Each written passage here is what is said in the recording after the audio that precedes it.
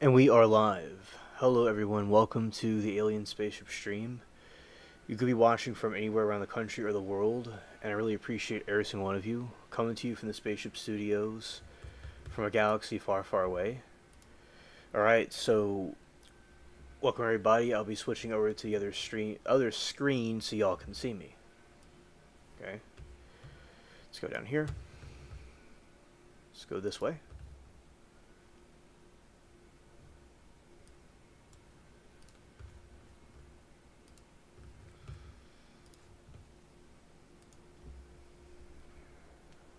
Alright, hello, it is I, Alien Spaceship. We had a nice stream yesterday with the, although it's a dark topic, the river murder trial. Ah, yes. Hello there, Joyce.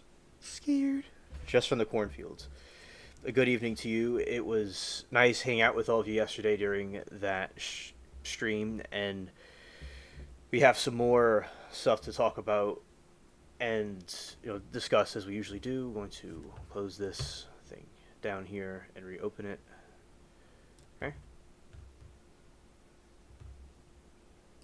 Oh, there we go. Yeah, so I hope everybody's been having a great weekend so far. And I, today, what I was doing is I was putting up some decorations for Halloween because it is close to that season. I do some of the decorations around this time. And I am going to be getting, I have some already out. I'm going to be putting up some more because there's other ones I'm planning to get as well. Joyce says, "Did you hear about the shooting in Michigan?" I did not hear about the shooting in Michigan. No, I have been out of sync all day, just doing other things. I've not heard about that, but we are going to look into what that's about. Thank you, Joyce. So, I'll start off with that. Let's see what this shooting in Michigan was all about. And there is a hurricane that may be coming towards the east coast of the United States. Also,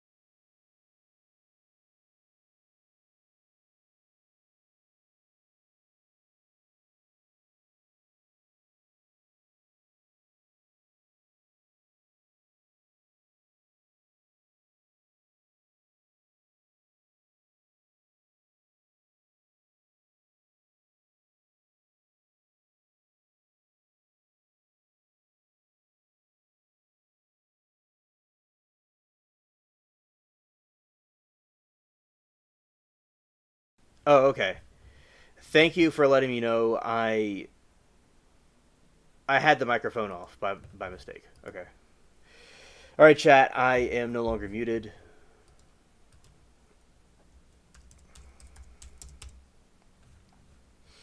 All right. So I am no longer muted at this point. So certainly the yeah, Lynn Joyce will help you with that, and the other angels in the spaceship will help you with the discarding of the body as well. Scared.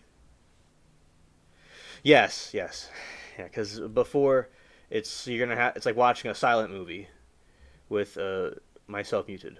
All right.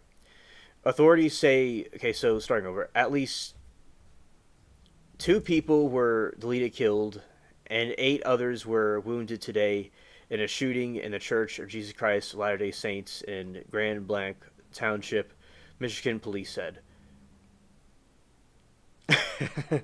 Joyce said, "Good. Thought I went deaf." All right. Yes, definitely, Lynn. Absolutely. Authorities say gunmen rammed a vehicle through the front of the church during a large service, began shooting, then intentionally set a fire that grew into a large blaze. Police believe they may still find victims in the burned out building. Officers exchanged fire with the gunman and deleted killed him. According to police, investigators have identified the man as Thomas Jacob Sanford, a 40-year-old man in the nearby city of Burton. Grand Blanc is a suburb of Flint, Michigan, and is about hours drive north of Detroit. Well, this is a very horrid tragedy to happen to anybody or any group. Rest in peace to the victims, and prayers to the families and those that are still alive that they can hang in there.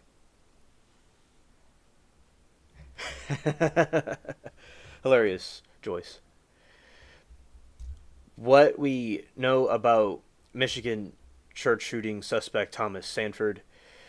Thomas Jacob Sanford, the suspect in Sunday morning's mass shooting at a Michigan church, was Iraq war veteran and outdoorsman, according to military records and social media posts.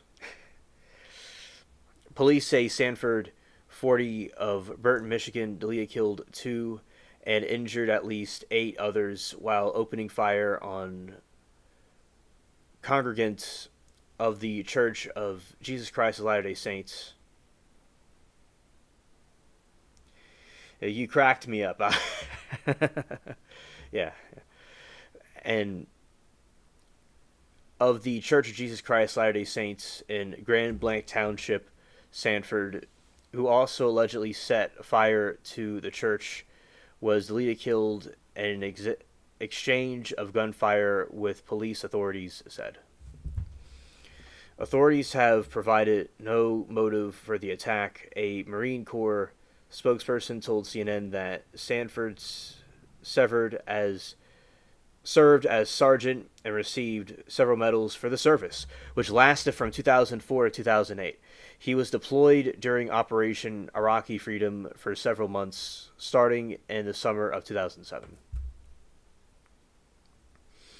Sanford graduated from Goodrich High School in 2004 and was recognized among other veteran alumni.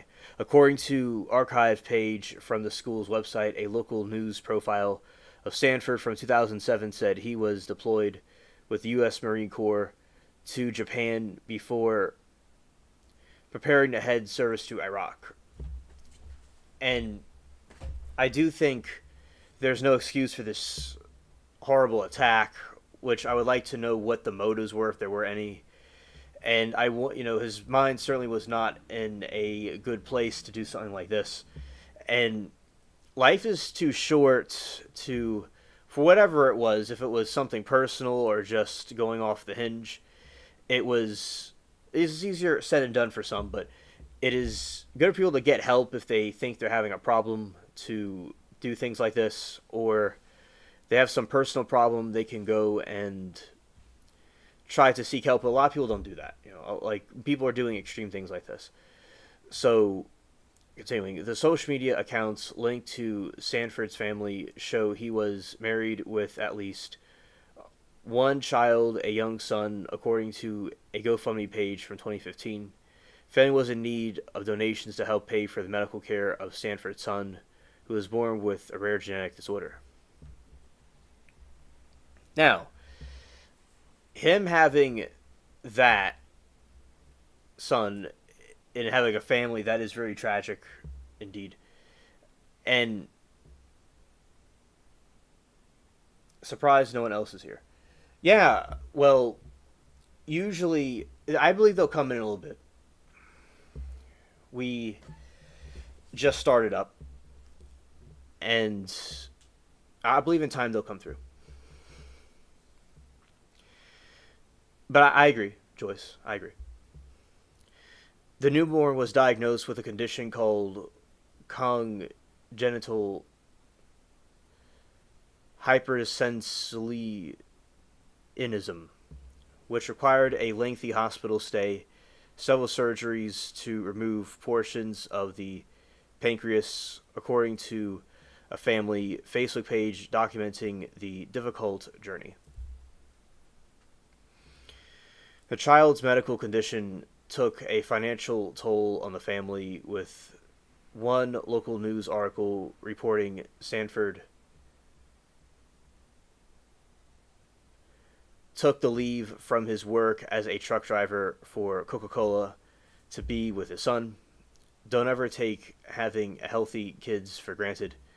Sanford is quoted as saying, in another article, we are proud of our child. I spent 4 years of Marine Corps and was in Iraq, and this is still the most unique thing to deal with. Oh, hello, Glow. Good evening. Good to see you there. Welcome to the chat. Yeah, Glow scared. All right. Other posts on Sanford's mother's Facebook page show that Sanford was a hunter posing with deer and game.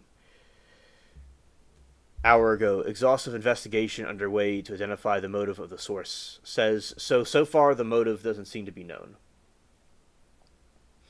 And shout out to all of you here with me and hanging out with us. I appreciate you all very much. Exhaustive investigation underway to identify a motive, source says. Authorities investigating 4-year-old Thomas Jacob Sanford, the man who police say carried out today's deadly attack, are still working to identify a possible motive. A law enforcement source familiar with the investigation tells CNN.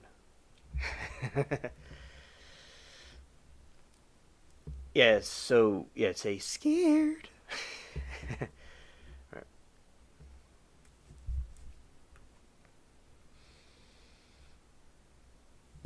Investigators are conducting physical search of his suspected residence, and authorities are also working to obtain search warrants for digital media that may help shed light on the motive, the source says.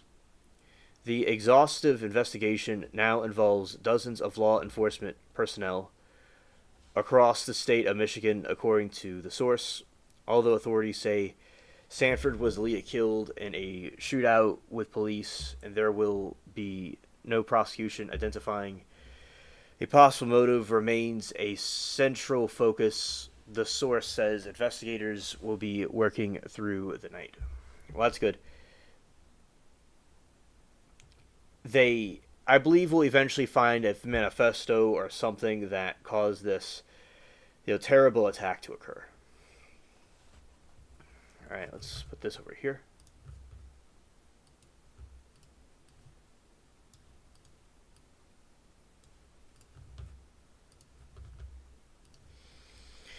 In photos, today's attack on LDS Church in Michigan.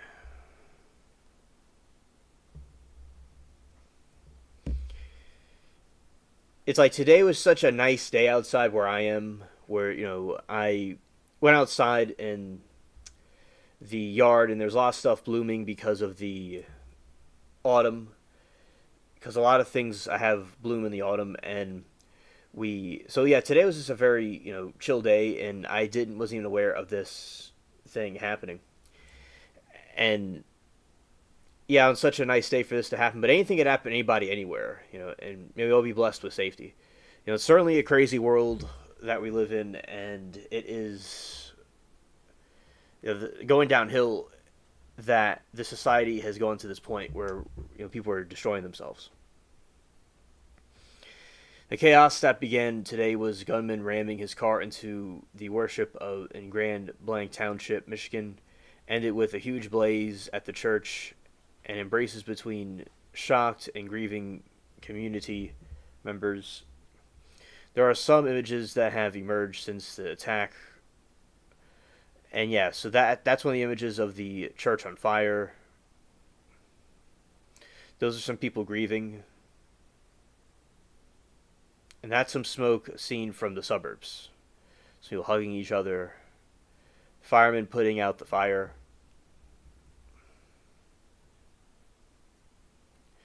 Yeah, so very... and that's the fire completely burnt out. Okay, we have a new update. Let's see.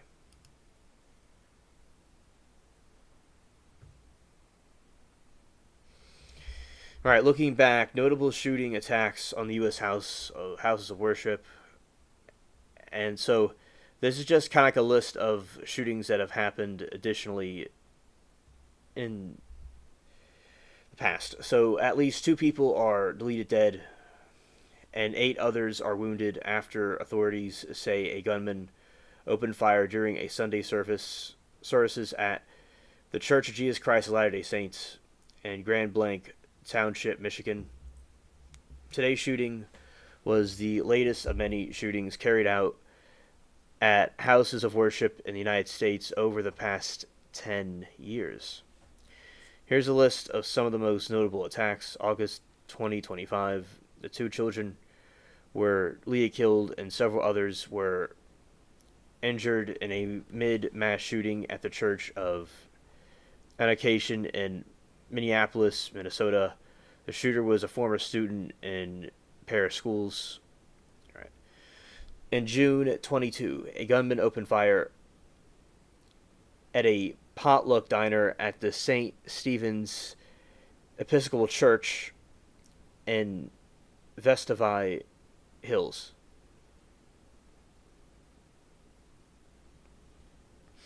Joyce said they think there are more casualties due to the fire. Now, Joyce, that makes sense to me because sometimes when you have of course, not sometimes, but all the time, when a fire happens, it's, a lot of smoke. A lot of things that delete or kill people in a fire is a smoke rather than the burning part, contrary to what people may think.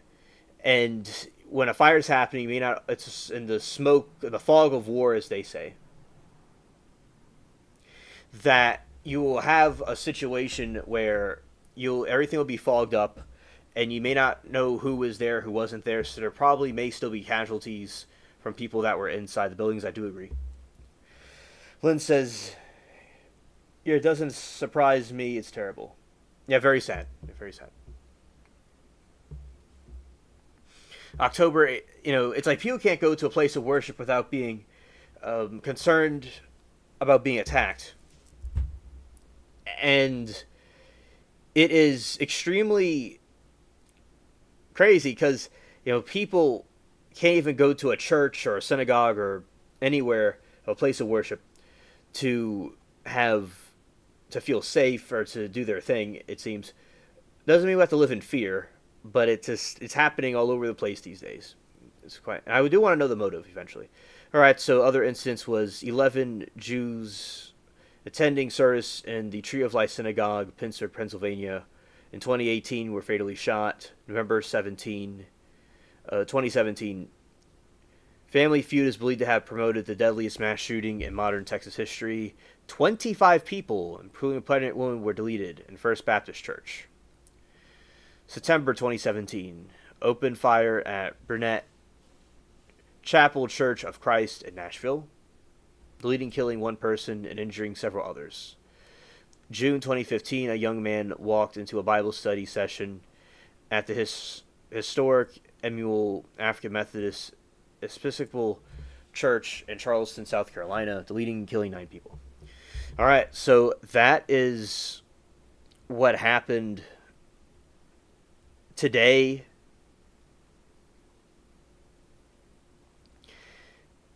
and they don't have any more information at the moment about this. So thank you, Joyce, for the update about that.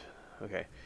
Next part in our news that we're doing is there's a hurricane brewing that may come towards the United States. Okay.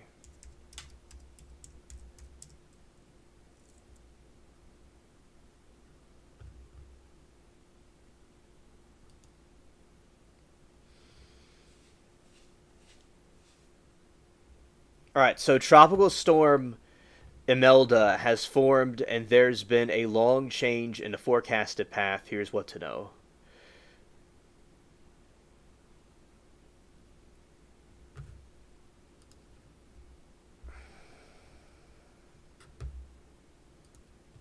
Hello, Bob. Good to see you.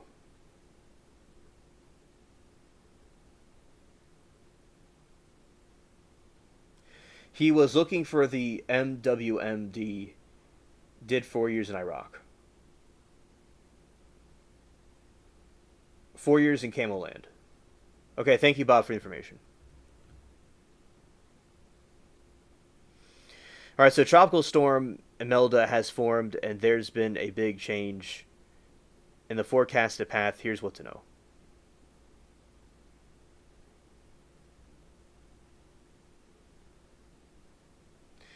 Thought was going to graze, not make a full impact. Right, right, and we'll see about that because sometimes these hurricanes can be uh, unpredictable, and we'll see exactly what's going on here. And they're producing a Fukuwashi where they're trying to. These two hurricanes are in orbit with each other, and they're going to split off at some point, but they're both kind of in each other's orbit at the moment, or about to. Tropical Storm Imelda formed over the Bahamas Sunday afternoon and expected to intensify into a hurricane. And while its forecast is less ominous for the southeast coast, the storm will still be felt there. Yeah, yeah, yeah. I understand. Formed over the Bahamas Sunday afternoon, and this is expected to intensify into a hurricane. And while its forecast is less ominous for the southeast coast, the storm will still be felt there.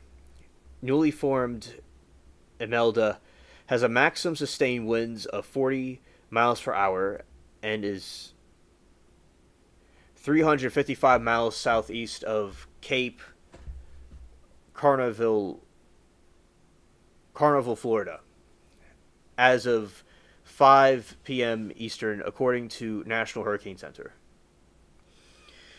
Joyce said, I used to live off the coast, left because of hurricanes. Oh yeah, I can completely understand. It's very wise because those hurricanes can be very rough. Yes, indeed. Tropical storm warnings are in effect for central and northeast Bahamas, where the tropical storm is currently riding out heavy rain, wiring out heavy rain. Rainfall totals could range from 4 to 12 inches in the Bahamas, eastern Cuba, more than enough to trigger a flash flood. Alien, keep your eye on them for me, please. I'm heading to Jamaica in 10 days. I will, Lynn. I will be posting updates about that. Okay. You're welcome. Tropical storm warnings in effect for the central and northwestern Bahamas, where the tropical storm is currently wiring out heavy rain. Rainfall totals could range from 4 to 12 inches in the Bahamas and eastern Cuba, more than enough to trigger flash flooding. The eventual path of the tropical storm Imelda has been trending away from direct landfall according along the southeast coast over the last 24 to 36 hours after moving north of parallel to Florida, the Atlantic coast through Monday, away from turn east away from the coast while intensifying into a hurricane by late Monday, Tuesday. Yeah, so it looks like it will go out into the ocean again most likely, but it'll, as what Joyce said, it's going to grace it. All right, Bob. The National Hurricane Center discontinued the tropical storm watches that had been in effect for portions of east coast of Florida based on updated forecast information.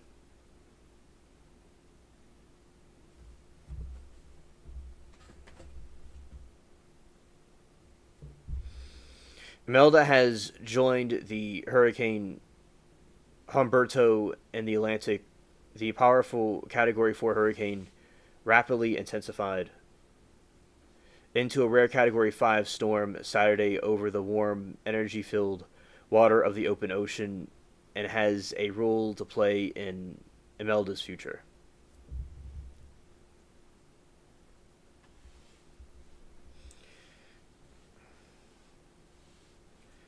Tasman says, "Happy Sunday, all. I'd say pour me something tall and strong, make it a hurricane before I go insane."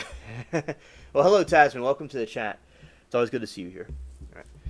Imelda's slower than expected northward movement means Humberto will win out in the tropical tug of war between it and a weather pattern over southeast U.S.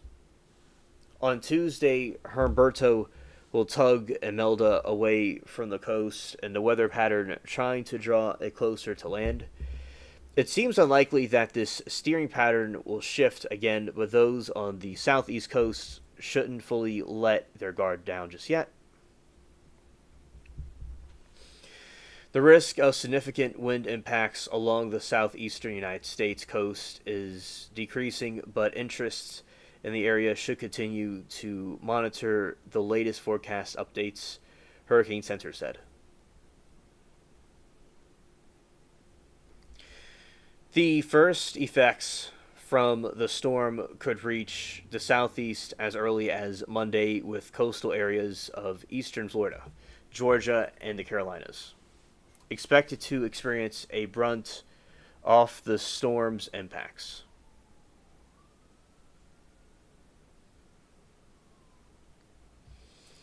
Flooding. Rain is still a concern, especially in the coastal Carolinas, even with the center of the storm forecasts to remain offshore of the southeast U.S. Onshore winds will also kick up the high surf that could cause coastal flooding and beach erosion.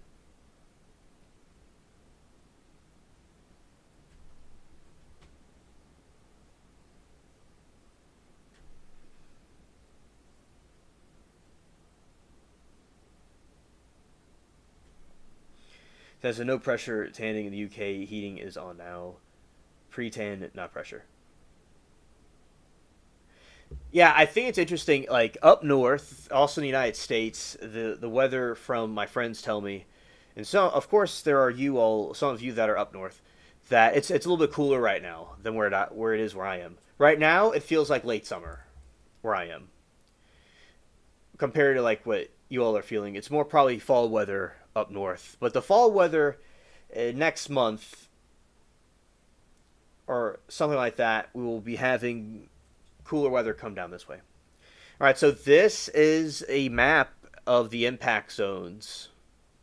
So as Joyce was saying, it's going to kind of graze over the East Coast, but it's not going to directly impact like a direct landfall at the moment.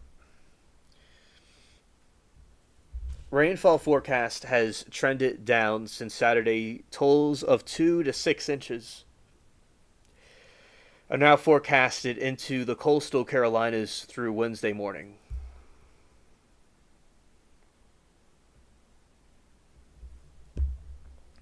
Imelda's wind field will grow and allow strong, gusty winds to howl along the southeast coast early in the midweek.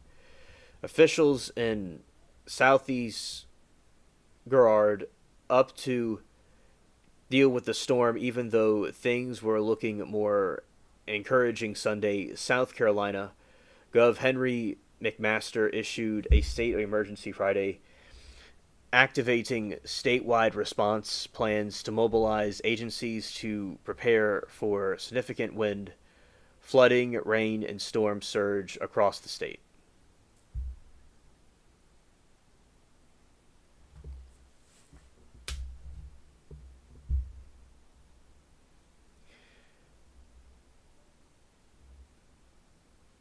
But yeah, the sunscreen's important. Yeah, definitely. And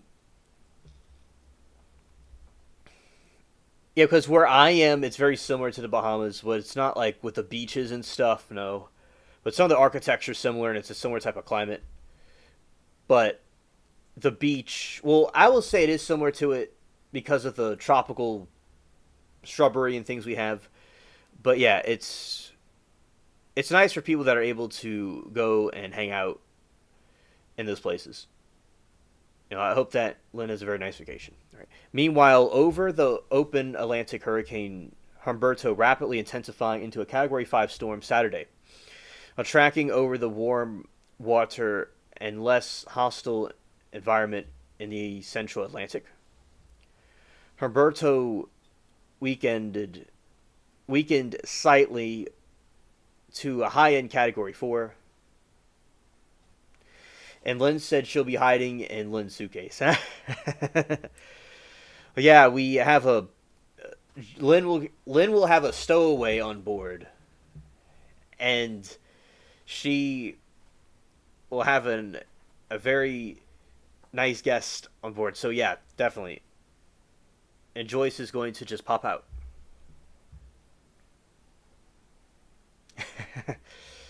So Herberto weakened slightly in the end of Category 4. Okay, I read that. Okay, so tracking Herberto, that's also going to go out towards the east.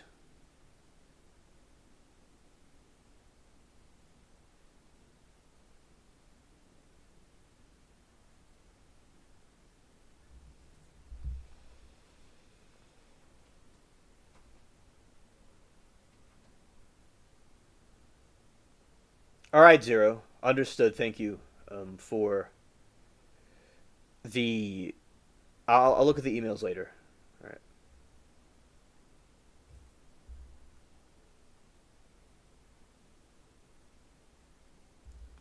All right. So that is the map of where it will go. Oh, hello, Michael. Good to see you, buddy. Good evening.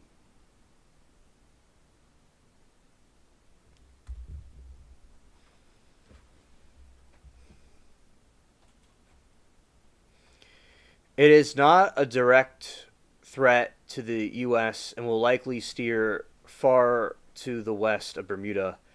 That said, Bermuda could still see bands of rain and gusty winds Tuesday into Wednesday. The Bermuda Weather Service has issued a tropical storm watch for archipelago for the reason. Imelda could come near the Bermuda by late week as well. Anyone from the Bahamas and southeast coast of Bermuda should continue to keep a close eye on the forecast, but for now, it appears the U.S. will avoid a more serious impact. All right, so the United States will avoid a serious impact, but it'll graze over the land. So that's the tropical weather update.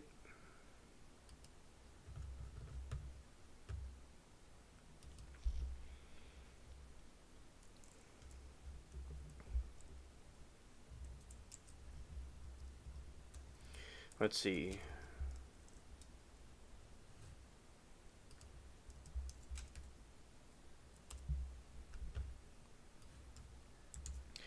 I'll explain to you what the Fujiwara is in hurricanes, because that's something else that has occurred. Right. The Fujiwara effect is a meteorological phenomenon in which two nearby tropical cyclones rotate around a shared center. It is often described as a tropical tango or a storm dance. The interaction can dramatically alter a storm's path, intensity, or size, making a forecasting very difficult. And when they orbit each other like this, it will cause a rotation effect between each other. All right. How the Fujiwara effect works: when the two storms approach each other, their wind circulations begin to interact.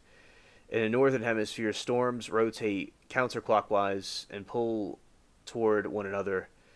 The ultimate outcome depends on storms' relative size, strength, and proximity. The interaction is named after Japanese meteorologist Fujiwara, who first described the motion of vortex in a 1921 paper. All right, the potential outcomes. Orbit separate. And the storms are of a similar size, they may orbit each other for a period before continuing on their separate paths. Absorption.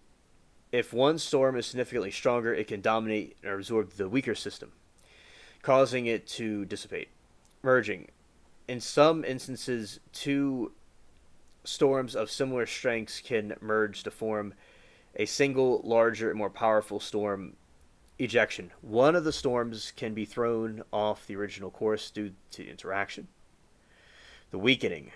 Disruption causes interaction can sometimes weaken one or both storms. Now, imagine like they get synced with each other, and when they get synced, they're like, it seems like two wireless signals that are bouncing off each other, and then they have a divorce and they break apart usually and go in different directions. Hello, Moki. Good evening. It's great to see you. Shout out to you. Welcome to the chat. And we were talking about there's a Latter-day Saints shooting from out in Michigan, and someone rammed a car into a church, and then it blew up, and there's a shooting too, and there's some casualties and many injured. There will be a hurricane that will skim the East Coast. We'll gaze over it, but it's not going to hit it directly and go out into the sea again. And I'm just kind of explaining again to other audiences about what the Fujiwara is. All right. So, Hurricane Humberto intensified. Invest 4L. And scared. In late September in 2025, forecasters were monitoring a possible Fujiwara interaction between Hurricane Humberto that could become a tropical storm. All right. Through 95, 17, and 22, and 23, they had these things happening. All right. So those are updates about hurricanes, the hurricanes and other catastrophe that occurred with the shooting. Oh, Sister Wives comes back on tonight. Ah, okay. Okay.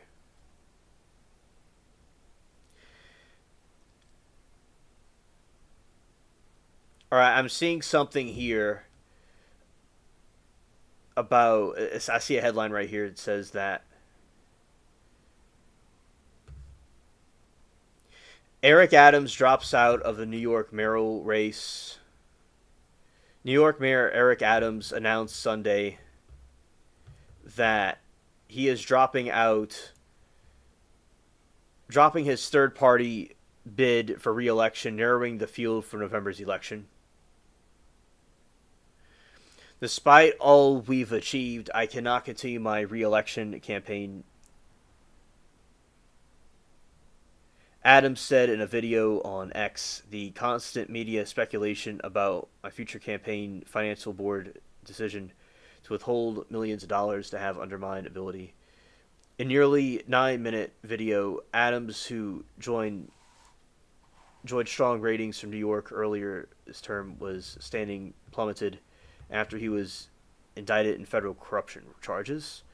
Interesting. So that is something I just see right now. Former New York Gov. Andrew Cuomo, who is also running a third-party bid for mayor, said in a statement that he believes it is sincere in putting well-being of New York City personal ambition. So that guy's running too. So it looks like some interesting election stuff is going on in the New Yorks. Joy said, yes, it does. Recording it and watching it tomorrow. I watched Special Forces with him, and he's an idiot. Scared.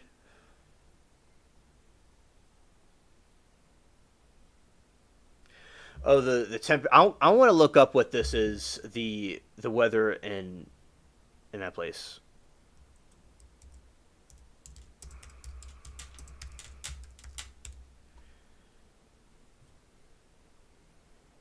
All right, so y'all have lower humidity, it seems, and it seems like around 81 degrees. But yeah, so I'm glad that y'all got some rain. I'm sure it doesn't rain that often over there.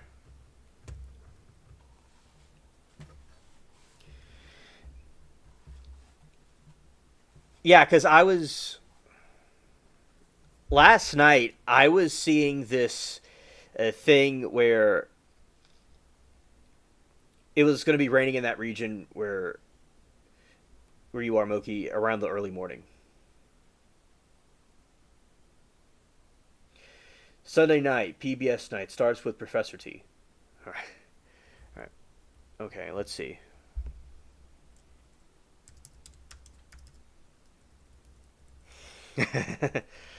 All right. Something I'm curious about.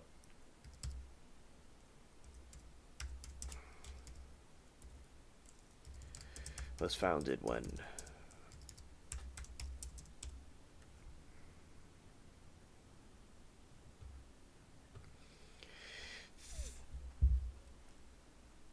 Okay, so the Wendy's restaurant, which I was something I was curious about. Michael says people open their garage doors to pull out a chair and just watch it rain. Oh, really? Interesting. I It's kind of like how we act when it snows here. Yeah, so I think a lot of there's not even grass where y'all are. It's just like rocks. Y'all don't have to cut grass though. I mean, I don't mind cutting grass, but it's more like a desert. Well, of course, it's a desert. Hansis alien. One of the word Hansis comes from this thing where sometimes people couldn't pronounce my name, and they would call me Hansis. So that was like some other nickname I had. Now it's alien, of course. So, but of course it's a desert where y'all are. Y'all have grass? Okay. Okay. I didn't know that. I'm sure y'all have some kind of grass, but I usually see like rocks of structures on lawns or sand. But yeah, thank you for letting me know about that. So with the rain, I'm glad y'all got some rain. Y'all don't really get it that often, and it's been kind of a drought-ish weather, but it's rained quite often here. But it's been kind of a drought recently, in recent times, but it has rained quite a bit this year. Last year and the year before that, I had a drought. It was not good for the garden, except for I grew these plants that were beans, and they did well in that type of climate. Yeah. So yeah, I'm glad that I'm sure the rain is like a spectacle to see. Ah, oh, okay, he's Tasman. I thought so. Good to see him. Oh, that was funny. All right, Moki says some grass, but we yeah, let's smoke that grass. Yeah, shout out to Tasman. Yeah, some grass, but we are encouraged to excroscape to save water. I didn't know that, Moki. I didn't know that. Thank you for letting me know.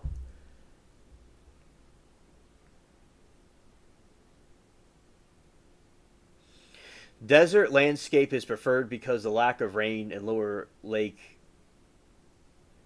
meade values, water volumes. Yeah, I didn't know how to pronounce that. Oh, okay, Moki. We have fake grass in our backyard and rocks in the front. Oh, okay. Okay.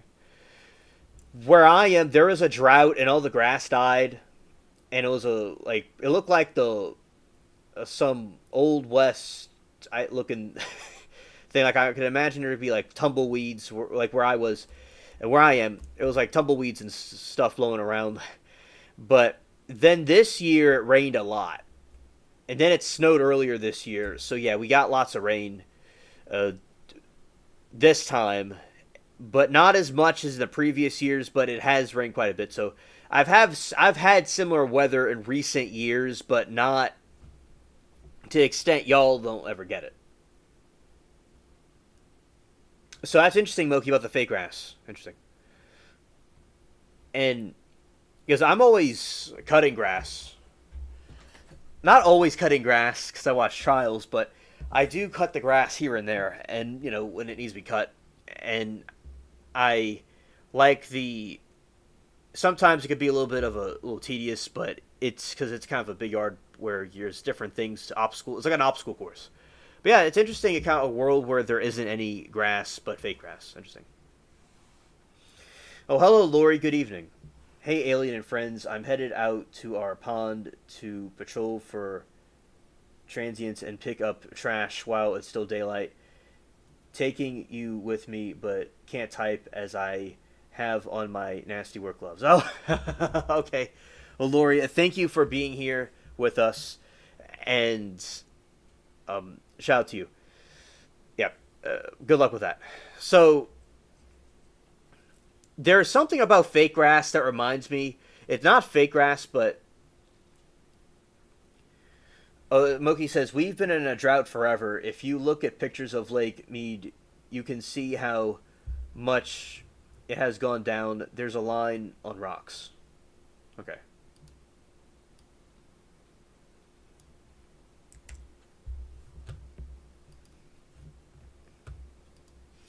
All right.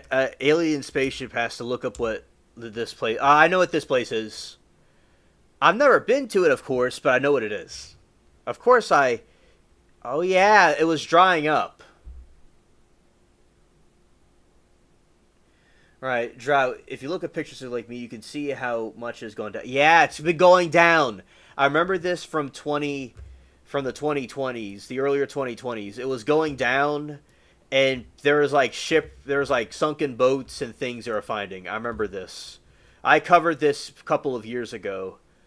One of my subs was out in that area where y'all are, and her and I were talking about it. Yeah, I know about this. I watched a lot of videos last week of iguana hunting using air rifles in Florida on golf courses and condo areas.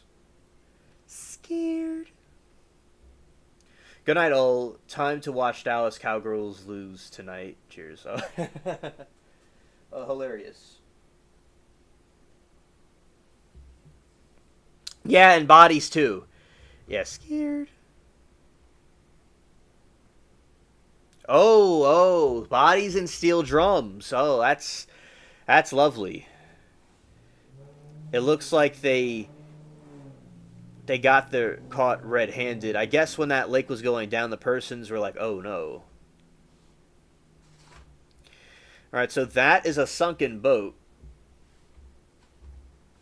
That's kind of like what Hurricane Katrina looked like when after the water subsided, there was like boats just kind of like poked out like that on on the sidewalks and stuff, like in the middle of the street. So yeah, interesting. Ah, Joyce said, "There's my boat." Okay, Lynn. Good night to you and take care. Okay. A boat is now missing, stolen. Ah, okay. The erected boat is protruding from the water. We're going to re-exhume this. Let's see, right here.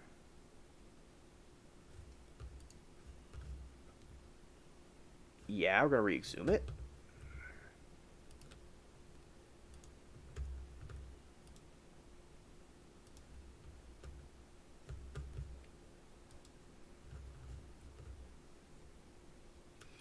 Lake Mead nears Deadpool status as water levels hit another historical low. Now, this is kind of a little bit older news, and we've covered it a couple years ago, but yeah, just kind of give like a a mental refreshing to myself and maybe other people that may not be familiar with it. Just kind of like a mental refresh. At least one of the bodies in a drum was from the mob days. Oh wow, yeah, yeah. Like I was talking about the other night about the Axeman in New Orleans, and I was given an assumption it had to do with the mob because it was other Italians that were getting murdered, and it was Italian on Italian crime. It was, there's gangster stuff probably. It wasn't like someone that's like deleting random people. So that certainly would make sense, Moki, about the mob had something to do with it, with those drums from that era. Yeah, it's from probably quite a long time ago. It's quite a lake of secrets, if you will, if I may. There's a plane that crashed in Lake Pontchartrain, which is north of me, and it got missing in there. Because I was told a story when I was very, very little, and it kind of freaked me out. But yeah, I was at my other house. This is before the hurricane happened. And it was at nighttime. Grandpa was telling me over the phone about around the 60s, something like that. There's this electrical storm, and they heard it, and it crashed into the lake. So the lake can be like a little ocean with a bunch of stuff in it. Oh, you swam in that lake, Moki. Scared. Scared. The reservoir dips below 985 feet, a possibility still years away. Lake Mead would reach Deadpool, carrying enormous consequences for millions of people across Arizona, California, and Nevada, and parts of Mexico. The first rule about family business is we don't talk about the family business. Hilarious. All right. All right. Lake Mead's water levels this week dropped to historical lows, bringing the nation's largest reservoir less than. This is from 22. This is from a couple years ago. Less than 150 feet away from Deadpool. The reservoir is so low that water cannot flow downstream from the dam. Lake Mead's water level on Wednesday was measured at 1,044 feet, its lowest elevation since the lake was filled in 1930s. If the reservoir dips below 895 feet, a possibility still years away, Lake Mead would reach Deadpool, carrying enormous consequences for millions of people across Arizona, California, and Nevada. There's theories that their water ran out, they would have no more water to drink. Yeah, so I wonder, I'm sure they could probably trace the bodies to unsolved crimes, even if it was from a long time ago. There's been like people that had accidents. There's one time there was a lake where they found a car from the 70s, 80s, and it was from an accident that happened, and the people went missing. They found out like 30 years later, like, or 20, 30 years later, what happened, because they find something in the middle of the bottom of the lake. And yeah, so it's like a bit of an abyss. Yeah.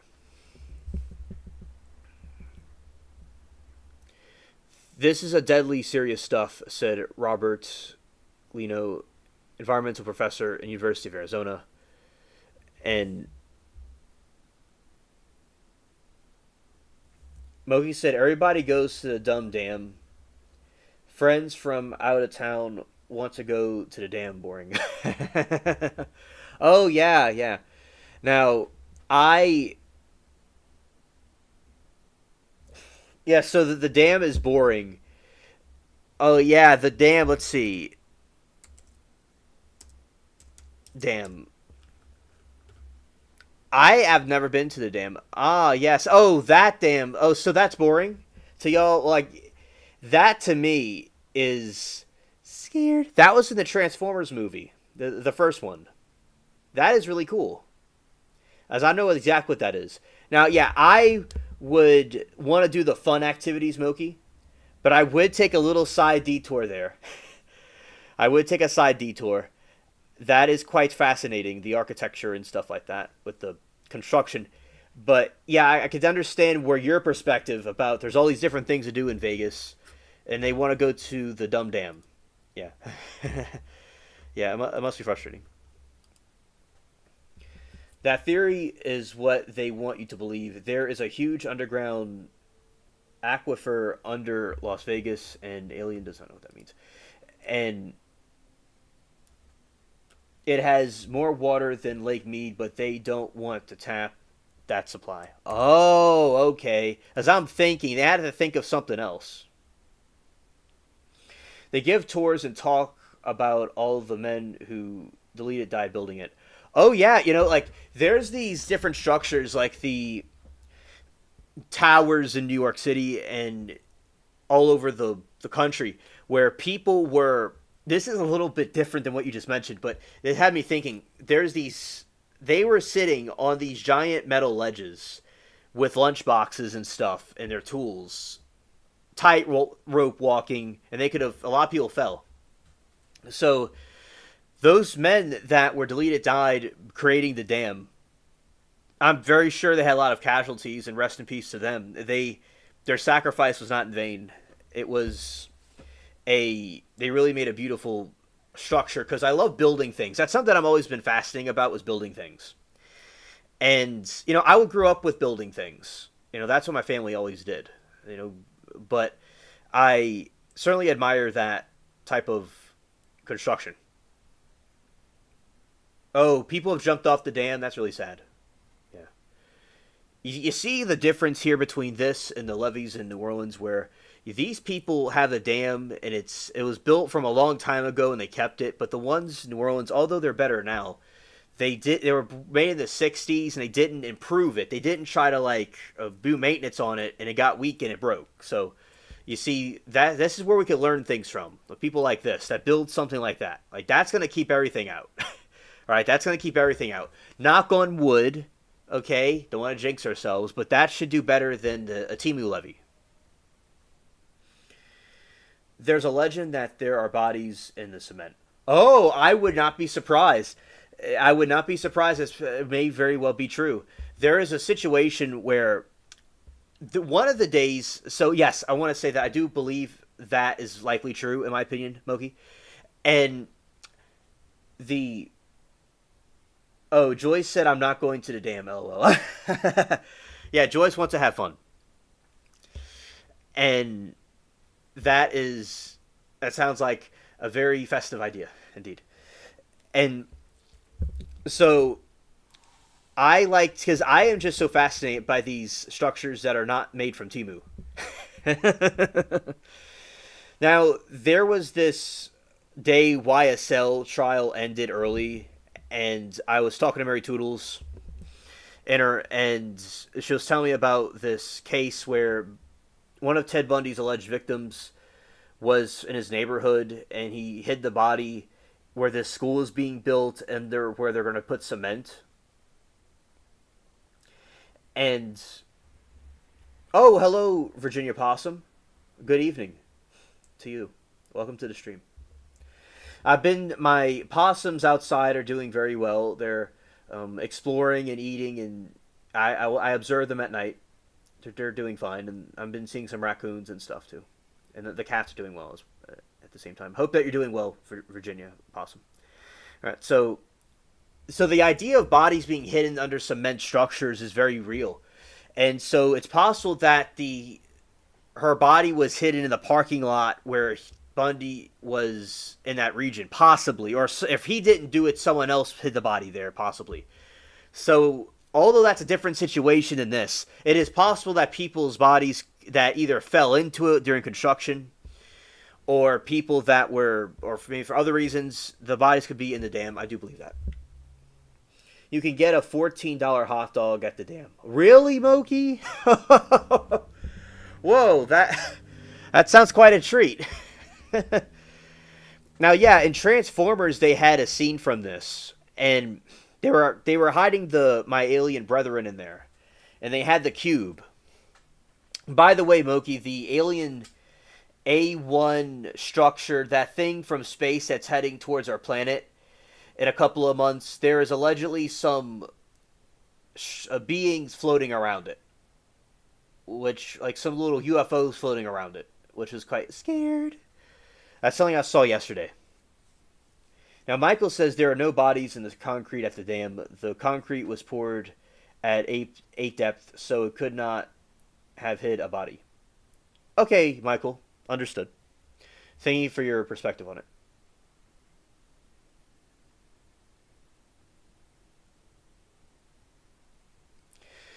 Moki said the don't talk about family business thing is real in Vegas. The casinos, media, etc. keep it zipped.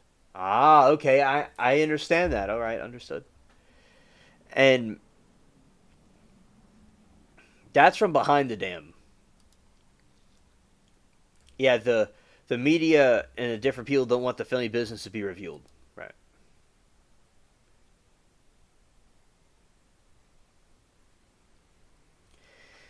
And and then Moki says Michael's a party pooper. Scared.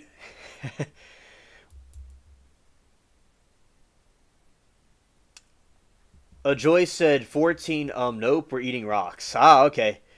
We are going to be eating some rocks with some ketchup and mustard. Maybe we'll have a soup out of some rocks.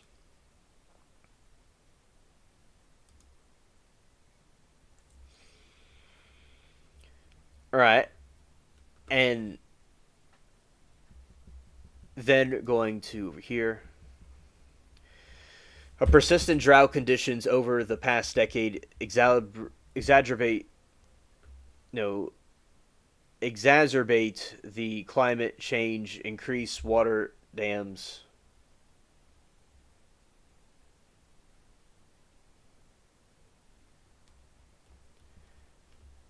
Me depletion, though the reservoir is at risk of becoming a dead pool, would most likely take several more years to reach the level it is said.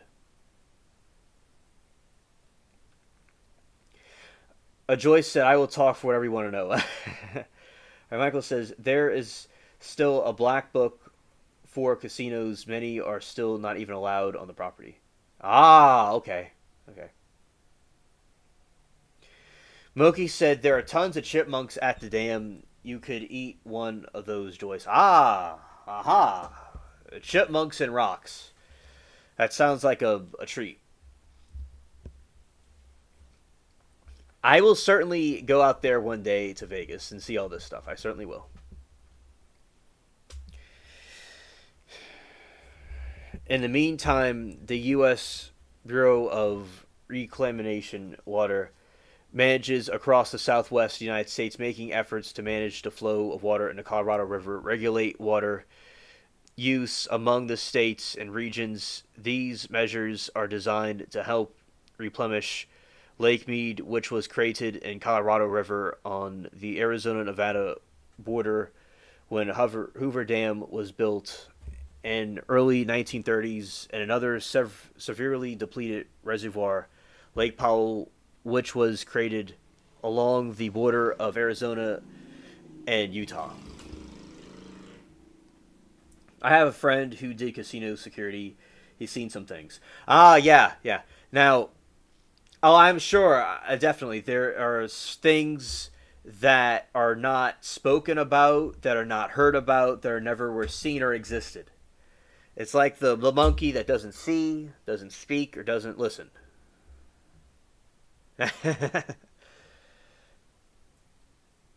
Nah, something less furry. Ah, well, there's definitely probably some desert shrubs that we could put with our rocks.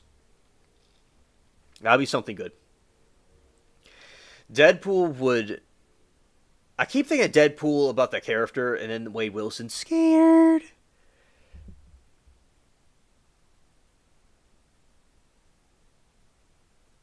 I hope Atlas is aliens. I'm ready for catastrophic disclosure. Me too, Moki. Me too. That's what we need. At some point, they can't hide it, as we know they're out there.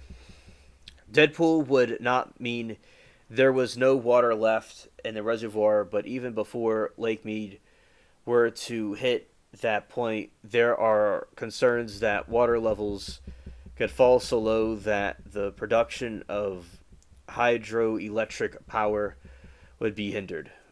Electric generation in our western reservoirs become a problem as the water level reservoir goes down.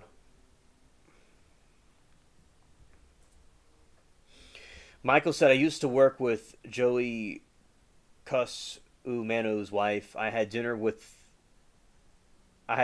them several occasions. Actually, he was a really nice guy. Oh, that's really cool. That's really cool.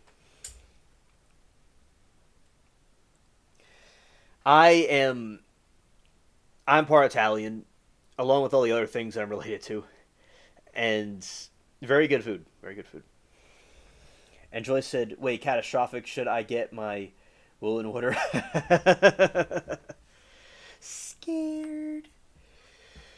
There might need, well, perhaps so. this, but then again, it's this thing could be a situation where it wouldn't even matter if it is as catastrophic as it could be. But all options should be considered on the table, Joyce. All right. And a reservoir is depleted, there's less water flowing through the turbines and less liquid pressure making the spin, which means turbines produce less electricity, he added. There's a theory that the Egyptians had in the pyramid structures,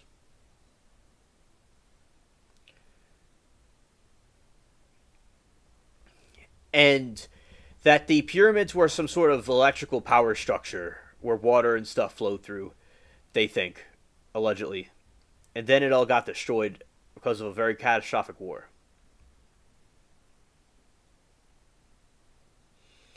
Joey was in the Black Book. Scared.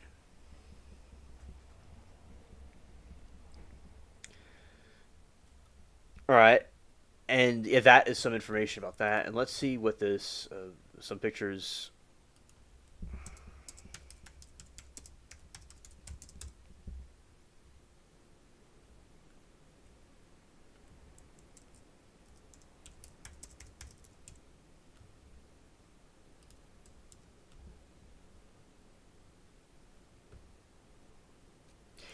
Oh yeah, yeah. So these are some things that were found in Lake Mead.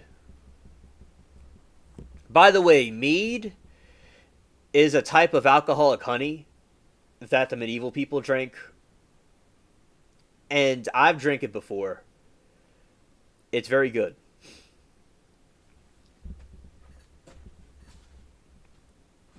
It's depicted in those different stories, like those ancient fables and stuff.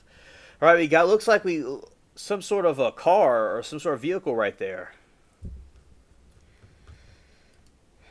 I'm sure this is like a treasure hunt right here with all the stuff that's been found. Oh, that's a boat right there. It's not a vehicle. It's a boat that was under there. Okay. Those are one of the drums. All right, these are some of the drums that were found where you probably have some bodies and stuff in them. Scared.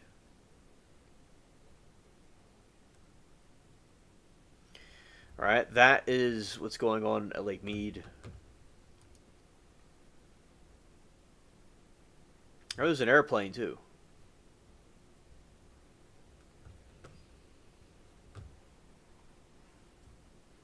Okay. Now, Wendy's was founded November 15, 1969, by the way. First restaurant was opened in Columbus, Ohio by Dave Thomas. He named the restaurant after his fourth child, Melinda Lou, whose nickname was Wendy. Okay.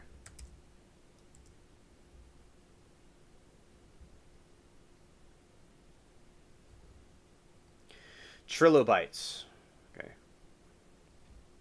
Alien spaceship is learning. So alien spaceship's gonna learn what this is exactly.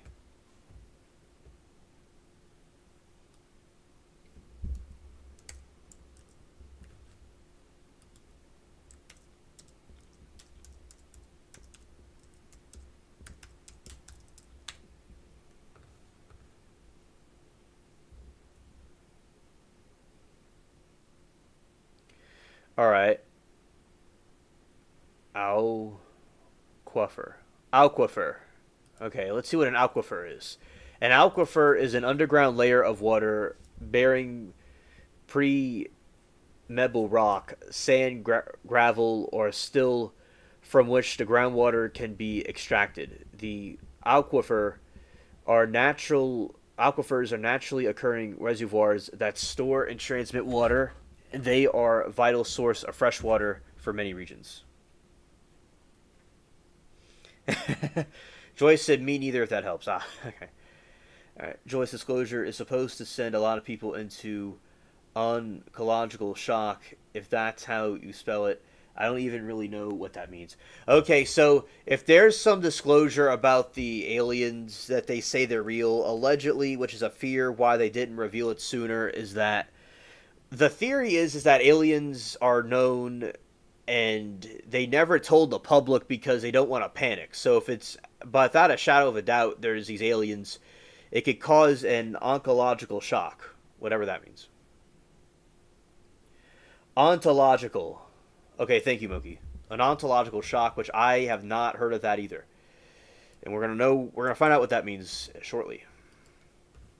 All right, so these are some pictures, and the aquifer is an underground layer of water bearing pre-mebble rock and sand, gravel, and silt from which groundwater can be traced, are naturally occurring reservoirs that store and transmit water for many regions.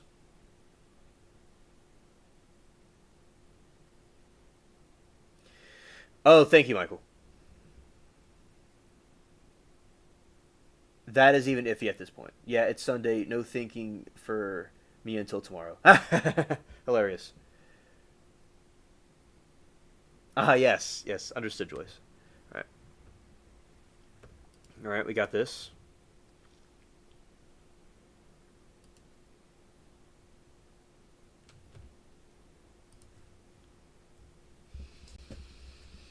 Composition: an aquifer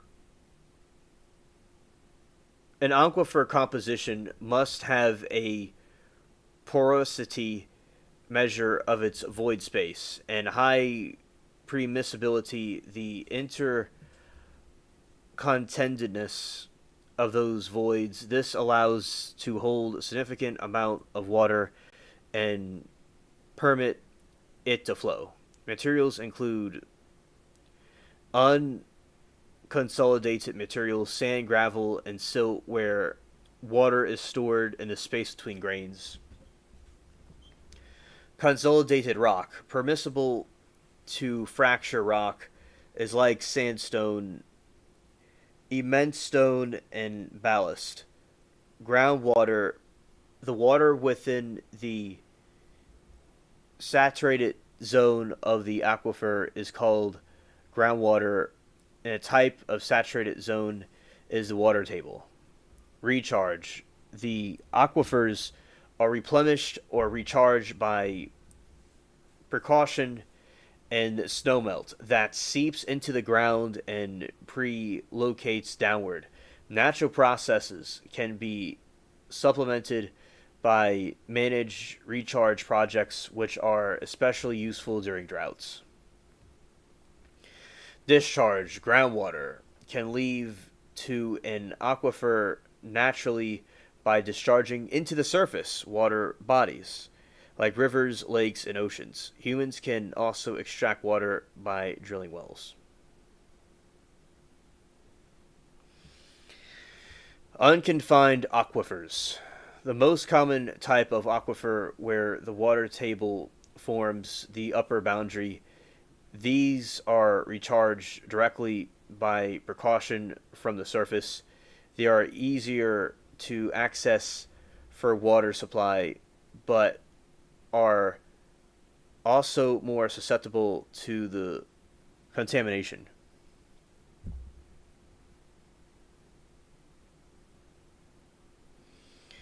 Unconfined aquifers. These are deep aquifers that are trapped between two impenetrable layers of rock or clay, called the aquitards or anquicludes, which puts the water under pressure. A well drilled into the confirmed aquifer can produce an artisan well where the water is pushed up the well without pumping. Perched aquifers, small localized pockets of water that form above the main water table, often supported by a small discontinuous layer of immeasurable material. Ah, interesting. So I understand what it is now. That's really cool that they have that over there.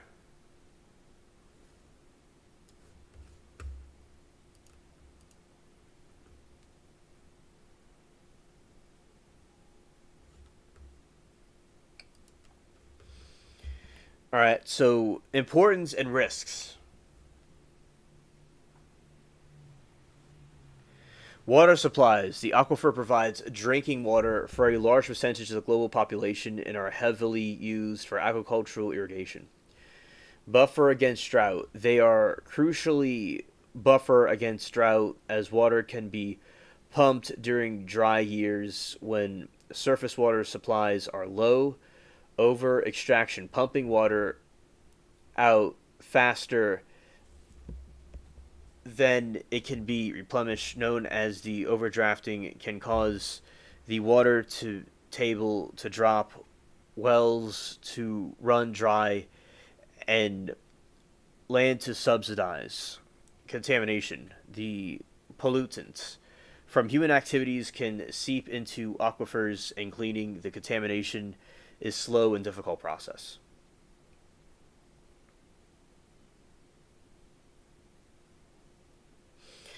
All right, so that is just a general summary about the aquifers.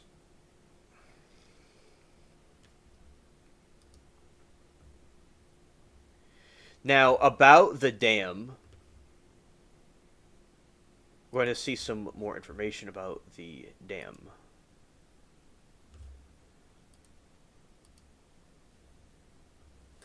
Oh, yeah, okay. Okay, let's go here.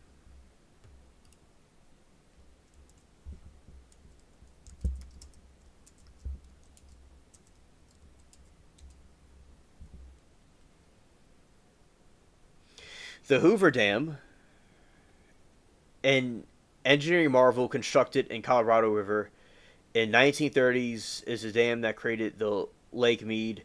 The dam, originally known as the Boulder Dam, is located in the border between Nevada and Arizona and is a National Historical Landmark. The Lake Mead is the largest reservoir in the United States and can be found within Lake Mead National Recreation Area. It was a Depression era project. Construction of the dam took place during the Great Depression from 1931 to 1936, providing thousands of jobs and serving as a symbol of the American ingenuity and perseverance. Purpose: the dam was built to control the Colorado River's flooding, store water for irrigation, and municipal use, and generate hydroelectric power for the region. Water and power source. The dam supplies water to major cities including Las Vegas, Los Angeles, and Phoenix, and provides power to 1.3 million homes. Now, this reminds you of the windmill system that they had in Europe, and it would blow, and they would use that for energy and stuff like that. So, but more like a modern version of it, because using water as energy is a ingenious idea, and because it can be, because a roaring water can turn turbines, like nuclear energy, which is not always advisable. Some people think is that it turns the turbines. The Hoover Dam, I think you mean the Harris Dam. Okay. That's what this says. Let's see what that is. The Harris Dam.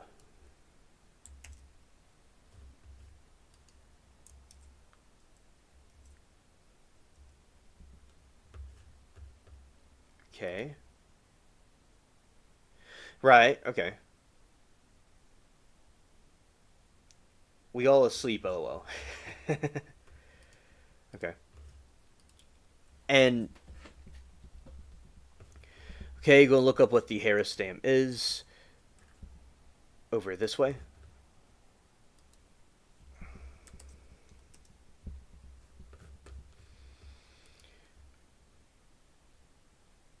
Yeah, so this is the Harris Dam that he was referring to. And yeah, I know it's a joke, Moki. I know, but I want to see what the Harris Dam is because I've never heard of it before. Well, thank you for clarifying. It's a joke. Okay, so okay, that is the Harris Dam right there.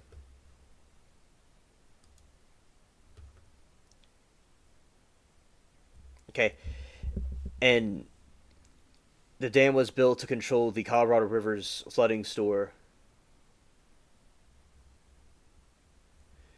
Purpose: the dam was built to control the Colorado River's flooding and store water for irrigation and municipal use and generate hydroelectric power in the region.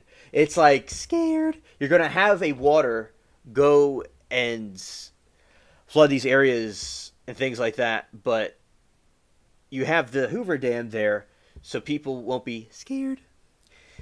But of course, during its construction, I'm sure people were, during the Depression, they needed the money and they needed to do the construction. And then imagine, like, you're going there and then someone falls to their impending death, deletion. And that happens. Now, I am glad, I don't know about all of y'all, but I'm glad that although it looks like we could be going into another depression, I'm glad that we're over that time period and that there's better safety equipment now for people to use that are doing construction.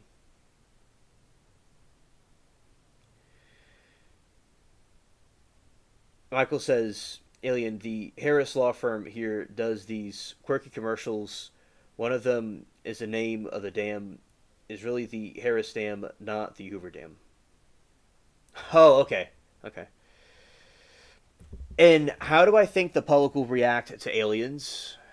And now with the aliens, for instance, starting off is that anytime people have had encounters with aliens throughout time, there were these situations where there'd be a panic.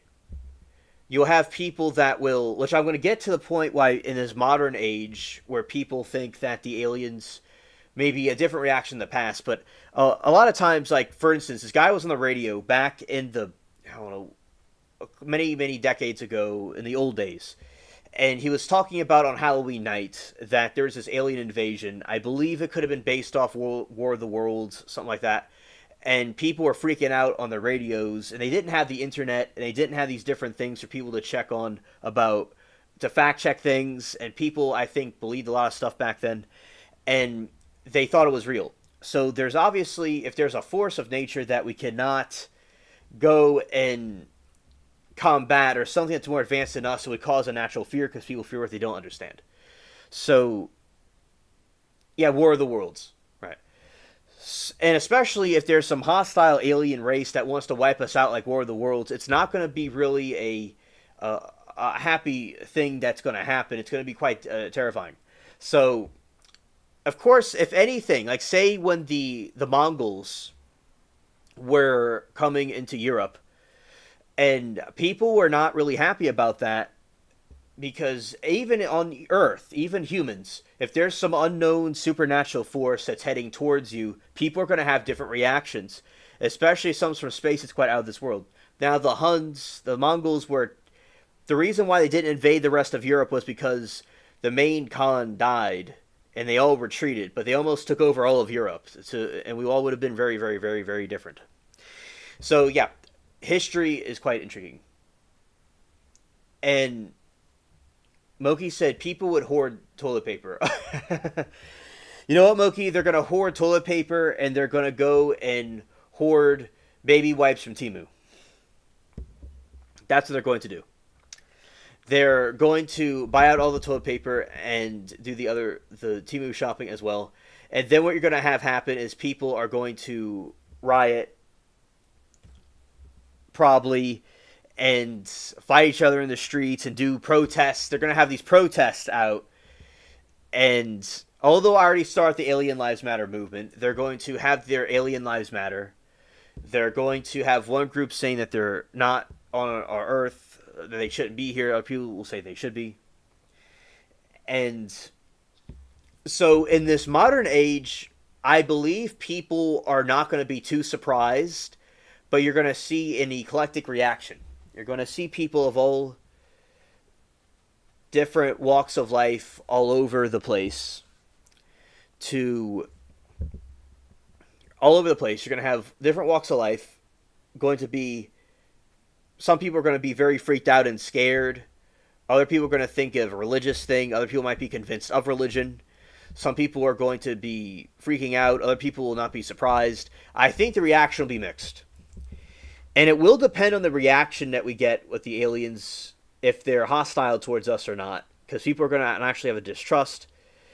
And yeah, it's going to be definitely going to be a viral thing for sure either way. And Michael says, in the north, they will rob them. In the south, they will shoot them. The Great Plains, they will arrest them. In the west, they will feed them and put them in a hotel. And Moki said, people aren't even paying attention. They don't care. Okay, Moki, thank you for your perspective. Yeah, like I think in this modern times, some people might be freaked out about it, maybe, in my opinion. Some people will not care, like what Moki said, and some people were expecting it. Because, for instance, a lot of movies and stories depicted things about aliens and objects and stuff like that happening, and, happening throughout social media, throughout movies, and I believe that desensitized people to be more accepting of the aliens when they eventually will come out about it. Maybe the aliens could help us have some moral peace or something, as some of them theorize. So, yeah, that is my opinion about the reaction with the aliens. Now, I do believe that they are real and they are out there, although some people do not believe that, because there's been so many instances of people having these stories of abductions. Some of them could be hoaxes.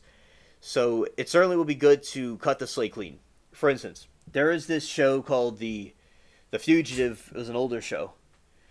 And throughout the entire time, he's claiming he didn't delete his wife and there's innocence. And the whole point to see if he gets caught or if they find the one-armed man. And yeah, eventually we will find out what the truth is. I do believe that. And something I think is quite humorous is if all the toilet paper gets sold out and they did it over nothing. It'll just be like they did before. They'll get a bunch of toilet paper and it'll be to no avail, as like last time. At that point they're going to be hoarding paper towels.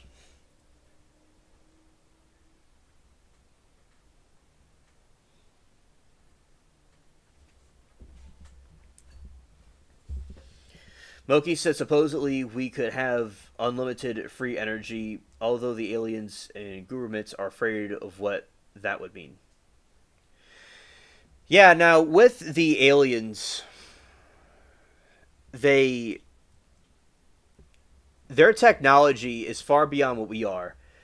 Cause if they are, there or not, people have different speculations, and the technology they would have, for instance, with Serpo, which was the planet that the first time that you came here that we talked about, and which I'd never heard of before. But we talked about it, how they're able to have a light on in their house, and their little pueblos that they have over there on Serpo, allegedly, and they just have this unlimited energy.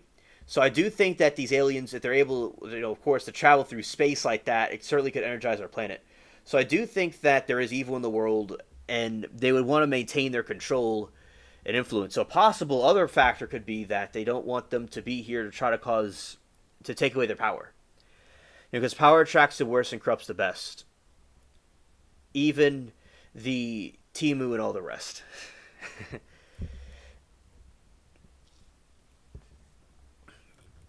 Now, I do have theories that the aliens will talk through telepathy.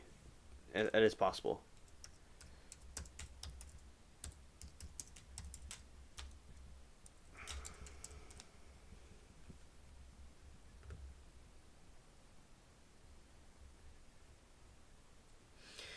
Now, the alien comet that is heading towards our planet is a recent astronomical discoveries confirm that no alien. Well, it is an alien comet. What it is called is the recent interstellar object is Comet 3I Atlas has a path that will keep it from our planet. However, misleading there is. So that is what object. And as I said, allegedly they were seeing these objects flying around that other planet. So that other object. So it could be an ancient UFO, possibly. That people think. To give you all a brief explanation about what that is the Comet 3I Atlas is the third known interstellar object discovered passing through our solar system, identified in July 2015 by the NASA-fueled Atlas Asteroid Terrestrial Impact Last Alert System survey in Chile. It is rare visit another system following the Iwawama comet. As I said, there's been alleged activity around it. Another thing that I've been thinking about is the planet 10, which I've talked about before, which I believe that planet is something that is real, and they have now we're basically confirming that it was real. They just call it something different now.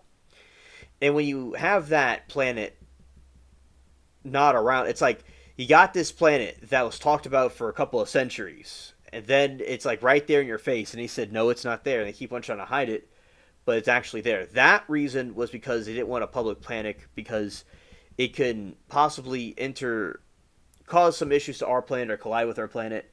So it wouldn't collide with our planet, but it would be around our orbit at some point in the future.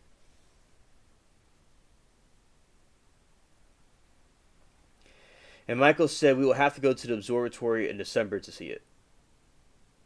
Oh yeah, that would be cool for y'all to see. Yeah.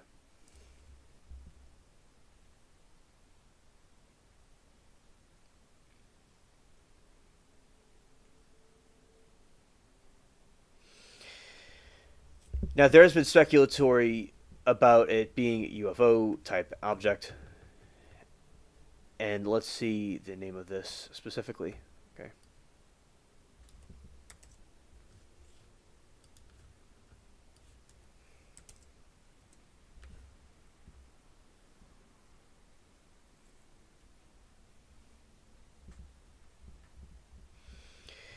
Yeah, and this is the comet. As I said, they believe that could possibly be a UFO, which is quite interesting.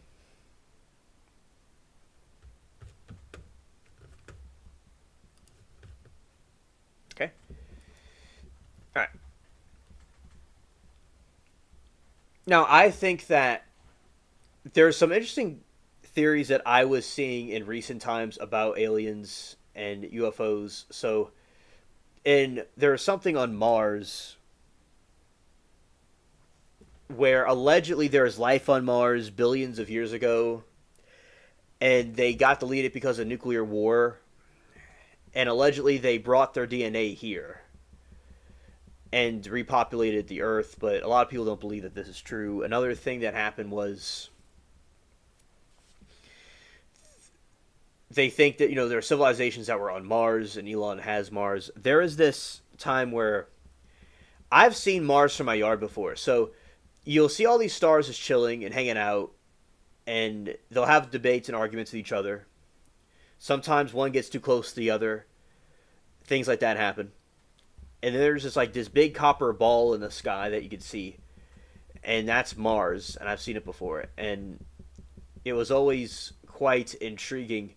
I could see it from a mile away, no pun intended. It's like when the aliens come, it will be time for a drink, as a chatlet would like to say. Get some Crown Apple and have a nice... just get the chair out like it's raining in Vegas and just sit out and just watch the UFOs come fly by. Scared. All right, Moki says, I've never been there. My mom went there on a school field trip with my son.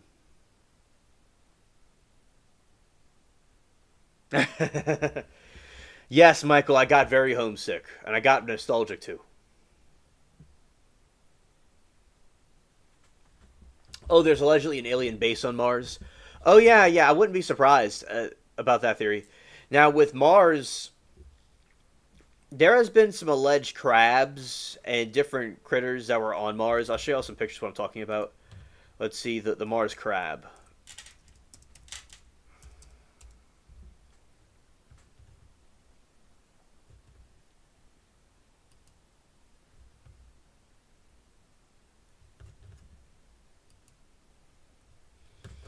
If this is a crab that's allegedly on Mars.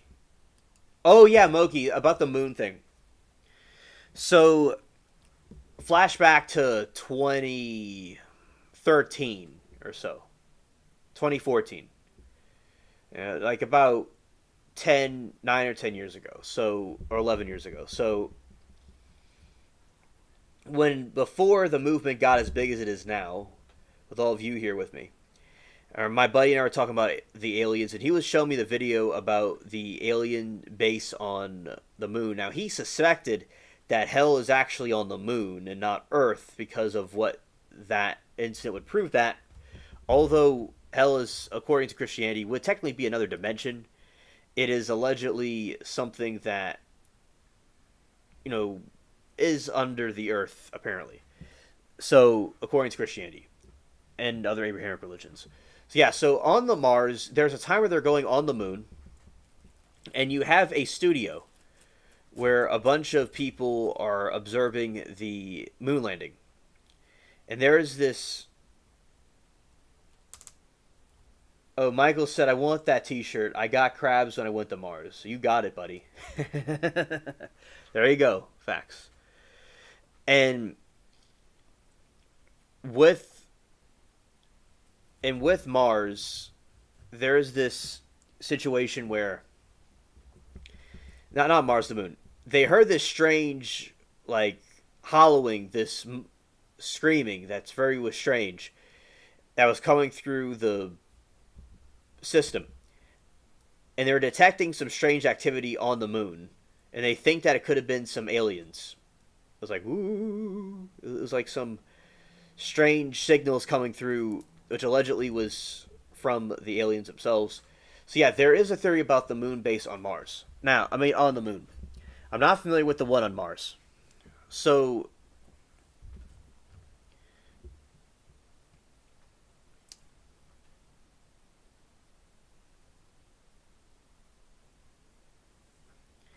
oh, hello, Jeff. Good to see you, buddy. Welcome. Jeff, someone I know from a while back. All right. And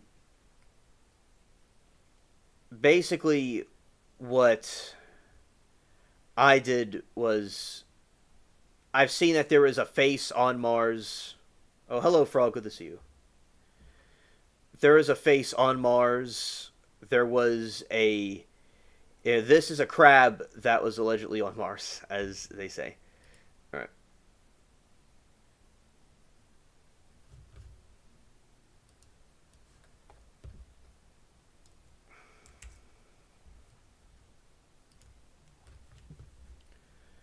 Let's go here.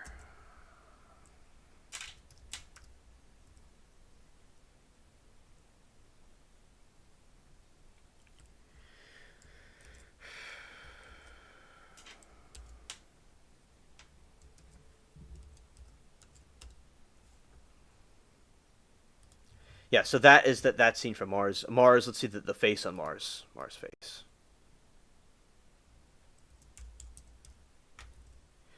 Yes. Yes, allegedly. All right, this is the alleged face on Mars.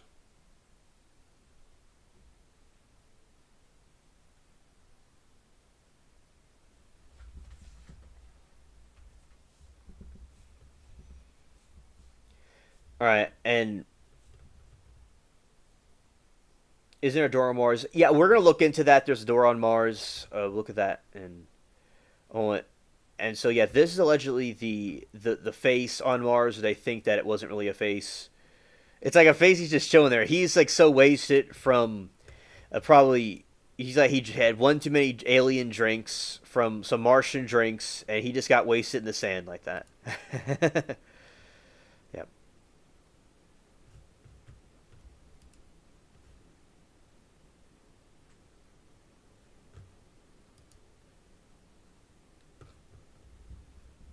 Okay, and let's see Mars door.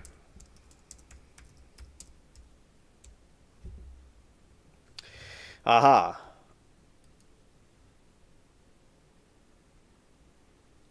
Yeah. Yeah, too much mead. Yes, too much mead. Now, there is these tales in the meat holes where Grendel, the Nephilim giant, was this evil, disgusting creature who went and came in and caused these problems to the people there. And there are these mead halls. The Anglo-Saxon, they're Danish. They're in these mead halls, and then this dude came in and destroyed everything. Then Beowulf, the hero, came to slay the monster, then his mother too. So yeah, that certainly in the meat holes of Mars, the bro had one too many drinks. He got wasted. Bro, the rumor has it he's still wasted to this day in the sand. Good one, Moki. All right, this is allegedly the doorway. Let's see what this is about. All right. Okay. Sky News. Okay. Let's go here. NASA picture of Mars doorway spawns the conspiracy theories this is really looking at. All right. So we're going to have 9 million ads on this website. That's nice. All right. So that's allegedly the doorway. This is a picture from Mars. Looks like a giant doorway. This reminds me of some Star Wars stuff. Right here. Scared. The grainy image captured by Curiosity rover last week clearly shows the rectangular gap in the rock face has perhaps inevitably spawned a conspiracy theorists that, which like me, that evidence of alien life, which I do believe it's true. Like I could completely debunk what they're saying.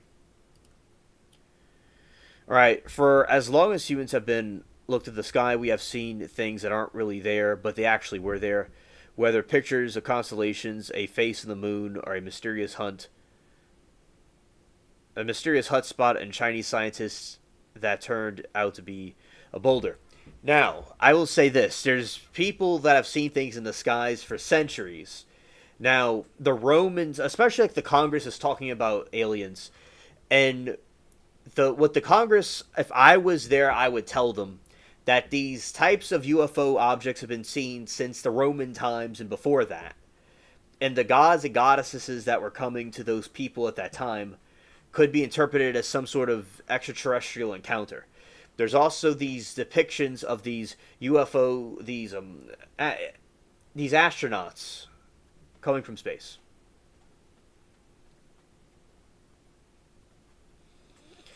All right, Michael says Elon's Tesla Roadster, the car is 100 million miles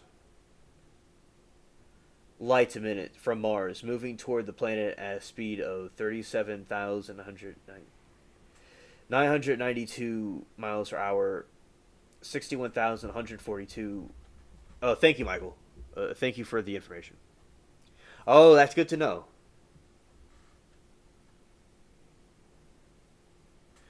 Okay, Moki, good night. Thank you for coming to the stream.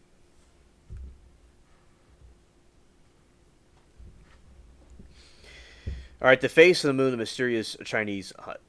All right, so just to make it clear to everybody, there are going to be these different objects that were being seen on Mars that look like a doorway, and I believe, in my opinion, that is what they were seeing was indeed a doorway.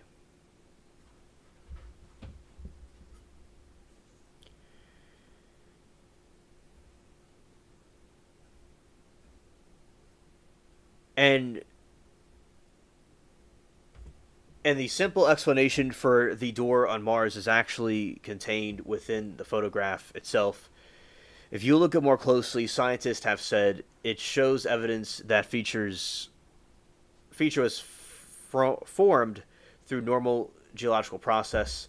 The professor of College London explained in the Telegraph. A D crack or fissure is visible inside the door, indicating the fracture of the rock. Something has happened both at Mars and Earth could have taken place any time past 200 million years. The cracks are fractured, and they are abundant on Mars and Earth. No need for Mars quakes to produce them, said Professor Gupta, who has worked on the Curiosity mission with NASA.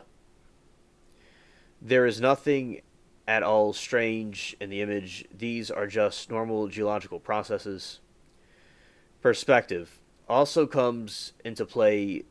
NASA says the fissure only appears to be full-size door because the image is extremely zoomed in.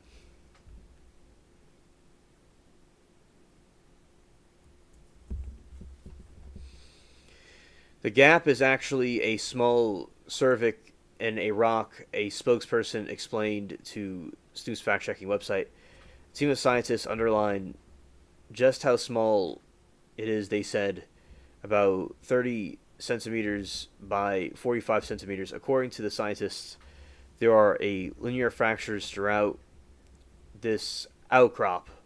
In this location, where several linear fractures happen to intersect, they added.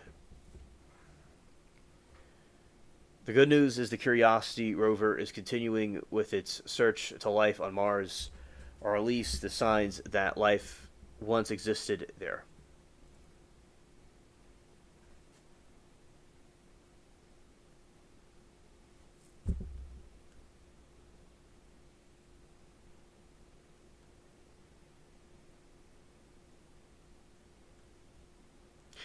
All right, so that is the situation with the Mars door. Okay.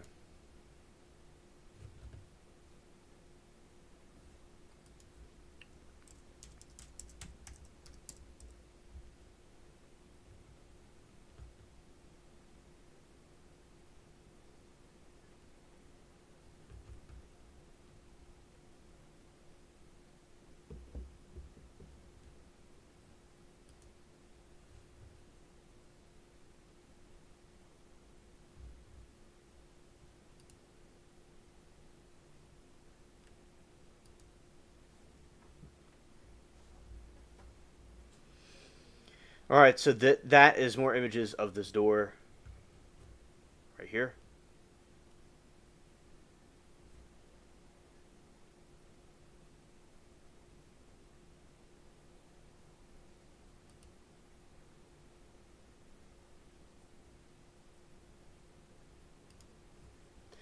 All right, let's go this way.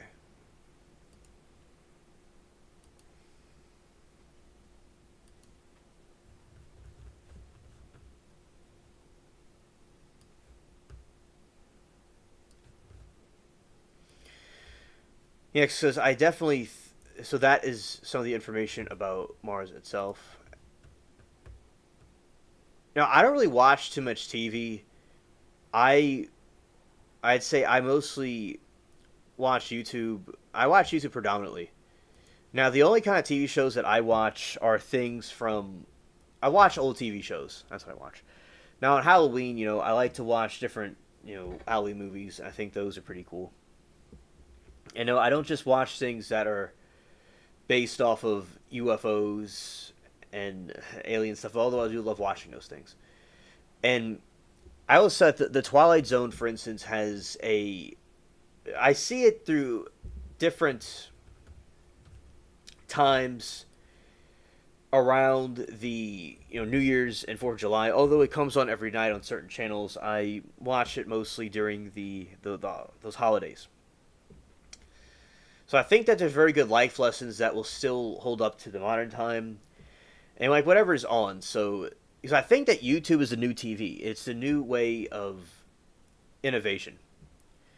where now those in chat that that want to talk about it, or do y'all watch any TV shows, or do y'all just watch YouTube? Because I personally just watch YouTube in the modern times. I watch YouTube, kind of both. Yeah, because I just think it's so cool with YouTube and the internet how you could chat with other people and you can do and see all these interesting things with each other.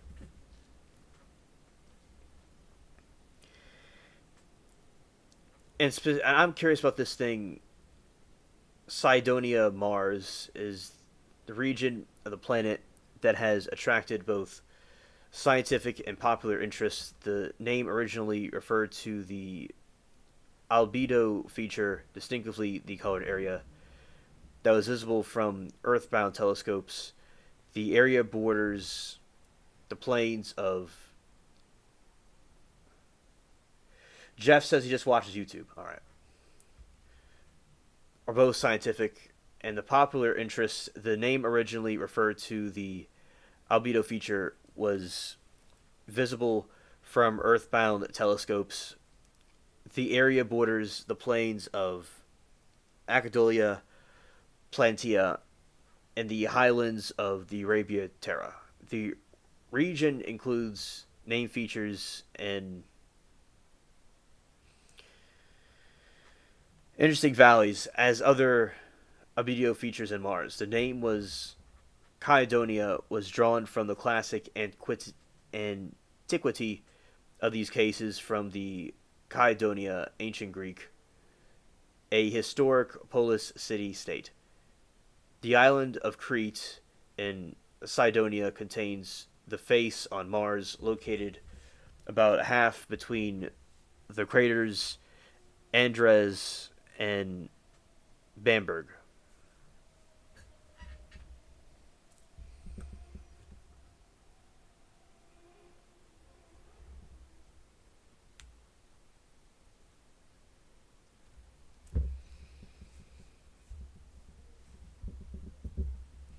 Cydonia lies on the planet's northern hemisphere in transitional zone between the heavily cratered regions in the south and relatively smooth plains in the north. Some paleontologists have believed that the North Plains may once cover have been ocean beds, and the Cydonia may once have been the coastal zone, and Mare and Aquilum region.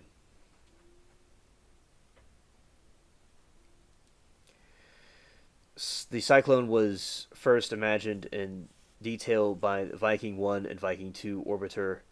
18 images of the Cydonia region were taken by the orbiters.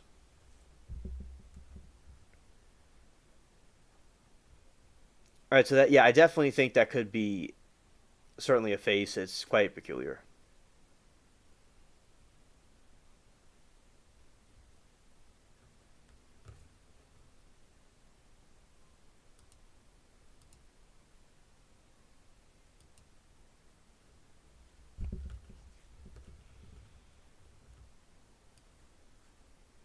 And let's see. Talked about the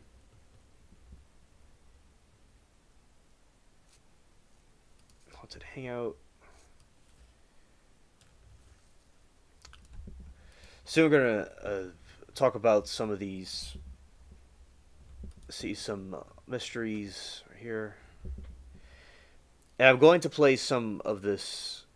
I might play some trial reaction stuff too in a little bit also. All right.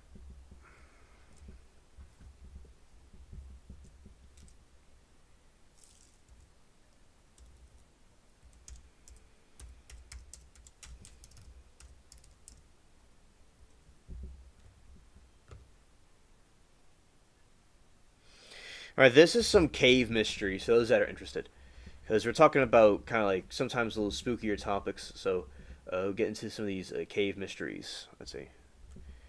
The Some of the most compelling cave mysteries involve the unexplained disappearances, unusual nature phenomena, and ancient discoveries in cryptic legends.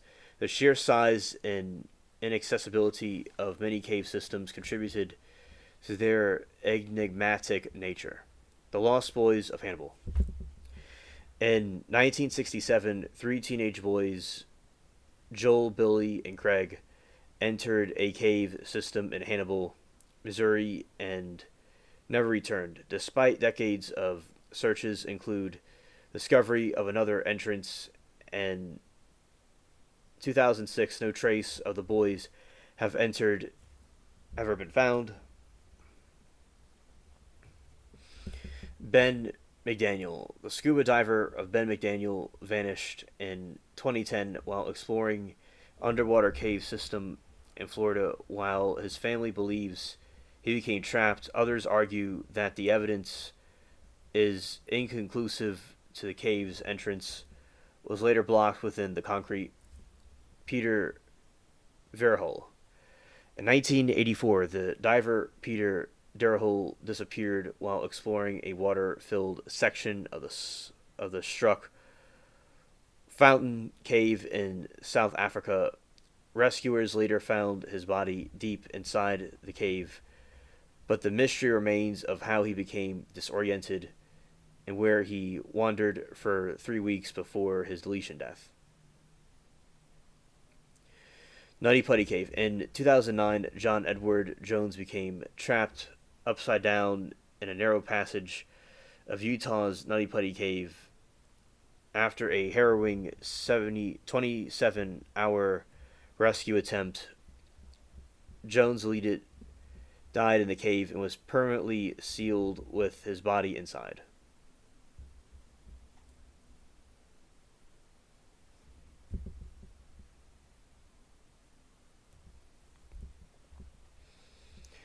All right, cryptic and legendary legends in the caves. The Kandini Cave in Hawaii. This cave is central to Hawaiian mythology and associated with the shark god Kanina. According to legend, a man lured travelers into the cave to be consumed by the god. It is also the site of numerous documented tragedies. The Paris catacombs. This sprawling network of underground tunnels is home to the secretive groups known as the cataphiles who illegally access the forbidden sections of the catacombs. Yeah, I've heard of this before. So they have these catacombs and these different caves, and there's people who have navigated through them and have gotten lost, and it can also cause a lot of paranoia too. Alright, some features and strange symbolic wall paintings created by these groups. Elephants, the cave in Kenya. The Katum Cave in Kenya was carved by elephants over centuries as they sought salt, known as one of the most dangerous places on earth. Cave attracts animals that blindly negate its dark passages. The chemosynthetic bacteria caves host unique ecosystems that thrive without sunlight, support the chemostic bacteria in Mexico's Ligia Cave.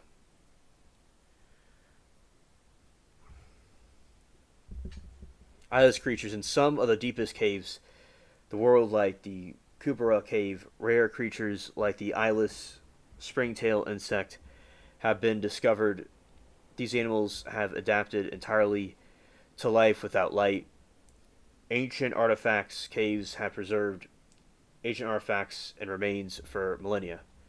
Mummy Cave in Wyoming contained the well-preserved mummy of high-status individuals buried 9,000 years ago, and Hidden Cave in Nevada holds thousands of artifacts and human remains. All right, and the prehistoric Consecure Cave in France, with its entrance 37 meters below the sea, is decorated with the prehistoric paintings over 27,000 years old. Rising levels now threaten this irreplaceable site. Okay, and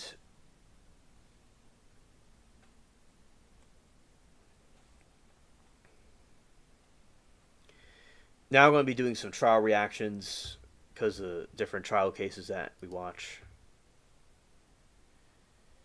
And it's going to go here.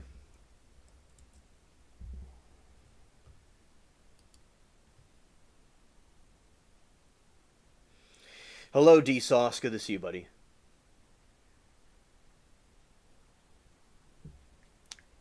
We're talking about a couple of different things with some cave mysteries, and we're going to be going over some of these trial things again. Okay.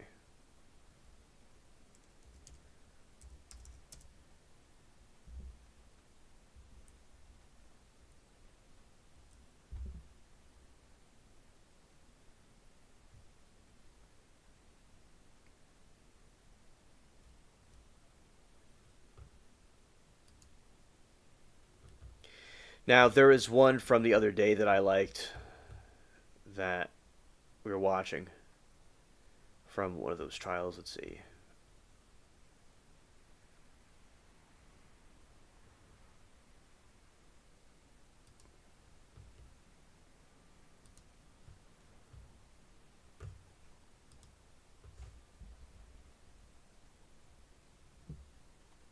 Hope you're doing well, D-Sauce. It's nice to see you. Okay.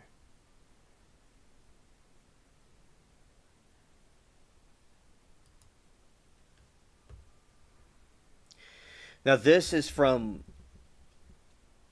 one of the witnesses from the other day that we were seeing, and I reacted to it on Friday, and I'm going to be looking at it again as like a review for myself, and it was also quite entertaining too. And usually we do Johnny Depp trial reactions, which that is something that we always do, and also doing some of these other ones that have happened a little bit more recently, and also for audiences that may not have seen that day we did it. Okay, let's go here.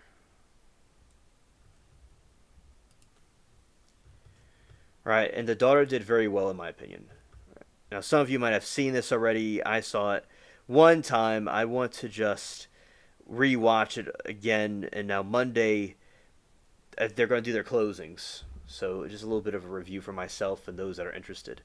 See, this is from the trial chat stuff that we see. Okay, let's go here.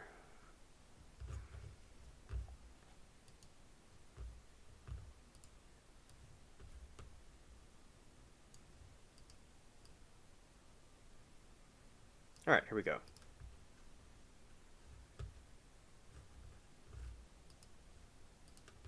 Has been ever substantiated about what she said? Nothing. I would ask that you reply to It's narrative. Don't give a narrative. Reply to questions and answers so that we can have time to get okay? Okay, thank you, Your Honor.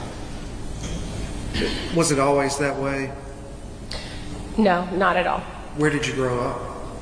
I grew up in Brookville, Pennsylvania, a little farm outside of Brookville, Pennsylvania. Okay. And who is your father? Jeff Spence, Who is your mother? Karen Spence. And do you have any siblings? I have one older sister, Caitlin Spence. Okay. Now, I believe y'all are fairly close in age. Is that Yes, correct? we're a year apart. She's 1 year older than me. If I'm remembering correctly, Caitlin was born in 86? Or was that? Yes, Caitlin was born in 86, And you were born? the next year. Okay. Now, normal childhood, soccer, school. Where'd you go to college? I mean, normal childhood might be a little off, but I mean, as far as I've been in, dealing with this sort of thing even since I was growing up. You know, as far as game commissions that had to come to our house. Sorry. I didn't hear that. Please.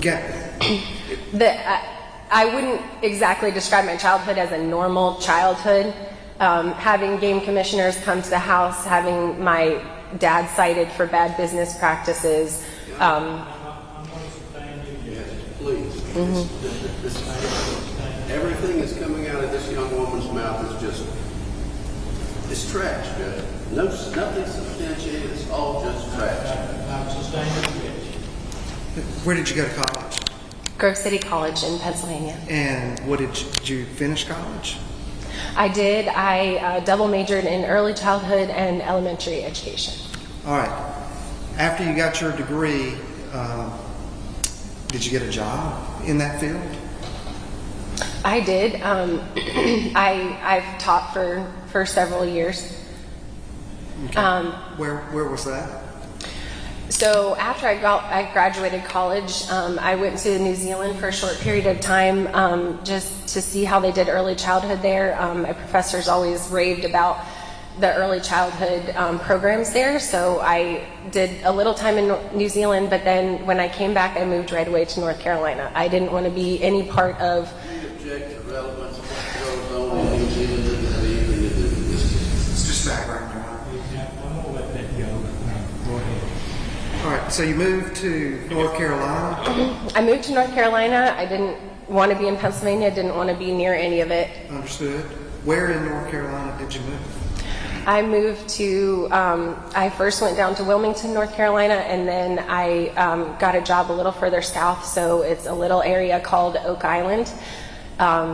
So I taught in a school there near Oak Island. All right. Are you married? Yes, When did you get married?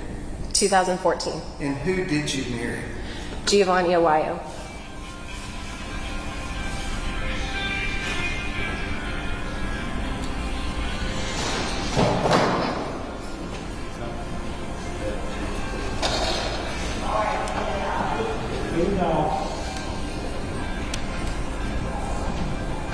When did you marry Giovanni Aguayo?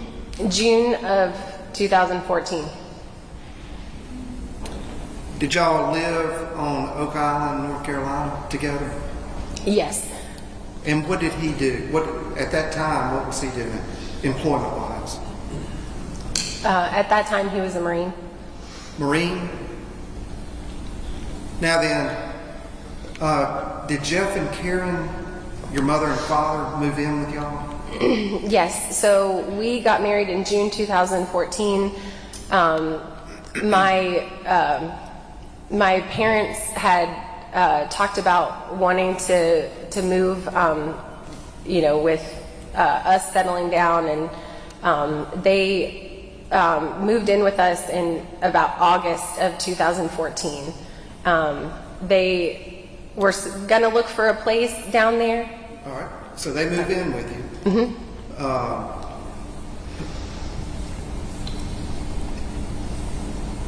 Did you have a conversation with Giovanni about that decision for them to move in with y'all? Object to that conversation, Judge. I'm not asking for the conversation. I'm just asking if they had a conversation. I'll allow that. Yes, Gio has a very big heart. Don't tell me what he said. Did y'all have a conversation about your mother and father moving in with y'all, being newly married? Yes, we were. Okay. They were going through bankruptcy, so we felt like we could help them out. Right. Okay. So your father was going through bankruptcy, having money problems, and y'all wanted to help him out. Is that correct? He had to file for bankruptcy. He had a case with Jim Riddle where he had embezzled $100,000 from his business partner. We object to anything that's coming from this witness. I'll sustain that objection and ask the jury to disregard anything that they heard about that anyway. Okay. Don't add to the question. Okay, sorry. Ask the question. Answer the question that's asked, and stop there. All right. So, if I understand correctly, you've testified that you wanted your mother and father to move in because they were having financial trouble in August of 2014. Yes. Okay. Now, how long did they stay with y'all? They ended up saying 2 years. All right. And during that period of time, did yourself and your husband help them get on their feet financially? Yes, they weren't paying rent. We had given them one of our cars and the insurance on the cars. We did groceries. We were trying to help them get back on their feet, trying to help them recover and kind of have a fresh start. And again, we were just trying to help them. Was your mother ever employed during that period of time? No. Okay. Did your father ever have any meaningful employment during that period of time? He did not have a job. He had started or tried to start a vegetable farm with a gentleman down there. All right. So he tried to start a vegetable farm. Yes. And did he talk to anybody about investing in that? He had an investor that invested $20,000 in starting it. Okay. Do you know anything about whether that investor was able to realize any kind of return on that investment? He had Hold to on, take before it. you answer, I think there will be an objection. Same as we had before. Talking about something we have no substantiation of. I'll sustain the objection. All right. Don't talk about the investor Okay. anymore, pursuant to the ruling of the court. All right. Now, at some point, did yourself and Gio decide to move to Virginia? Yes. Gio got a job in Virginia. All right. Was it with the Marines? No, he'd gotten out of the Marines. Okay. You can tell the jury what his new employment, new career was going to be. Okay. He was going to be working for the federal government in a very similar capacity for what he had did with the Marines, but he was going to be on the civil side now. He served his years in the Marines, and now he had the opportunity to do security policing with the federal government. All right. So, did you buy property and a home in Virginia? When we first moved there, we rented, but then we did buy a cabin in Virginia. Okay. Where in Virginia? Orange, Virginia, Okay. Charlottesville area. All right. And is that the property that y'all bought? Is that where you and Giovanni were planning to build a cabin kit for your mother and father? So, as you can imagine, we lived with them for a while. Everybody was kind of ready for their own space. But we, again, we wanted to make sure they were on good footing. And we offered to, we had 10 acres with the cabin, so we offered to separate off a little land and do like a simple, like less than $100,000 cabin type kit, kind of a little mother-in-law suite type thing, with just having them have their own house though, but just down the lane. The idea was Grandma and Grandpa would be down the lane. Who was going to pay for that kit? Well, with them being in bankruptcy, we were gonna, the agreement was that we would get the loan, but they would have to make the mortgage payments. Judge, and ask you to instruct the jury to stop, Mr. Williams, stop talking about bankruptcy. There's nothing in this case about bankruptcy. There's been no substantiation. I'll hear what you say.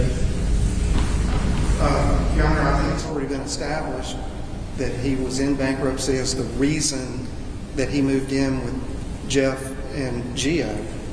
I think the defendant's financial situation is relevant in this case anyway. I'm going to allow it. There's been no substantiation of any bankruptcy ever with this man, except what's just now come out of this witness's mouth. You can look on the federal PACER system. I think that this is a dollar I think she has. that has knowledge of it, I'm going to allow the testimony.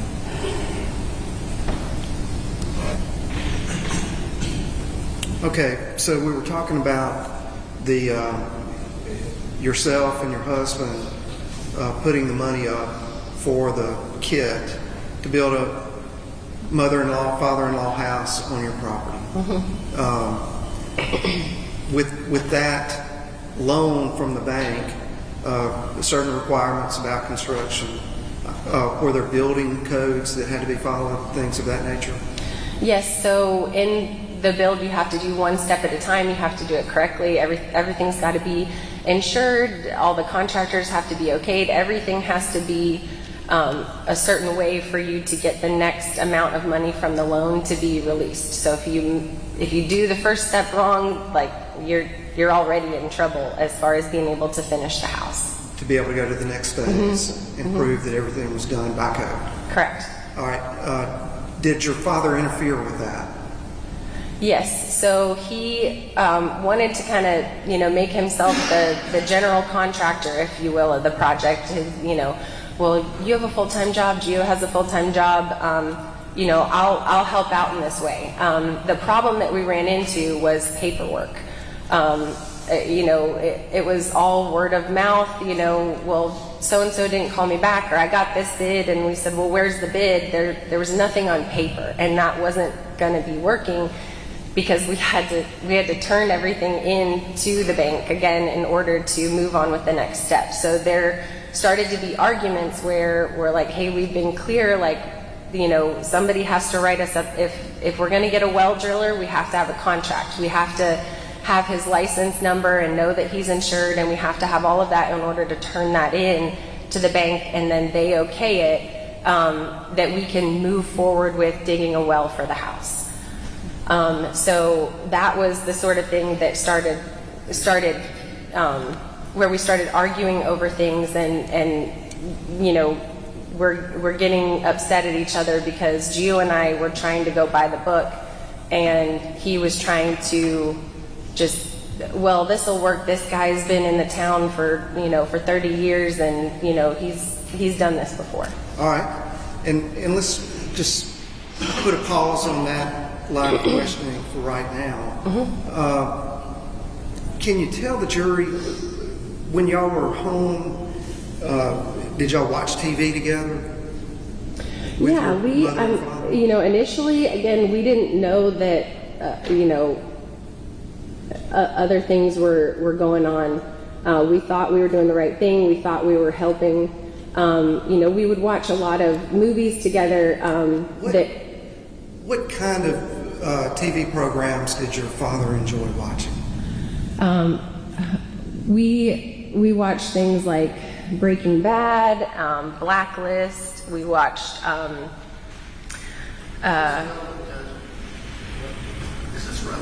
Soon to be. Soon to be relevant. Okay. So we would watch a lot of movies, and that Jeff always likes to dialogue. So one of the things, initially that kind of perked me up to like, this is odd. We were watching a movie, and he said, oh, well, if I was ever going to have to kill someone, I'd use a shotgun. And that's because you wouldn't have to worry about the casing. Who said that? My dad. Okay.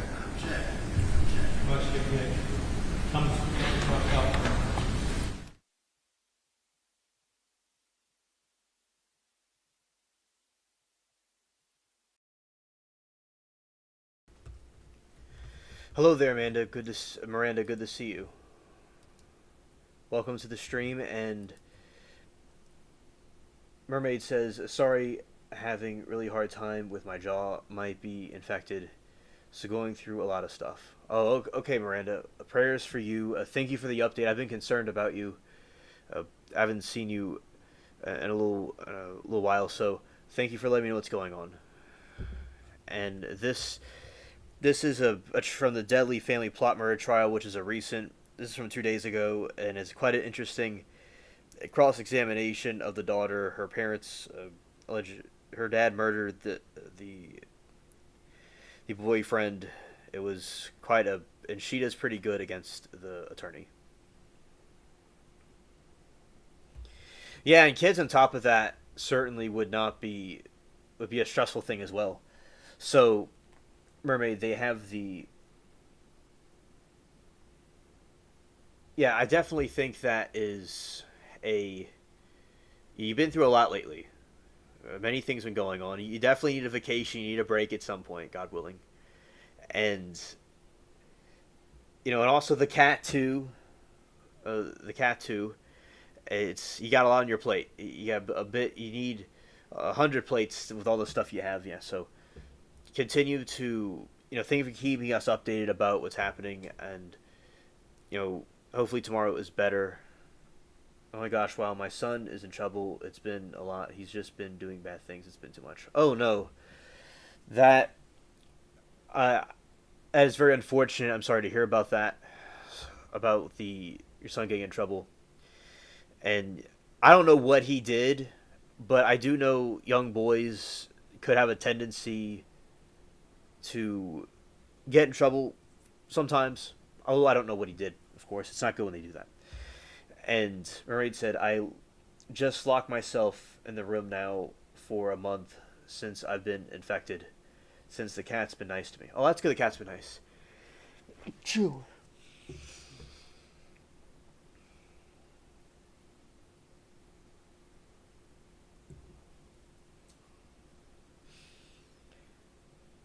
Yeah, it's a boy thing. Yeah, yeah. Even had the cops come and ambulance, it's awful. Oh, it sounds like a movie. It sounds like an apocalyptic movie going on with the ambulance and the cops. Wow. Yeah. So, hopefully, he could call your son could calm down and you can get some peace because it just seems like the storms of life keep coming. I do believe there will be ease at some point. There's ease to look forward to.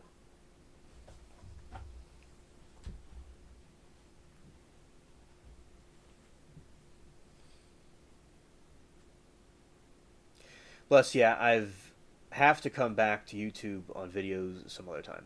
Oh, okay, Mermaid, understood. I do like your pool room videos. Those are very cool. You're welcome, Mermaid. You have to, life. As a mermaid, that's there's storms, and when it's stormy waters, the seas can be rough. So you're a mermaid through stormy waters right now. Yeah. So then all the after infection. Now earlier there was a shooting in Michigan. We talked about earlier. There was the at the LDS church, and there was another. The hurricane that's going to happen is going to skim the East Coast. It's not going to completely hit it.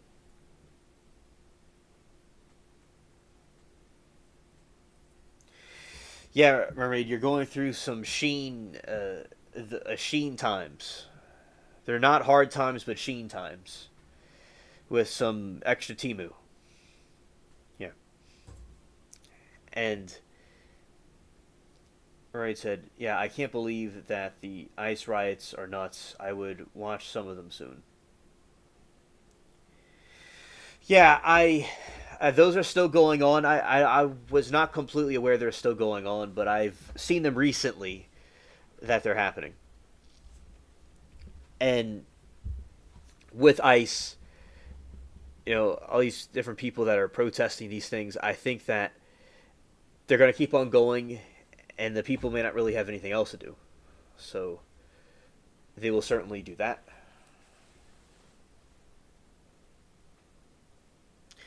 Yeah, I think it is very interesting to see how people will react in these situations, and I do like your resilience, Mermaid, with what you've been going through, because you have been going through a lot. Because the resilience and perseverance is important.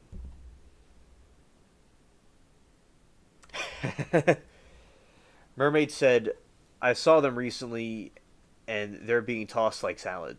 Oh, that's funny. That's funny. Yeah, I saw some videos more recently of them being thrown around the streets. That is quite funny that they went through that.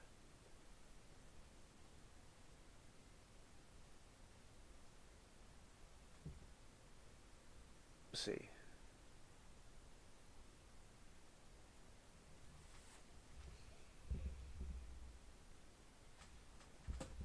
Yeah, so I'm glad that they're dealing with those rioters, and the people need to be dealt with that are doing that. I definitely agree with that. Now,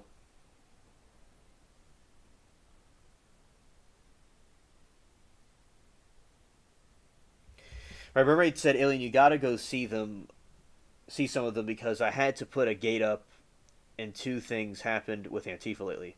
Oh, you had to put a gate up in Antifa, so Antifa is doing their thing again. Okay, wash them alone because they're violent but great. Okay, I certainly will do that. Yeah, so they're still at it because I think it's good to put the troops down, to put the troops around to try to get them to stop. Because we got what we're doing here. We have so many people that are doing these riots and doing these different protests with Antifa, and they're getting thrown around like rag dolls.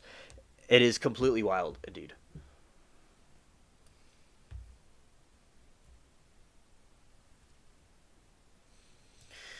Miranda said to they had to out to get they had a gate up, and two crazy things happened. There was an ICE shooter, and he ended himself after he shot three illegals. Oh my goodness, Miranda, really? It sounds like a war zone going on over there. And rest in peace to ICE. And yeah, it sounds like it's a bunch of riots going on. And I think from what you told me, New Mexico has the a lot of crime activity. Not that necessarily it's happening where you are, but if it's happening there, I think that there could be more likely an escalation than other places. So yeah, it certainly sounds like a war.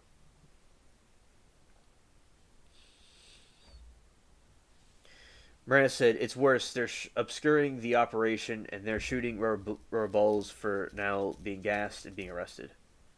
All right, thank you, Miranda. Yeah, it certainly sounds like it's getting very out of hand. Wow. And, I've not really heard, although I've not been in sync with the news. I have heard a lot. I've not heard a lot about that incident occurring that you speak of. I don't really think the news is covering it too much.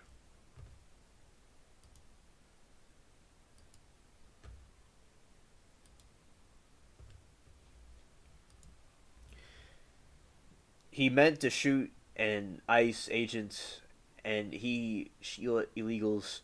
You can't make this up. Deleting one Mexican citizen. Oops, sorry. Shoot. It's okay, Miranda. It's okay. And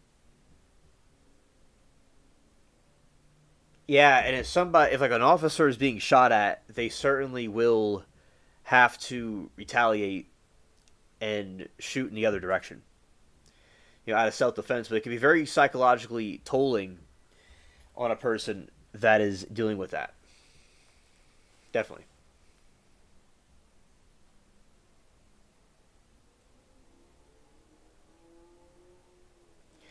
Miranda said, and today top news was that Antifa bombed Ice Cube's tour van because it said ice.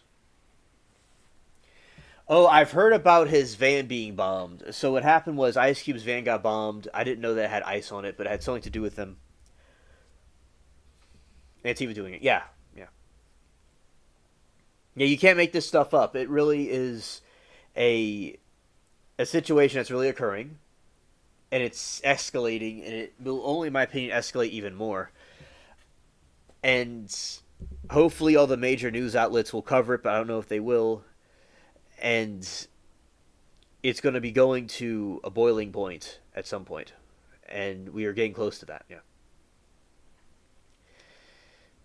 because the past 4 years we've been having a lot of issues with these things happening. So it's good if we have this. It's being taken care of, but at the same time, there's going to be a war fight. Yeah, scared.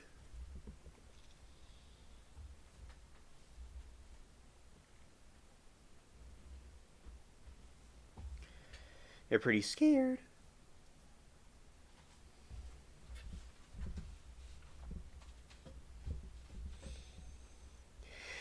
Yeah, now, so Miranda, you've seen this happen quite a bit. And is it like, it seems so you believe that it's happening widespread. It's not like an isolated incident. Because it seems like they are adding troops to different parts of the country. Because it looks like it is going to be quite, intensifying.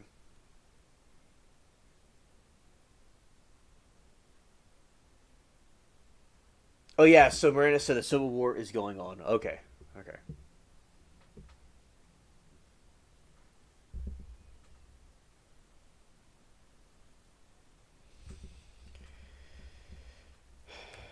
All right. And that is DSauce. Hello there. Okay. And a Civil War is going on here. Yeah. Well, it's good to see you, DSauce. Thank you for being here.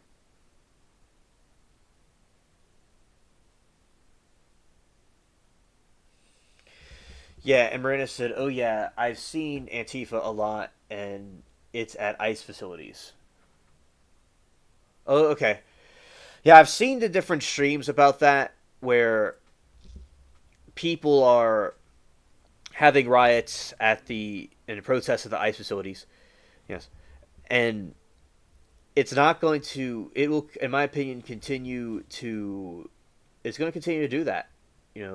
They will have this conflict happen more and more, and it's only going to have further escalation over it.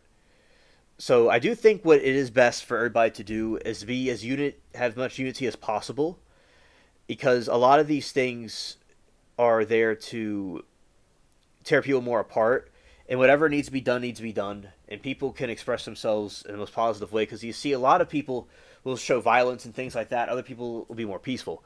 So I do think people could be as peaceful as possible. But yeah, definitely, Miranda, I am glad you're telling me what's going on, because where I am, it's just very quiet. So I don't really know what's going on in other areas. So the Civil War is kicking up. Oh, I'm glad to hear about that, Miranda. Okay, that's good. And let's see some different articles I could see about this.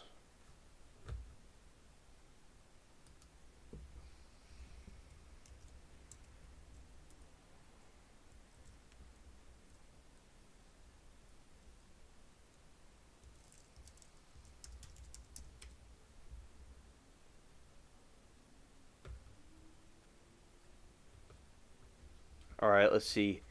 The the anti-ICE protest. Let's see.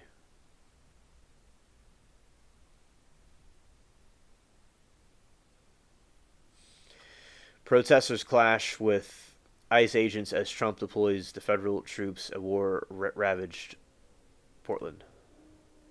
All right, this one's going on in Portland. Okay. Oh, this website's ads are incredible. Wow. Okay.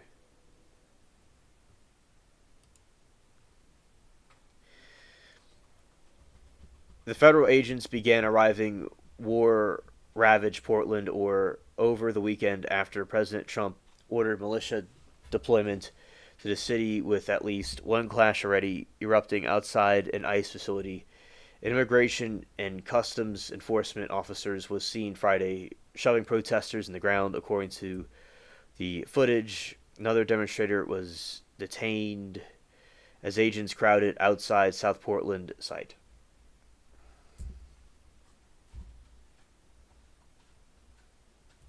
In early morning, True Social, Trump said that authorized full force to protect what he called war-ravaged Portland and federal buildings under siege by Antifa and other domestic terrorists. Mayor Keith Wilson, speaking at late-night press conference Friday, said, "We now have a sudden influx of federal agents in our city. We did not ask for them to come. They are here without precedent or purpose," Wilson said.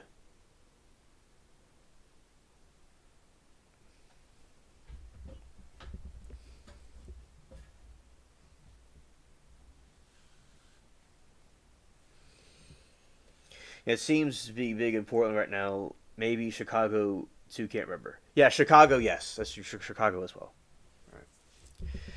Residents react sharply to development. David Schmidt, who lives near the ice building, told Katu everything every night. There's tons of protesters, basically vagrants in the street.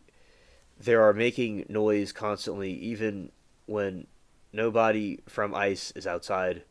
Other locals warned of the federal presence could escalate unrest.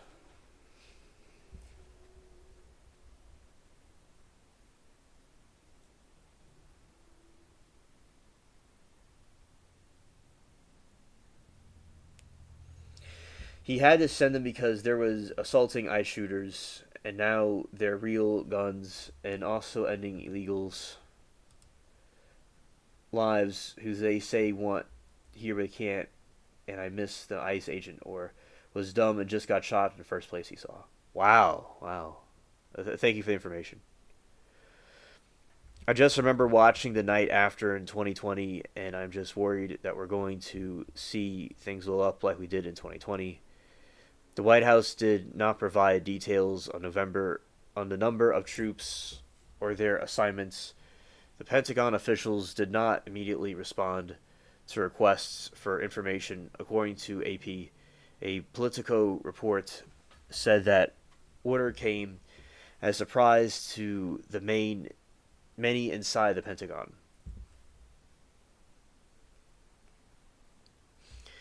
Trump has recently stepped up criticism of Portland, saying being there was like living in hell. Protesters outside ICE site Friday say they want to challenge that narrative. I know that our city gets this loud and unfair reputation, but you come here and it's peaceful. Hozo Hasko, our responsibility is to, yes, express our views and, yes, protest, he said. But the best is done at a distance from these federal troops because their goal is to create an engagement that will lead to conflict.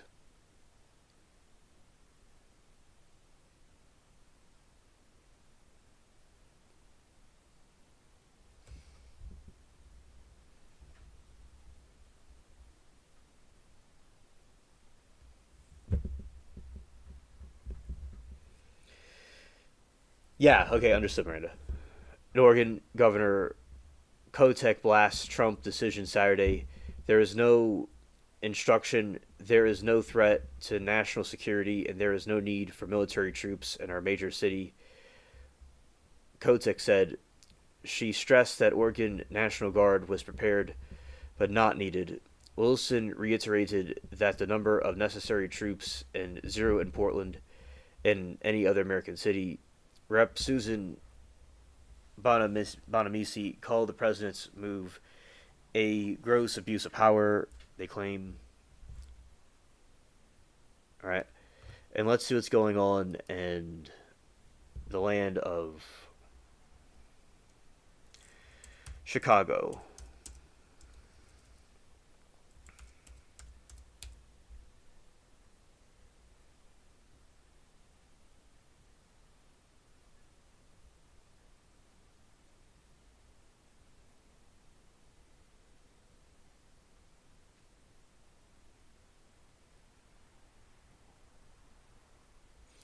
National Guard is kicking their butt, so I'm glad to hear about that.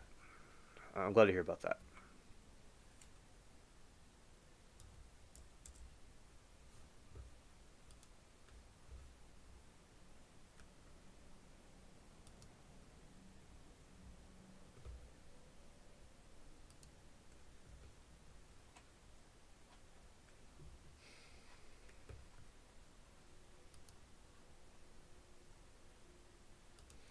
All right, let's see with this, but Chicago today. Ooh, 0. Okay, it's going down a little bit.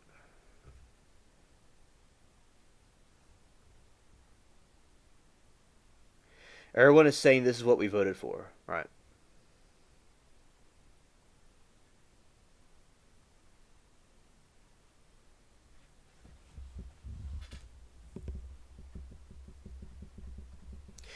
Federal immigration agents swarmed downtown Chicago on Saturday afternoon, detaining multiple people.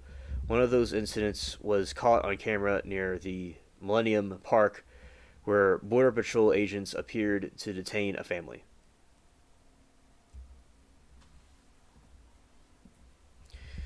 Border Patrol appeared to detain another man in River North near LaSalle and Clark. Okay, a lot of ads in this site, that's why it's acting kind of weird. Let's look at another website. This is crazy.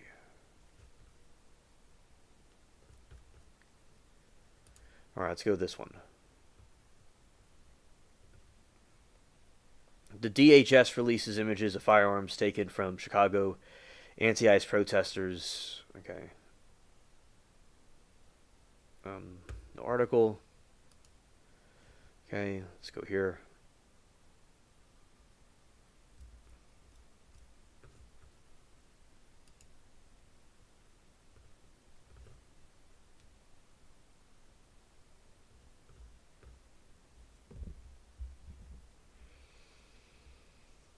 Let's go this, see if this works. Everyone's saying that this will, and the chants are classic. Oh yeah, those chants they always have done throughout time. Yeah, they always are doing those chants. Yeah. United States Border Patrol agents wearing bulletproof vests and carrying rifles were observed patrolling in downtown Chicago on Saturday afternoon. Agents have been patrolling the Chicago River on boats in recent days. On Sunday, where we're seen walking down on the city's busiest streets as increased federal invitation continues in the city.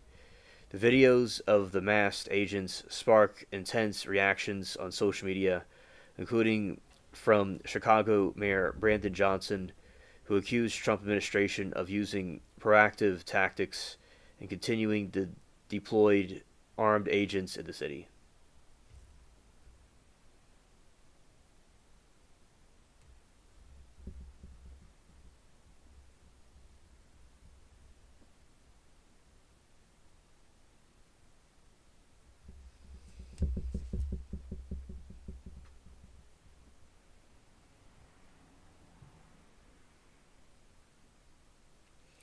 Mermaid said, they were saying get off our land and you guys hate America and say it's stolen.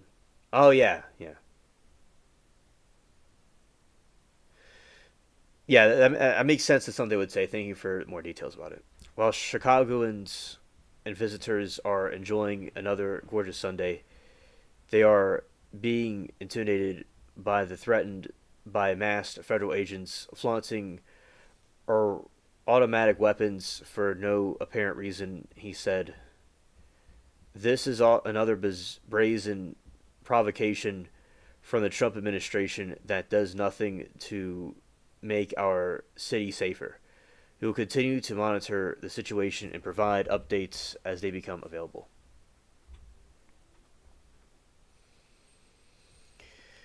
Alright, this is not making anybody safer. It's just intimidation, instilling fear in our communities and hurting our businesses. He said we cannot normalize militarizing American cities and suburbs.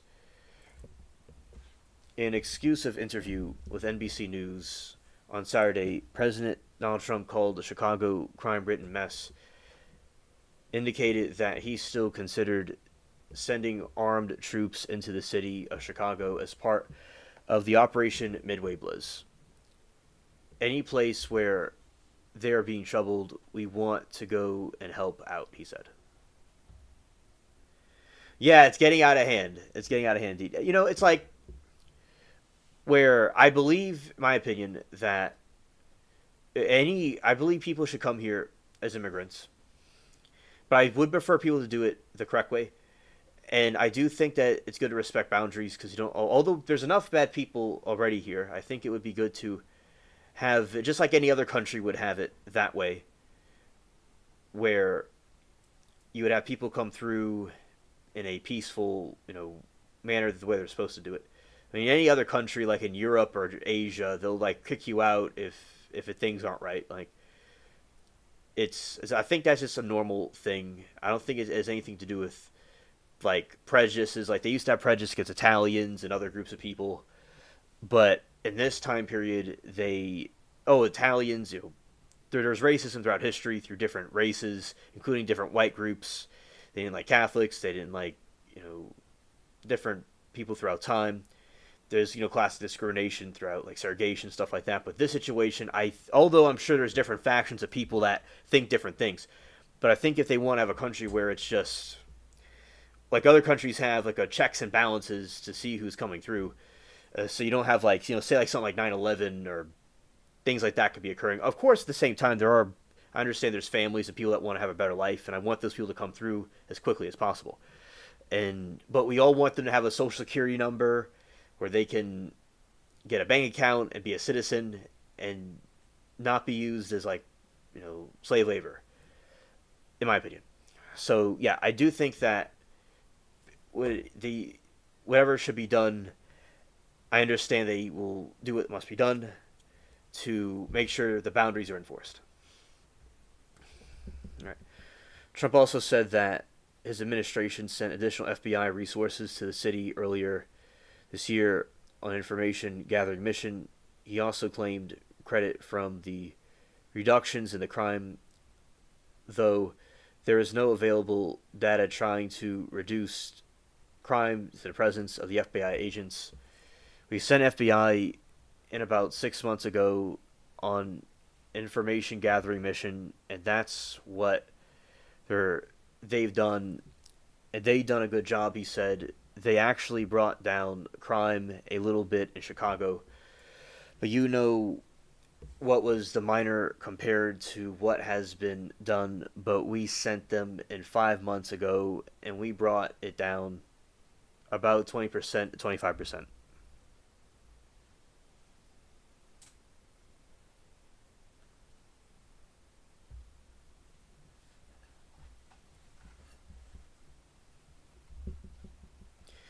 Agents with immigration and customs inform ICE have arrested hundreds of individuals in city and suburbs in recent weeks as part of the increased effort to deport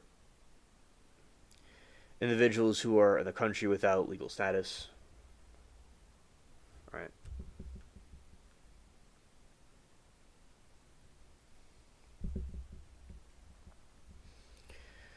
Protests at a Broadview facility have garnered national headlines with multiple arrests made, tear gas deployed, agents, activists in the scene. U.S. Attorney General Pam Bondi said Saturday that she is sending more federal troops to ICE facilities around the country with a strong message to protesters. If you so much as touch one of the federal officers, you will go to prison, she said. Illinois Governor Pritzker also issued a statement Saturday addressing Trump administration's plans to send more federal agents to Chicago and other cities and ongoing protests in Broadview. Yes. Donald Trump is issuing federal agents to stroke fear and violate constitutional rights. Pritzker said, "It's awful and un-American. We must stand speaking out against fanning the flames of violence."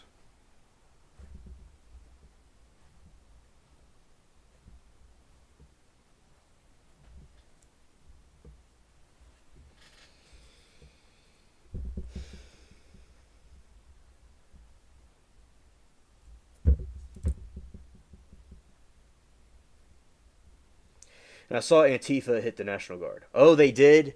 Well, that certainly did not go well. They got to understand that it's a force to reckon with about what they're doing. They're playing with fire, definitely. I think that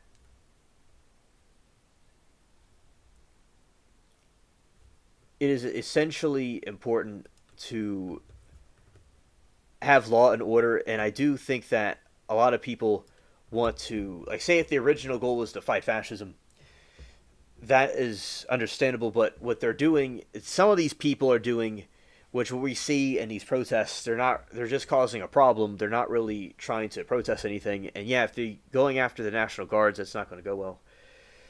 They're in my city during the hurricanes, and yeah, they did not play. It's not good to just do that for no reason. And I'm glad that that's being done because we do need to have orderly and secure streets and a safe haven for the American people to be in.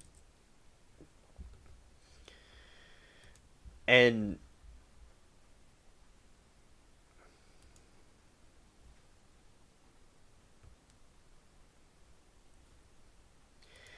I am glad that some kind of action is being taken. It's good.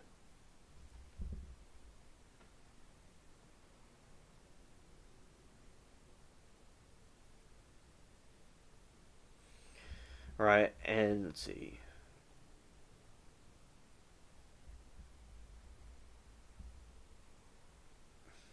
There. Looks like the Atlas. Okay.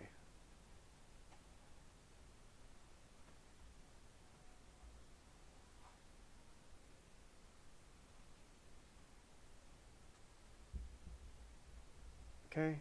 I'm just checking some things. I'll get back to you in a moment.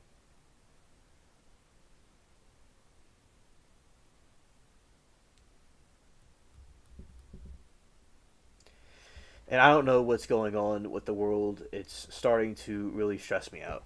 Yeah, Mermaid. And there's a lot of. See, this is one I explained. So they have.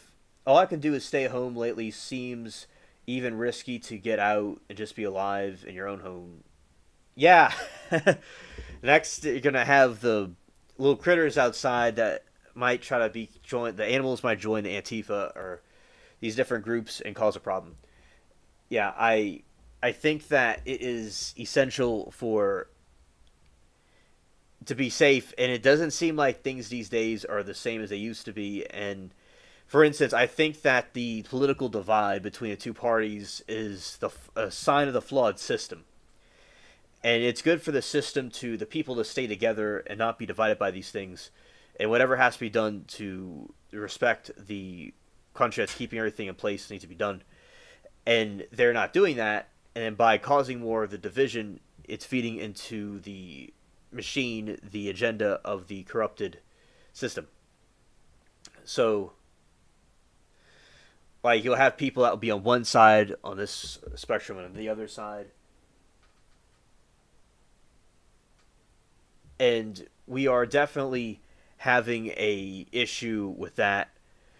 But that's why, as I said, being as united as possible. But these other people are playing into the trap by attacking these people and protesting over these silly things. They don't have like anything better to do. They're certainly being, glitching in the matrix.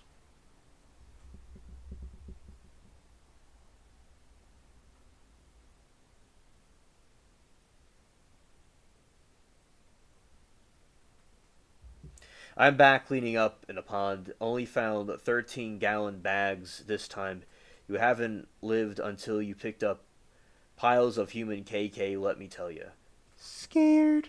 Hello, I'm glad that.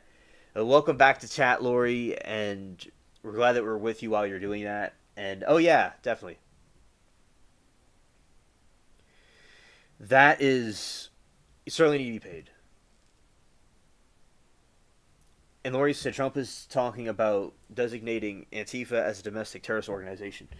Yeah, as I said, if people want to be against like fascism or something, that's okay. But this group of people that's causing all these arson and these crazy protests, I would definitely understand why they would want to feel that way.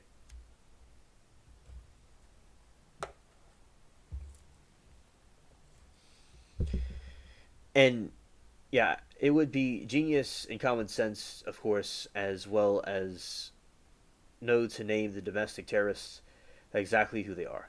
Right, right. So I do agree with that, definitely.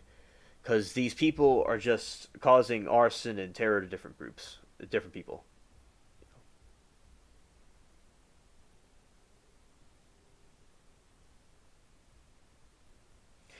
Yeah, we got. Something has to be done with this because it's gotten incredibly out of hand.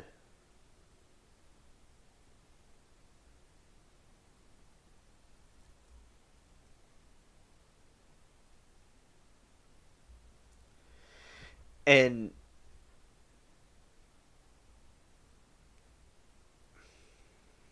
let's go here. And Miranda said Antifa is the fascist. That's the craziest part. Yeah, I do agree that they're certainly exhibiting the same signs as the fascists of the past did. The way this group of people are handling the situation is very similar to the silence that they would do in the past. Yes. Lori said, Miranda, nope, I just refuse to let them take over and spew off our neighborhood. There were ducks and snowy egrets in the pond, and that does my heart good. Well, Lori, that is great that you're helping the animals and the critters, and you're doing that. It's very noble of you.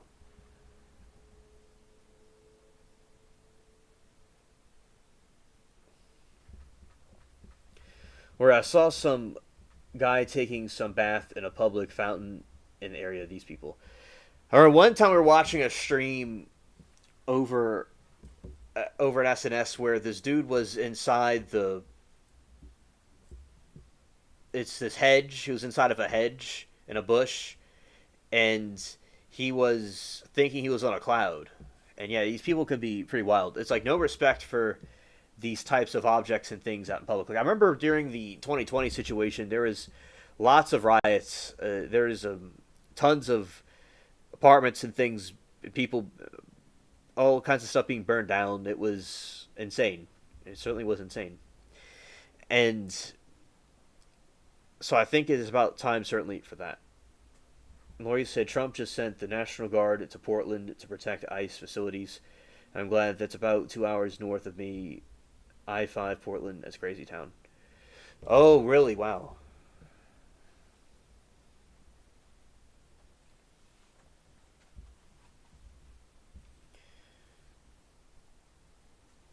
Mermaid said, Lori, all well, that's great reward for them. All what goes around comes around. Glad you could do it. Yep.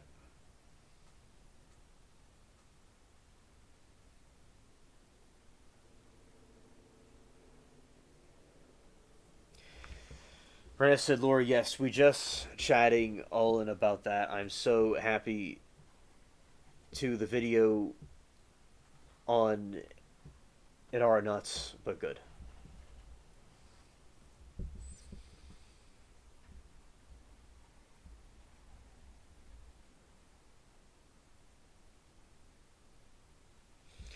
Now I have thrown my clothes in washer, Lysol, and my shoes and take a shower. Oh yeah, definitely, definitely. Yeah. Mermaid said, "Yeah, Portland, Oregon. I've also heard how nuts it is over there. I've definitely heard and seen videos. Plus, Albus, I don't think I visited, sadly.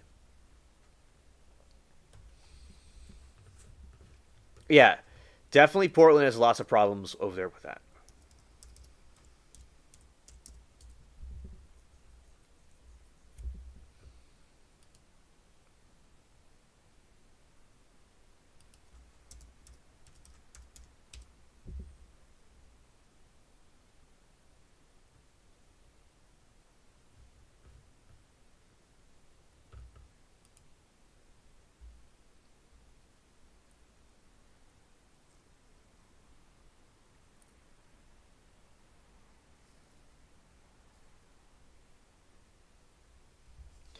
I have never liked going to Portland, and I avoid it unless absolutely necessary to go or pass through. If people from there have stories, it's crazy.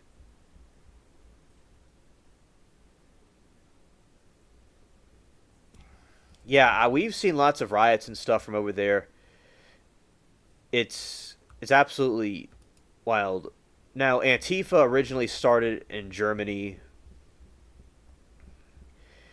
and to combat the what the Nazis were doing, and I guess they were from before that, earlier than that too.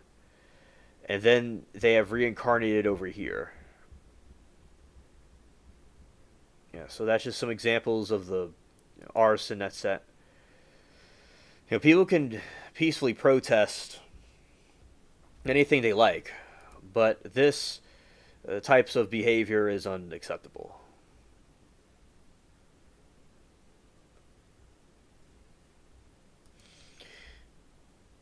I just think that it's important for people to not get in these brainwashing and putting in these different boxes, because the system is flawed. Because we do have, for instance, very high inflation. We have all kinds of stuff going downhill. It's with the economy now. I do believe over time it'll be better. Over time it'll be better. But we economically there's issues too. Miranda said, "I'm also thinking about New Orleans. It's similar, very, except people in Louisiana call each other baby and are super southern." Right, right. And actually, I will say that the city does not have the riots that the northern states have, because they don't put up with stuff like that in the South. It's a little bit different. Yeah, but contrary, people did peaceful protests, but people did not riot. No, they don't do that here. They'll have like the Terminator come out. But up north, they're just more, whatever. They just let people do whatever they want. Down here, it's a little bit different. And inflation is outrageous for everyone. It's so sad, and the mess is taking time to get better. It's not even a mess we wanted. Yeah, yeah, and people want to afford groceries again. And as I said, I do want liberals and conservatives to be united as much as possible in spite of our differences, because the system is messed up and they trying to turn us on each other. So I do think that it is important to highlight these issues that will affect all of us, like inflation, for instance. At the same time, talking about these other people that are rioting and causing problems that are not good at this too. And Lori said, "I want to get all the garbage picked up, as we are finally getting rain and tonight, and it is coming this week." Ah, yes.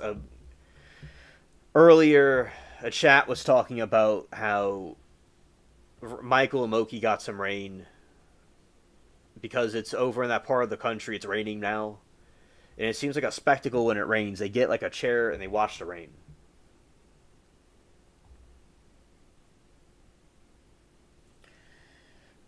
Oh, it's been thundering, Miranda. That's really cool.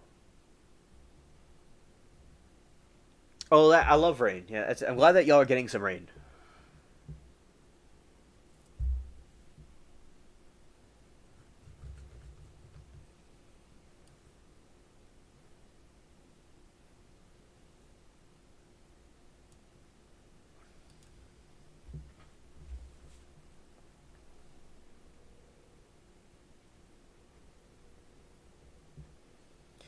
All right, Lori said, "Yeah, that's good before it rained."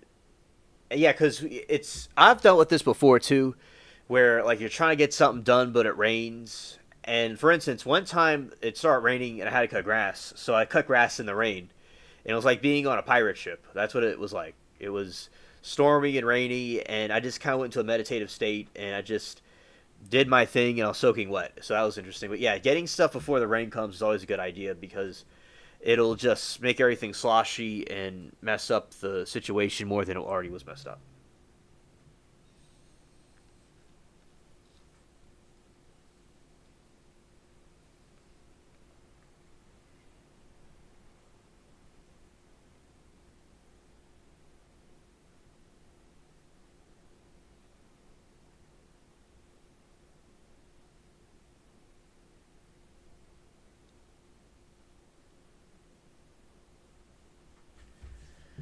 Or he said, "I estimate that I've picked up about 350 gallons of garbage and illegal camping stuff since early August."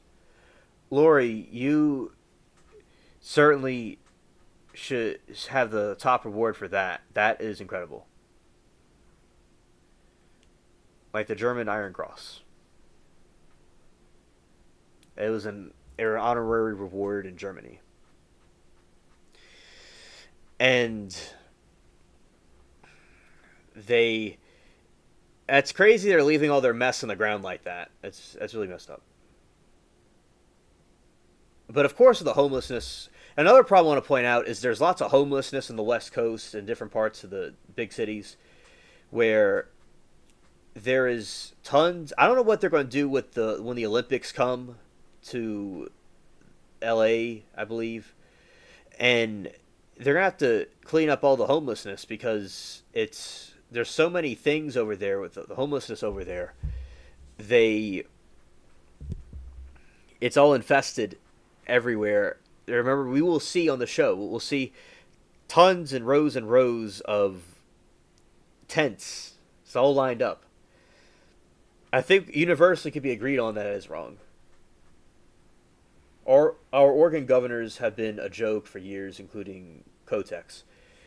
Yeah, it's like people are doing more on their own than people are doing in general, right? So the people themselves are picking up trash and helping out their city, not the people in charge.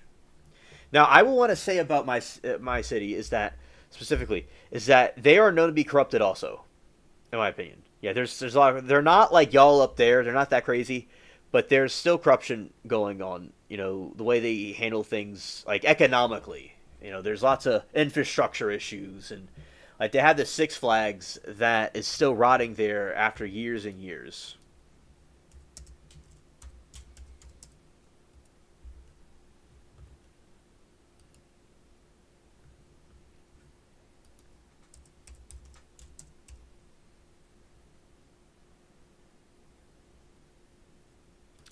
And that's when it got flooded, and they still haven't rebuilt it.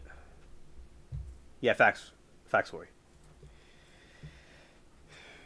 And it's very below sea level. Like if you dig deeper in the ground enough, you'll get water. That's like how below sea level it is, and you don't have to dig that deep to get water.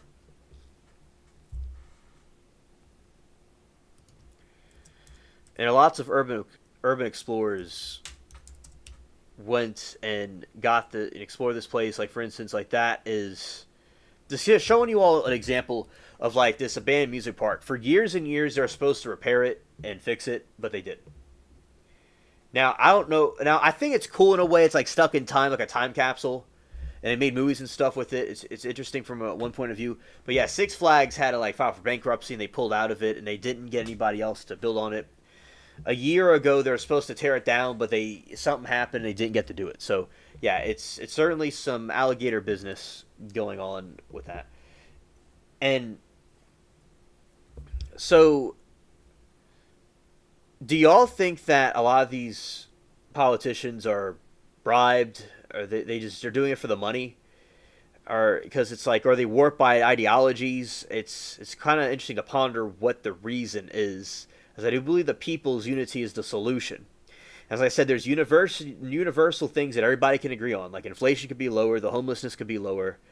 And we all want to save, I believe we would all want a safe, good country where everybody can come in and immigrants can come in. And we just disagree on the process. Not you and not us, friends, but some people would disagree on the solution about how to deal with that. So there is a couple of questions that people will have but yeah, I believe we should have like a secure country, and I would want them to come in the natural way, because people need a social security number, they could get a bank account, they could learn what the country's about. Like I remember learning when I was a kid about the immigration process, and like they'll have to go take courses on like the history of it, and become a citizen, and get a bank account. If you're paying somebody under the table to do something for a cheaper price, I mean, that's fine, but it's still. There could have better opportunities in that, because people want the American dream, all right, but we right now we're in the American nightmare, so we want to bring the American dream back. Although I still believe that it's much better than other countries that are around. Of course, I do believe that we have a lot of freedoms, but then again, as I said, ask the question: what do we do about people that actively want this destruction of the country and social media? It's like, what do we do? Like, what do you do with that situation? We want free speech, but these people want to destroy all the free speech. So it's like what? How do you deal with that? It's kind of like a catch-22, So there's a lot of questions, more questions than answers.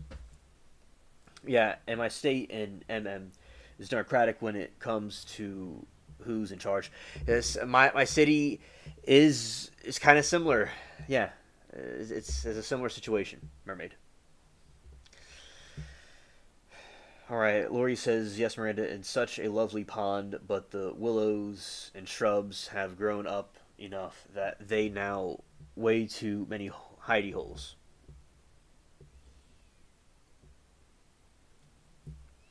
Well, yeah, and Lori, gosh, and people have no care in the world, and I know I watch a guy feed homeless, and they're very ungrateful and rude, sadly. Oh, yes, Miranda, yes, I see it, but they leave the poor choices they're making.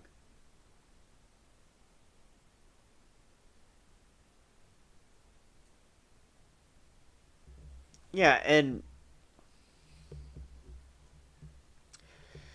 I think that it is extremely good to preserve nature and preserve the wildlife because, they just have no care, they have no discard for anything else but their own selfish doing.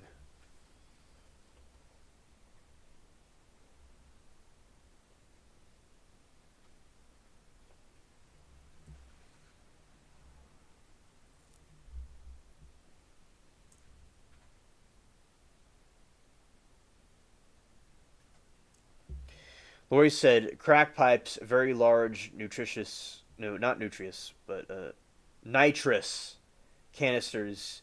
They get high on it, bags and spent firecrackers and fast food wraps and all. That is crazy. These people are just chilling, lounging around, doing these crazy things. Wow.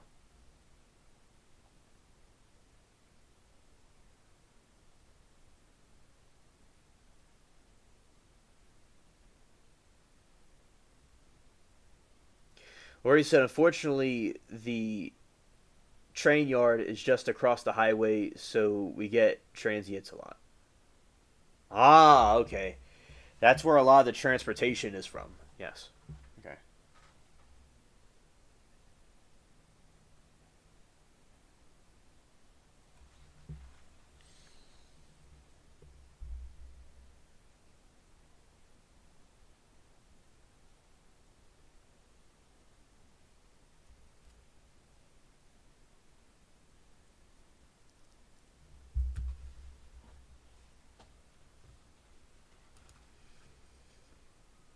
All right, and then we have, this some other that was the log ride. There's a lot of alligators and stuff living there now.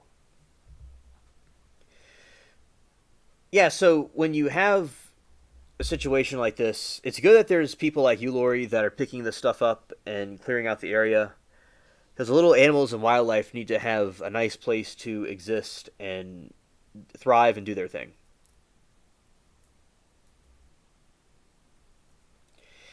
That because I think with this situation, hopefully that they will be learning that they can't just get away with that anymore, and they will be completely dealt with by National Guards and things of that nature.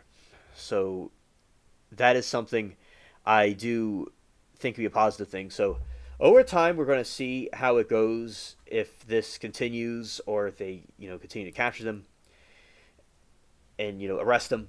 That would be good too. And you see, these people are just getting high and doing drugs, and they're not, like as you said, and just trying to litter on the land. It certainly should be highly illegal what they're doing, and it should be more enforced than it is. But a lot of times you'll have people that will not enforce it, and they're just warped in their own corruption. They're Timu corruption, as I'll put it.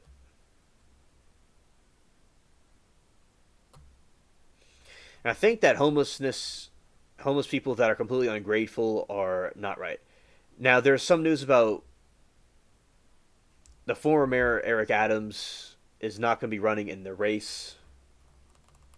I was talking about, so can I give you like a summary about that?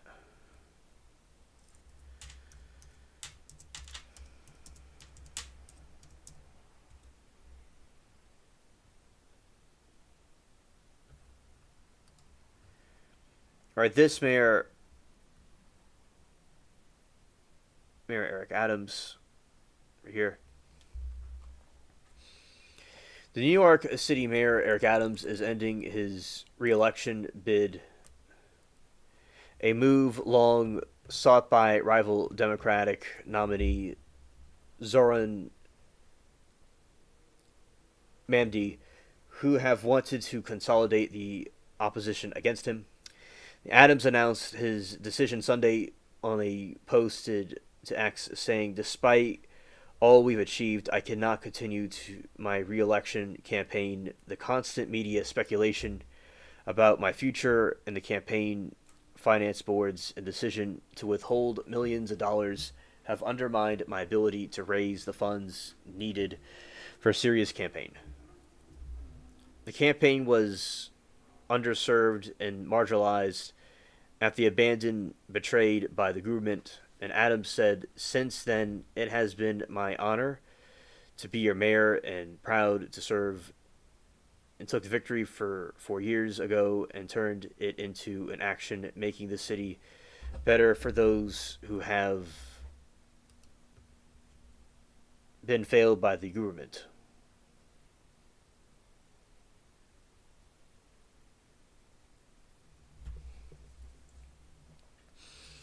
Adams' decision to leave the race adds another twist to mayoral primarily unlikely any other in recent memory. Mamadi and Democratic Socialists notched stunning win in June's Democratic primary over former New York Governor Andrew Cuomo, who is now mounting an independent campaign. Something I saw earlier, it was quite interesting. Oh yeah, it's sad I have lost it in my city too, in certain areas, almost everywhere now. Yeah, I do think that a lot of areas in the cities have been corrupted, and I think it's because of money. I think it's because of money and greed, and they just are maybe caught up in their ideological dogma and not really seeing what the truth is about, because this is what happened in Europe. This is what happened. They got caught up in these things, and they destroyed the whole country that they had, and then they're doing it again here. So it is absolutely a cringe fest, indeed. Cuomo allies have long pushed Adams to withdraw to give Cuomo a better chance against Mamadi in November. President Donald Trump, a native New Yorker, also suggested the field should be a narrow, and one of the top aides, Steve Witkoff, met with Adams to discuss potential jobs in the Trump administration.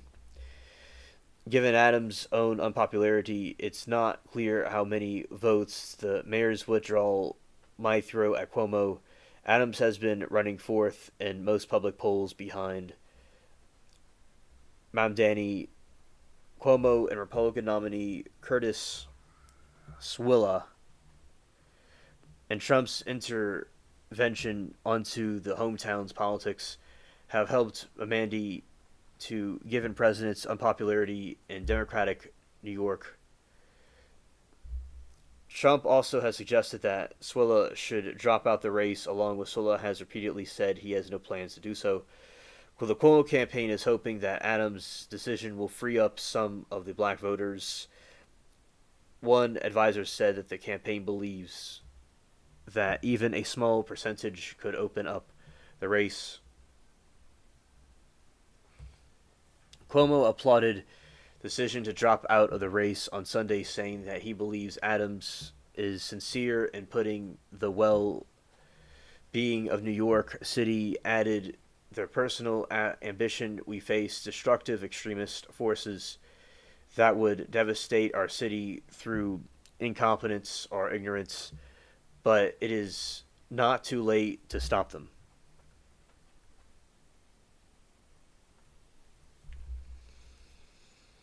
State and national Democrats are increasingly coalescing around Mamdani due to part of Trump's push to reshape the race in Cuomo's favor. New York Gov. Kathy Hochul has endorsed Mamdani and former Vice President Kamala Harris after Adams dropped out of Mamdani, said in a statement Donald Trump has his billionaire donors might be able to determine Eric Adams and Andrew Cuomo's actions. They will indicate the results of the election. New York deserves better than trading in on disgrace and corruption and politician for another. In recent weeks, Adams has lashed out in the media, accusing the press of undermining the campaign and saying that negative coverage is about his administration and had complicated his ability to raise badly needed funds. Adams was repeatedly denied public matching funds for his re-election in the city's campaign finance board, which said the campaign had failed to provide required information about its donors. The board, which doles out taxpayer-funded matching funds to candidates who meet strict set of requirements, began denying funds to Adams shortly after his federal corruption indictment last year. So that is some news about Mayor Eric Adams in New York elections. Okay.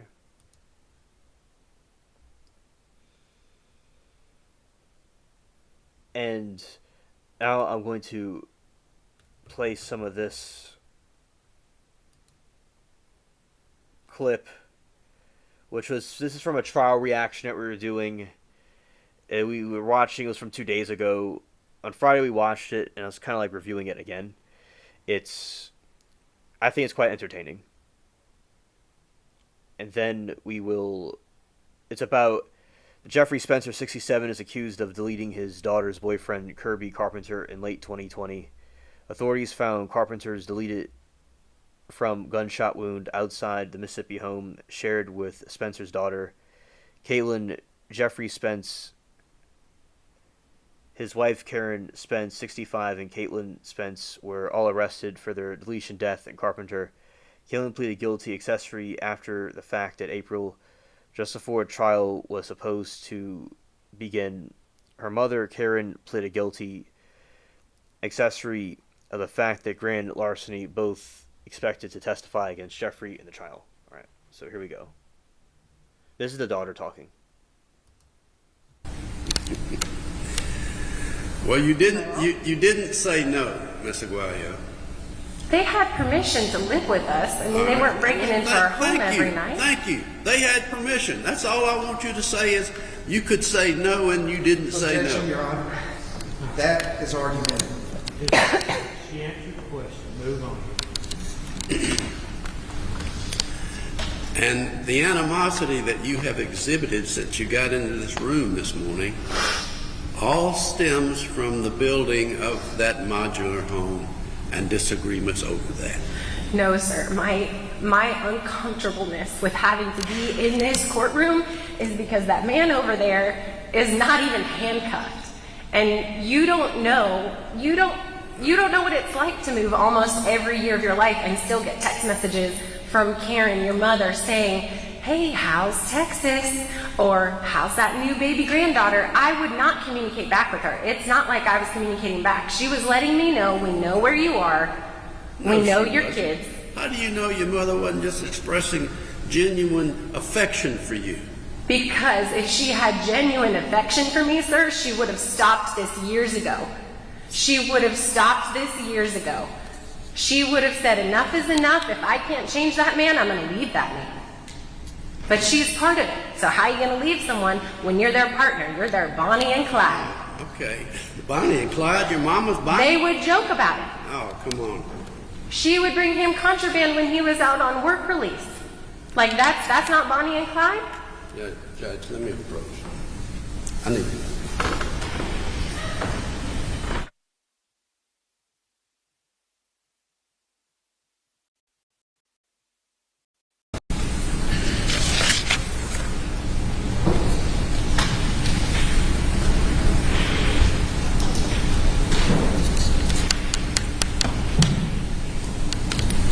You and Gio,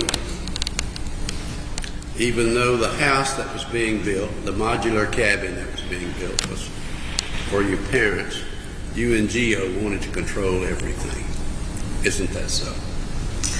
If you had a $178,000 loan in your name, would you want some control? I ask you a question that's yes or no. You and Gio wanted to control everything, yes or no? No. Well, that's what the falling out was about, right? No. That's what the meeting at McDonald's was all about, right? Nope. And your father looked at you and said, your husband can be difficult himself, can he? I would not agree with that, sir. Pardon me? I would not agree with that, sir. All right. Well, on the day that you were going to meet at McDonald's, where you did meet at McDonald's, and this all came to a head, Gio was demanding that it take place on his couch in his basement apartment, not McDonald's. We wanted Karen to be a part of the conversation. And Gio went to your mother and father's apartment and broke into the apartment and sat on the couch himself and demanded that Karen call Jeff and come and sit on that couch because Gio said so. That's a lie. That's a question. And you can answer it yes or no? He did not? That's a no? I think that is a lie is a no. I think that qualifies as a no. And your mother was home in bed. You do acknowledge that your mother has serious health issues, right? I acknowledge she has self-diagnosed health issues when it's convenient for her. She rallies real quick when she's needed by Dad. You're accusing your mother of being a hypochondriac?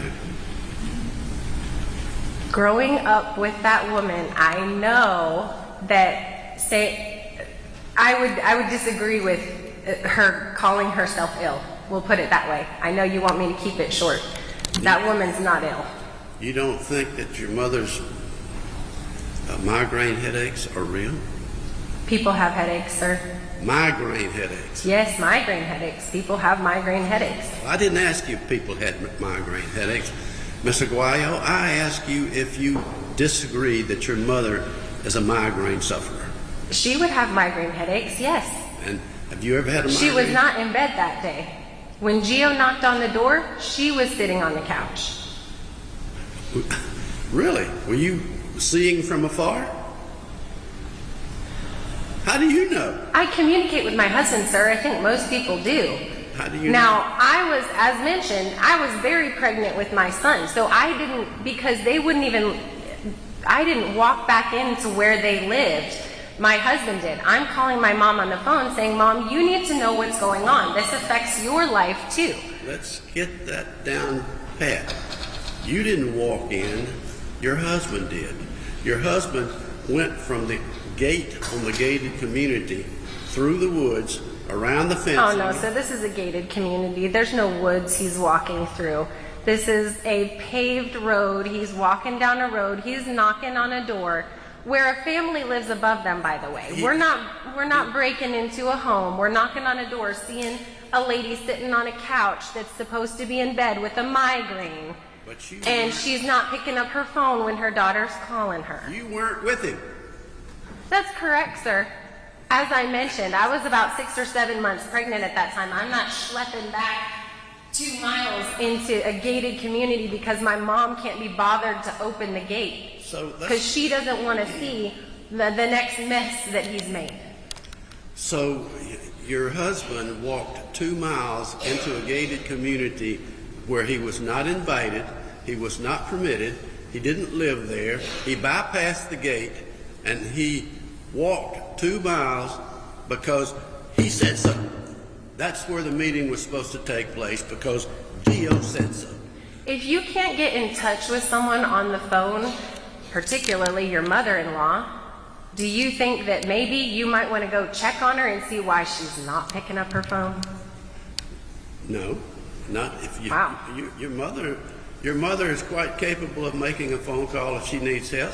I thought you just said she was very ill, sir. Your mother is very ill.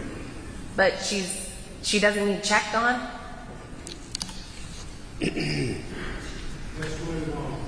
All right, Judge.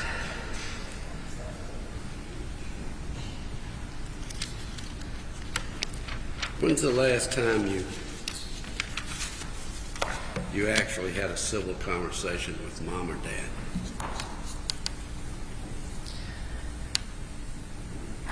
December of 2018, I tried to have a conversation with my mom. My son was about a month at that point.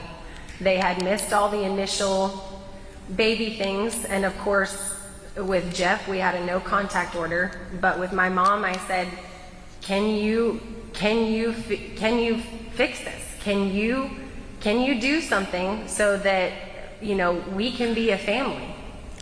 Well, And that didn't go well. Being a grandmother was not as important to her as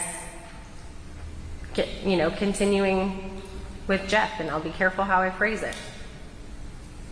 So you didn't want to have anything to do with your mother because she loved her husband and saw him. Absolutely not, sir. Let me finish. And saw her husband as her life partner, and you wanted to rule. You and Gio always want to rule the roost, don't you? No, sir, that's very incorrect. Who would invite someone into their home if they wanted to rule the roost? Like that's not. Those aren't the kind of hearts that like, I gotta be in control of everything and I gotta be in charge. Like, you don't let people into your little circle of control if you wanna rule a roost. None of what you're saying makes sense. Well, it was your home. Your Honor. Y'all had a fight over a modular home. Objection. Hang on a second, you got an objection? Yes, sir. It's asked and answered. We've plowed this ground many, many As I times. said earlier, let's move on.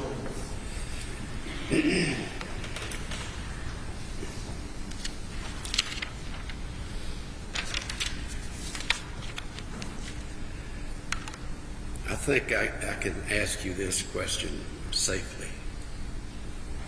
You don't have respect for your mother, do you? That's incorrect, sir. You don't. I love my parents. I love my sister. I love my family that have, like my family in Pennsylvania that I don't talk to anymore. I love them all. The love doesn't change. But getting my children and my husband out of danger's way, out of harm's way, that is more important to me than being able to pick up the phone and say, "Oh, Mama, you'll never guess what the baby did today." So It's either that or I continue to put my husband and leave him with a target on his back after he's been threatened. I won't do that, sir. I love my husband.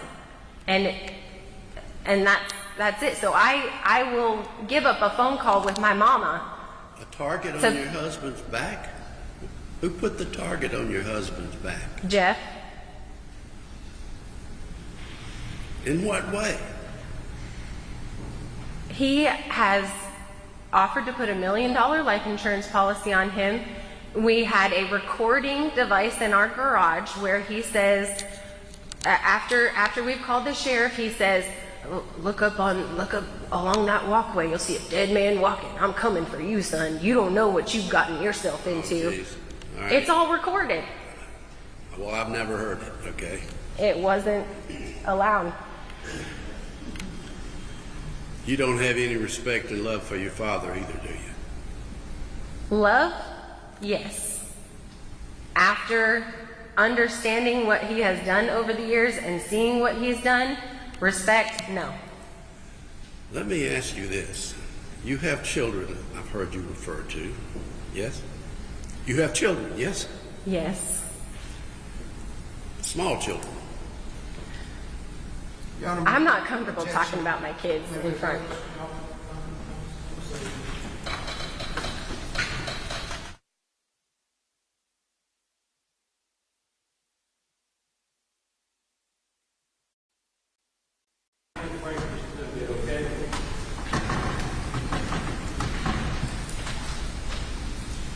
With respect to $100,000 or $1 million life insurance on your husband, do you, Ms. Aguayo, not think it's reasonable and responsible for a parent like David Hill to insure myself for my children's benefit in the event that something happens to me? Yes or no? I don't want to lecture. I want you to tell these folks whether or not you think it's reasonable. Objection. Just answer yes or no. You'll have Yes. You can explain your answer. You think it's Yes, I upped my life insurance policy to attend here today, sir, because I want my kids taken care of. well, that's a responsible parent, isn't it?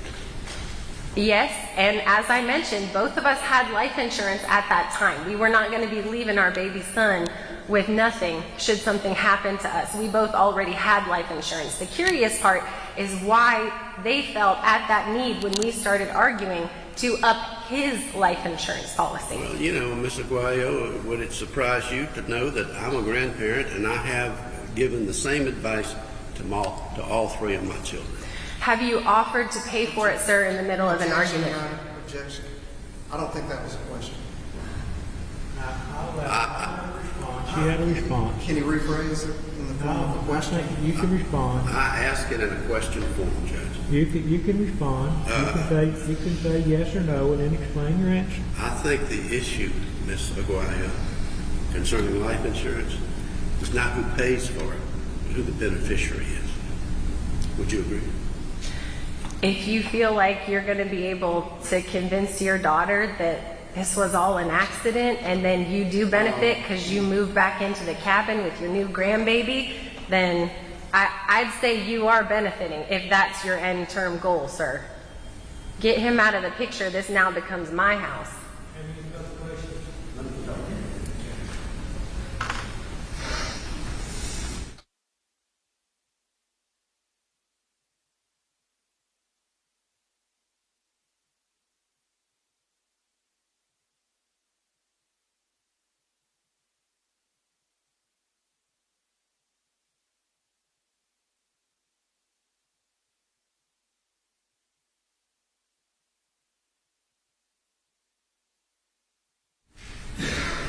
One final question, Miss Aguayo. When you bought the house, your house, on Oak Island, where you invited your parents to come stay, when you bought it, Jeff Spence gave you a $10,000 down payment, didn't he? No, he didn't. Jeff and Karen gave you a $10,000 down payment. No, they didn't. That's all I have, Judge. All right. How long do you think we're ready to proceed? Security, policing, with the federal government. All right, so did you buy property and a home in Virginia? When we first moved there, we rented, but then we did buy a cabin in Virginia.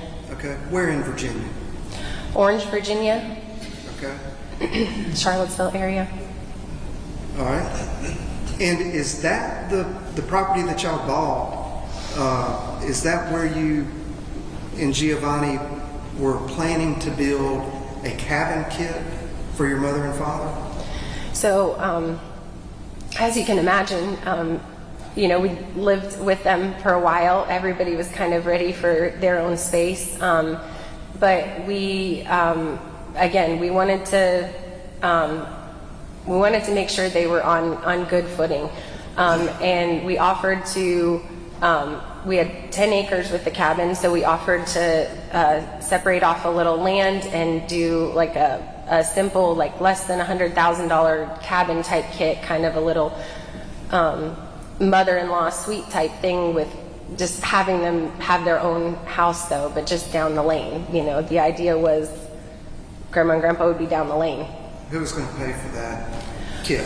Well, with them being in bankruptcy, we were gonna, the agreement was that we would get the loan, but they would have to make the mortgage payments.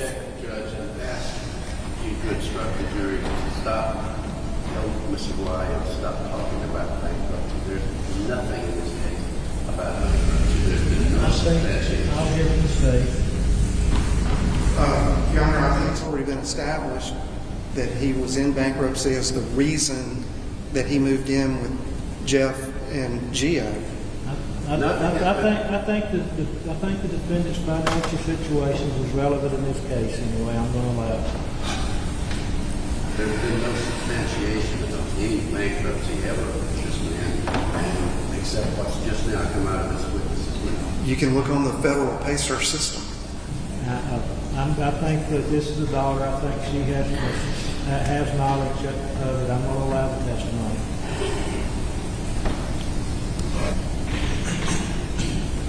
Okay, so we were talking about the yourself and your husband putting the money up for the kit to build a mother-in-law, father-in-law house on your property. With that loan from the bank, certain requirements about construction, were there building codes that had to be followed, things of that nature?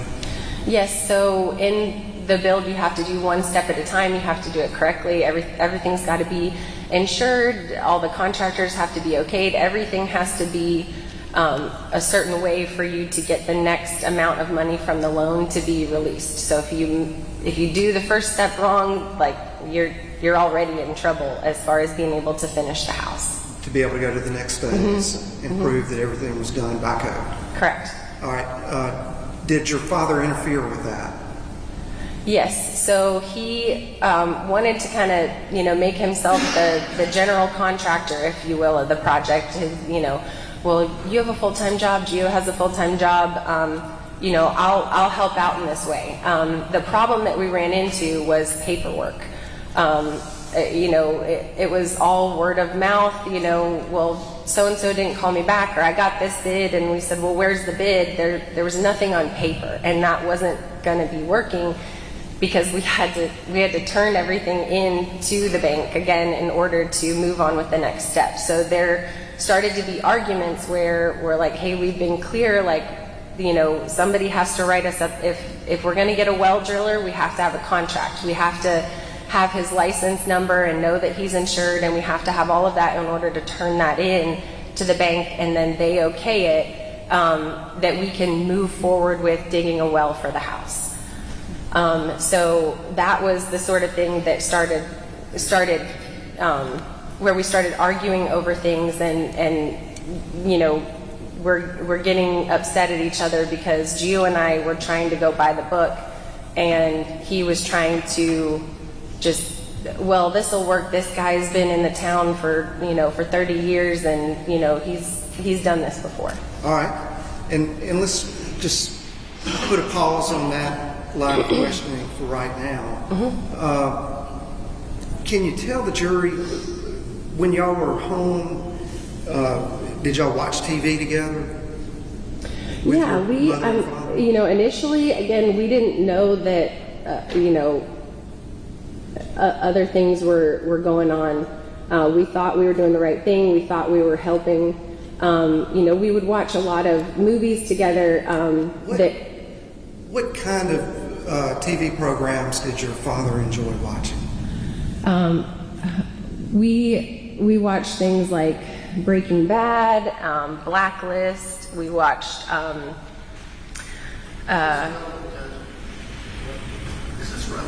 Soon to be relevant. Okay. So we would watch a lot of movies, and that Jeff always likes to dialogue. So one of the things, initially that kind of perked me up to like, this is odd. We were watching a movie, and he said, oh, well, if I was ever going to have to kill someone, I'd use a shotgun, and that's because you wouldn't have to worry about the casing. Who said that? My dad. Okay.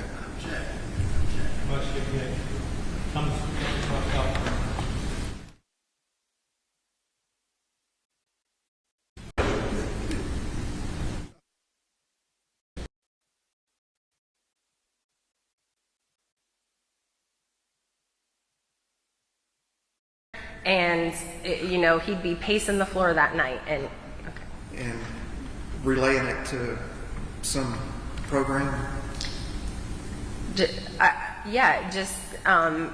Again, with something like Breaking Bad, like most people would watch that and be terrified. Like, that's not normal life for most people. That's not something like, oh, hey, that was a good idea. When he said that about using a shotgun, did he say anything about the projectile or the shell casing? Yeah, the whole idea with a shotgun is it's harder to trace, If No, specifically, did he say anything about the shotgun shells? Do you recall? Yes, a shotgun shell is huge. I'm sure most of you know that. You're not going to be looking around for little bullet casings, and that's if you have to shoot more than once. If you only, and that was his comment, is, well, if you only have to shoot someone once, the casing doesn't even come out. Now, if you end up having to shoot again, then, I mean, at least you're looking for something that big. Okay. Now then, in general, the condition of the property that you had on the curtilage or the yard around the driveway, that area, I'm not talking about the house or the cabin, talking about the land, how much land did you have? It was 10 acres, almost entirely wooded. Okay. We were back in the woods, and Did you have a gate around that property? we had a gate that went into our backyard and back into the woods behind our house. Okay. Now, did tensions arise between yourself and your father about how he used that yard, that property? Yes, so as we were building, as I mentioned, some arguments started about doing things the right way. Jeff has always tried to make money off of little things, like, oh, come pick up this tractor, I'm just trying to get rid of it. And then, so he'd bring that to the land, and then he'd try and sell that. So we started having people coming onto our land, like looking for Jeff, and all the while we're trying to build a house. We didn't want anyone in a construction zone where somebody could get hurt. Then all of a sudden we're getting sued because somebody got hurt that never should have been on the property in the first place. So these are the things that we started worrying about as a young couple, that, hey, we're not protected. I mean, I'm a teacher, he's a police officer. We're not full of cash. If somebody gets hurt, like, we're in trouble. So those arguments kept happening. And one particular discussion, I was pregnant at the time, so I had gone into the house to use the bathroom, and I came back out came to the window, and I saw that Gio and Jeff were having an argument. They were both talking loud, and I saw Jeff step to Gio, and I could see in his eyes, like, I was like, oh, you got to be kidding me. And he stepped back, so he thought better of it. That. Relevance. We're talking about an argument Let's move on. from 19 or 20. Well, this is where my husband was Hold on one threatened. second. Let them finish. So Hold on one second. Let's, we've got much of a rambling testimony. That needs to be more Specific, non-narrative. It's hard to me to referee a wrestling match. We don't know just try to get specific questions and specific answers. All right. I understand. And if I understand your testimony correctly, you've got a loan for $100,000 or around $100,000 for this cabin kit, correct? It turned into $178,000 Okay. by the time Jeff was done. And that was being put in jeopardy by Jeff not following the code, cutting corners and that kind of thing? Right. The ball was already rolling. There was no way of stopping it at that point. We were in it. Just in the way we're going to do it, I'm going to ask you a question, yes or no, and then if I need you to explain, I'll ask. Okay. If that's okay. That's fine. All right. So, in addition to that, did your dad? He just acquired junk. Is that Yes. Is that fair? Yes. Can you briefly tell the jury about that? It's part of not wanting to work. It's a laziness. You're trying to make money off of nothing. Okay. I mean, I'll sustain the objection. All right. Move on. I'll move on. okay. Did that interest that your father have result in a bunch of junk in your yard? Yes, we had to clean, we had to remove tons. I think it ended up being 3 tons of junk off of our property to clean it off after we got him out. Okay. Now then, was there a conversation that you, your husband, and your father had where all of this came to a head? Yes, Where was that conversation? Where did it take place, and when? McDonald's. He didn't want my mom present. Okay.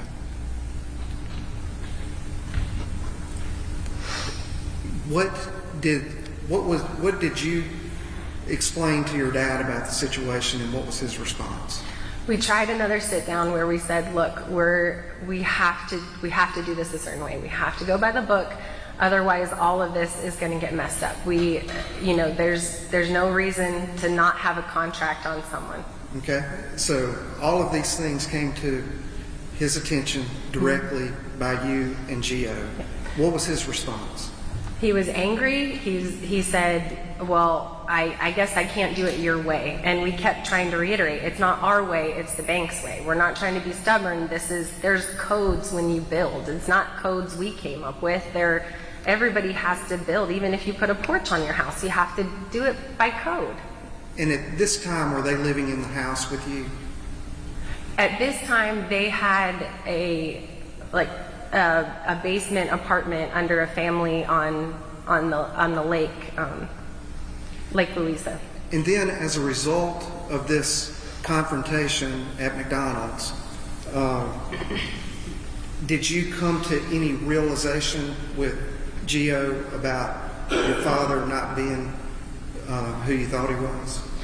I saw an anger and a violence in his eyes I had never seen before. In the way he was speaking to Gio, and I saw how angry he was, and that was when he said, I'm done, I'm out. Basically, this mess is yours. And after that, did y'all install video surveillance around your property? Yes, we put up cameras. At that point, there was too much animosity. There was too much that was being done behind our backs that at that point we weren't feeling safe. Did you put up video surveillance around your property? Yes, cameras. Okay. After that, was your video surveillance system ever altered or adjusted in any way by anybody other than yourself and your husband? Yes, the camera cord to our security camera was cut. How did you know how your camera system was cut and who cut it? We were in the house. Jeff had been told to get all his stuff off the property because we were done. So he was going into our garage, which is back behind our house. He was going into the garage to get his stuff. He noticed the camera, went behind our shed, cut the camera, and of course we knew he cut the camera because we're in the house, and the camera feed to one of the cameras goes out. So you saw it with your own eyes, your father cutting the camera feed? He was behind a shed. Yeah. So he walks behind the shed, the camera feed goes out, Gio goes out to check it, it's been cut. All right. Now, in and around this time, tell the jury what time frame this is. This is August of 2018. Okay. Now,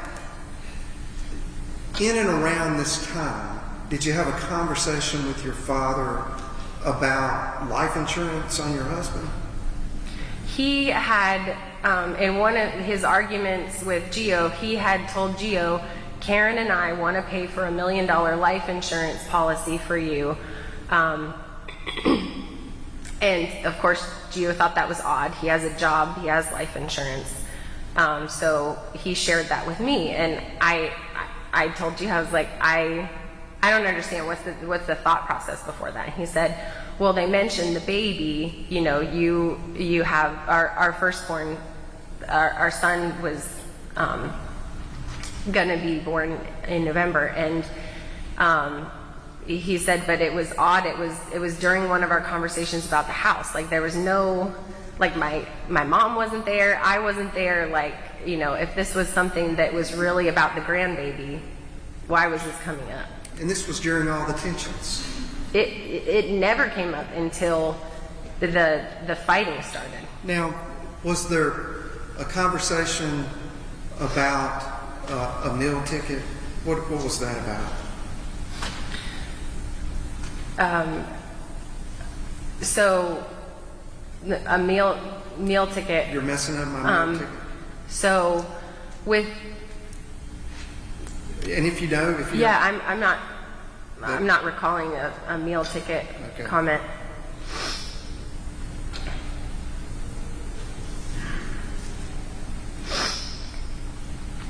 Was he upset that they weren't allowed to get $1 million policy on Gio's life? He just seemed flustered. Like you know, anytime we didn't agree with him, it was just, oh well, you all are stupid. You know, I mean, so of course he was upset about it. We weren't agreeing with him.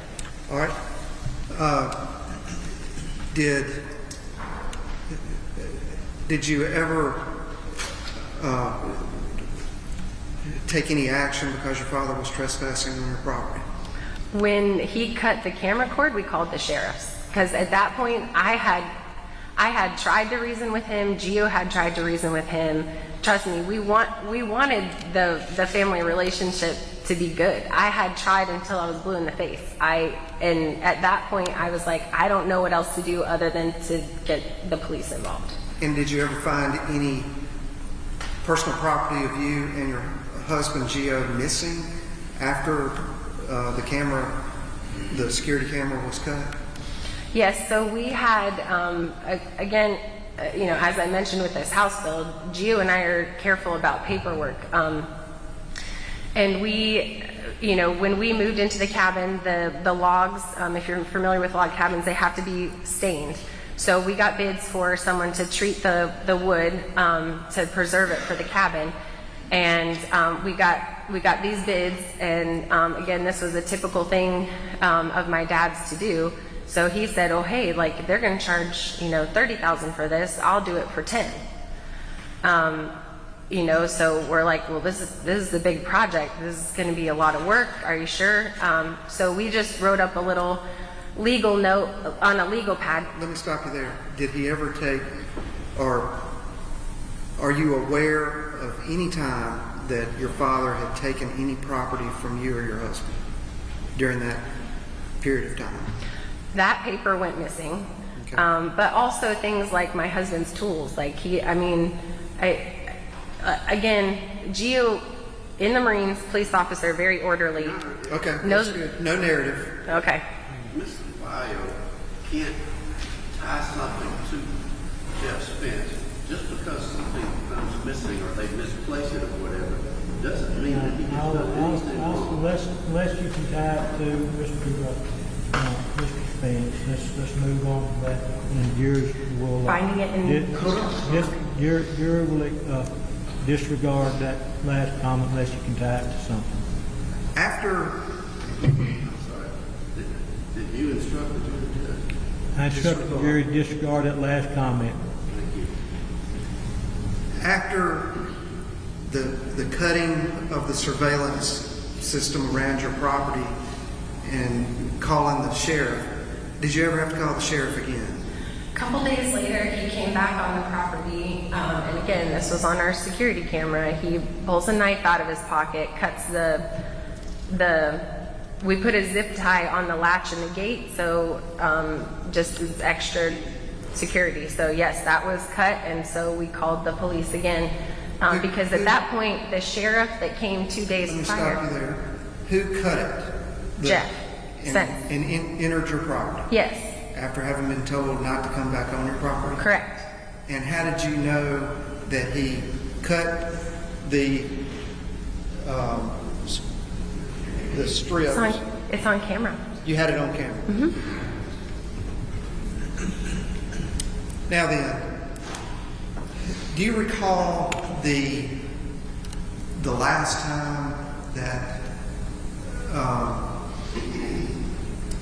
that you, and I may be wrong about this, but there was a time when they were leaving in the car, and you were trying to talk to your mother. Creekmore is testifying, Judge. That's not testimony. That's background. I'm gonna see where it goes. Hang on. Do you recall that situation? He would call. Yes or no? Do you recall that? Yes. Okay. And I'm really referring to your mother. Mm-hmm. And I want you to tell the jury, was your mother a part of, did she know what was going on? And how did you know that? Yes, my mom has always been aware of what's going on, and she has been a driver for him. She was a driver for him when they poisoned the water troughs of a deer farm. Oh, no, hold on. No narrative. Okay, she is always aware. Okay. Now, you talked about your dad buying and selling junk, for lack of a better word. At times, would he go outside or across state lines during that period of time? Yes, all the time. Big drives were a thing for him, and my mom would keep a cell phone. Ma'am. I have an objection. Unless she can tie it to some basis of knowledge, she can't just be sitting up here accusing whatever's coming. Rephrase your question as to lay a foundation as to her knowledge. Do you know why? How did you know that your father would cross state lines? One particular time he went to Georgia. Do you know? Yes, I know he would cross state lines. All right. Yes. And would he take certain precautions when he did that? Yeah. He would. Hey, let's make have a basis of knowledge. Let's have a basis of knowledge for it. Thank you, Judge. Do you know whether he took any precautions when he did that? He would. Back up a step before that. That's the basic knowledge that he was leaving the state. He was around us all the time. He was living with us for 2 years. Did he ever say where he had been All the time. and where he got property? Yes, because if we went a day without seeing him, that was weird.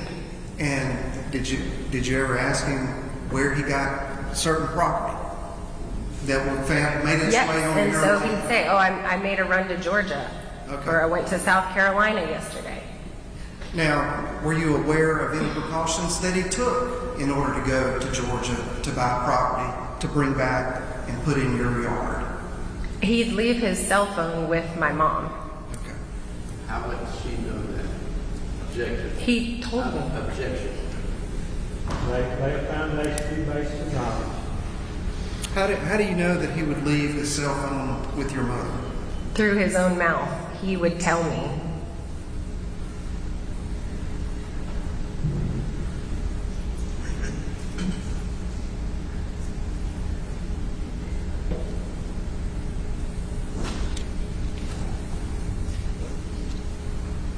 Now, back to that. Do you recall the incident with your mother leaving in the car that we were Yes. talking about earlier? Yes. All right. When was that? It was shortly after all this was happening where he had called her to come pick him up. Okay. Did she come pick him up? She came. Are you referring to when? So she came to pick him up the first time he was arrested. I'm talking about the last time you ever saw him. Judge, I need to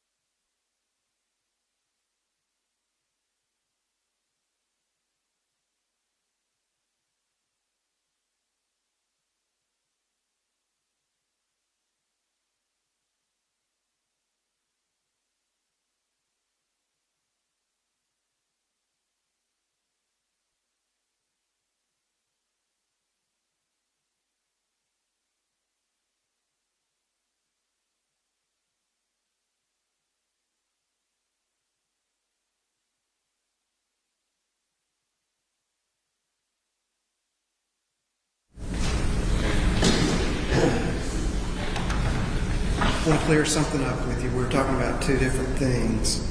Your mother came to pick him up after you had called the sheriff's department out there because he had trespassed. Is that correct? Do you remember that event? He had, Just yes or no? yes, Yes. And when you said when you had him arrested, you're talking about that misdemeanor trespass on your property, correct? yes. Okay, so that's clear. Was there a time where you tried to talk to your mother about these things? Yes. And what was her response? Objection, talking hearsay. It's not.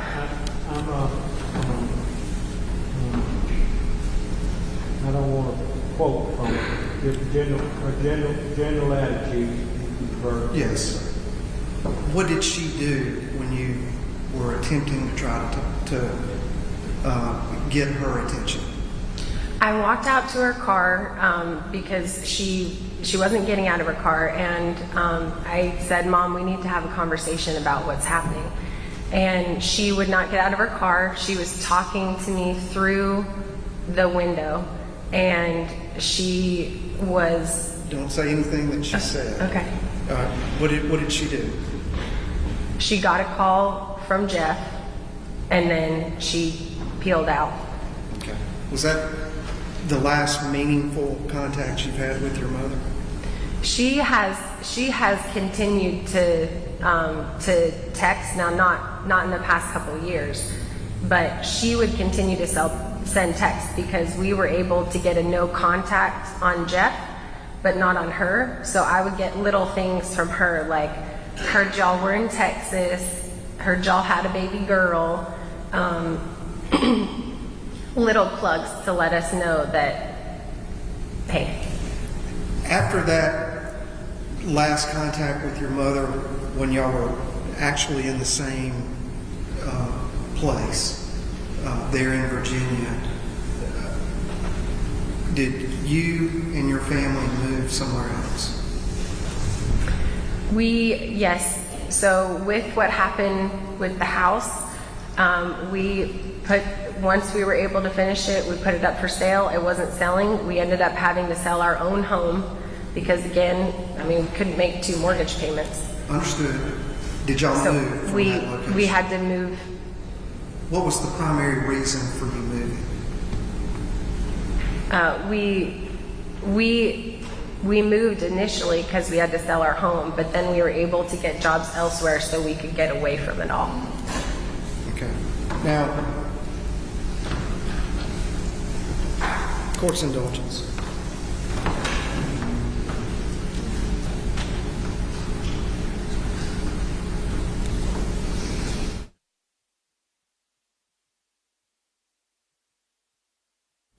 They didn't live there on Oak Island. And I hadn't married my husband at that point either, sir. When I moved to Oak Island and I bought a house in Oak Island, Gio wasn't even in the picture yet. You were single. When you That's moved correct. to Oak Island, you were single. That's correct. And after you moved to Oak Island, let me back up. When you moved to Oak Island, your parents still lived in Pennsylvania. That's correct. And when they moved to Oak Island, you weren't married. That's correct. And when they moved to Oak Island, it's because you invited them to come. I didn't stop them from coming. Well- I would definitely not phrase it as I invited them to pick up their 30-year life on a farm in Pennsylvania and move to North Carolina. You not only invited them, ma'am, they lived with you. My husband wanted to help them, and I didn't want to be. You weren't married. You just got through telling us when you moved to Oak Island, you were living alone. You were single. When they moved in with us, we were married at that point. Okay, so you moved. You asked your parents to move to Oak Island, and your husband agreed. That's incorrect. I'm sorry? That's incorrect, sir. Your husband did not okay them moving in with him?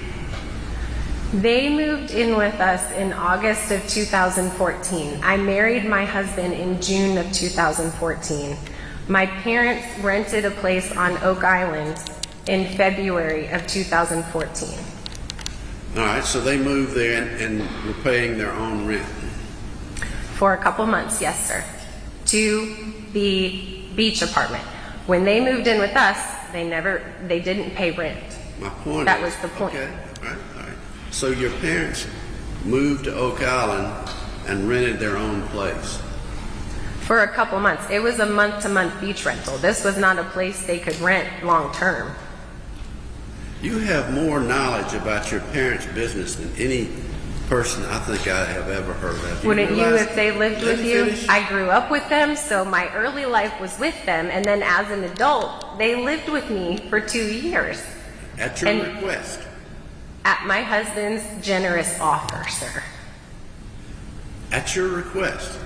It wasn't my request, I've said that. It was your husband's generous offer. Correct. And you are telling us that you didn't agree? I agreed. Or are you just letting your husband run the household? No, sir. If you knew me, you'd know that wasn't the case. Actually, Gio has a reputation for being very difficult, doesn't he? No, he doesn't, sir. Very demanding. He's had a lot of honorable positions over the years, and we wouldn't be here if he wasn't an honorable man. After your husband's generous offer, Karen and Jeff Spence lived with you, you said, for 2 years. Correct. And then you and Gio got jobs in Virginia. Correct. And when you moved, Jeff and Karen were still in Oak Island. Jeff moved to Virginia before Karen because he... You didn't listen to my question. When I'm you listening, sir. When you and Gio moved to Virginia, Jeff and Karen still lived on Oak Island. Yes or no? Yes. Okay. And they continued to live on Oak Island for a good while. That's wrong. Wrong in what way? About a month after we moved to Virginia, Jeff showed up at the door, said, "Hey kids, I got a job here. Is it okay if I stay here?" So my mom continued to live on Oak Island. For how long? My dad very quickly moved back in with us in Virginia. For how long? For a few months before we could sell the house. So your parents stayed, or your parents and then your mother stayed on Oak Island in the house that you were trying to sell. My mom stayed in the house that we eventually sold. Until Jeff showed up at your front door in Orange, Virginia, he was in Oak Island as well, right? For about a month. That's what I said, okay? And they were helping you out by paying your mortgage payment in the house that you were trying to sell.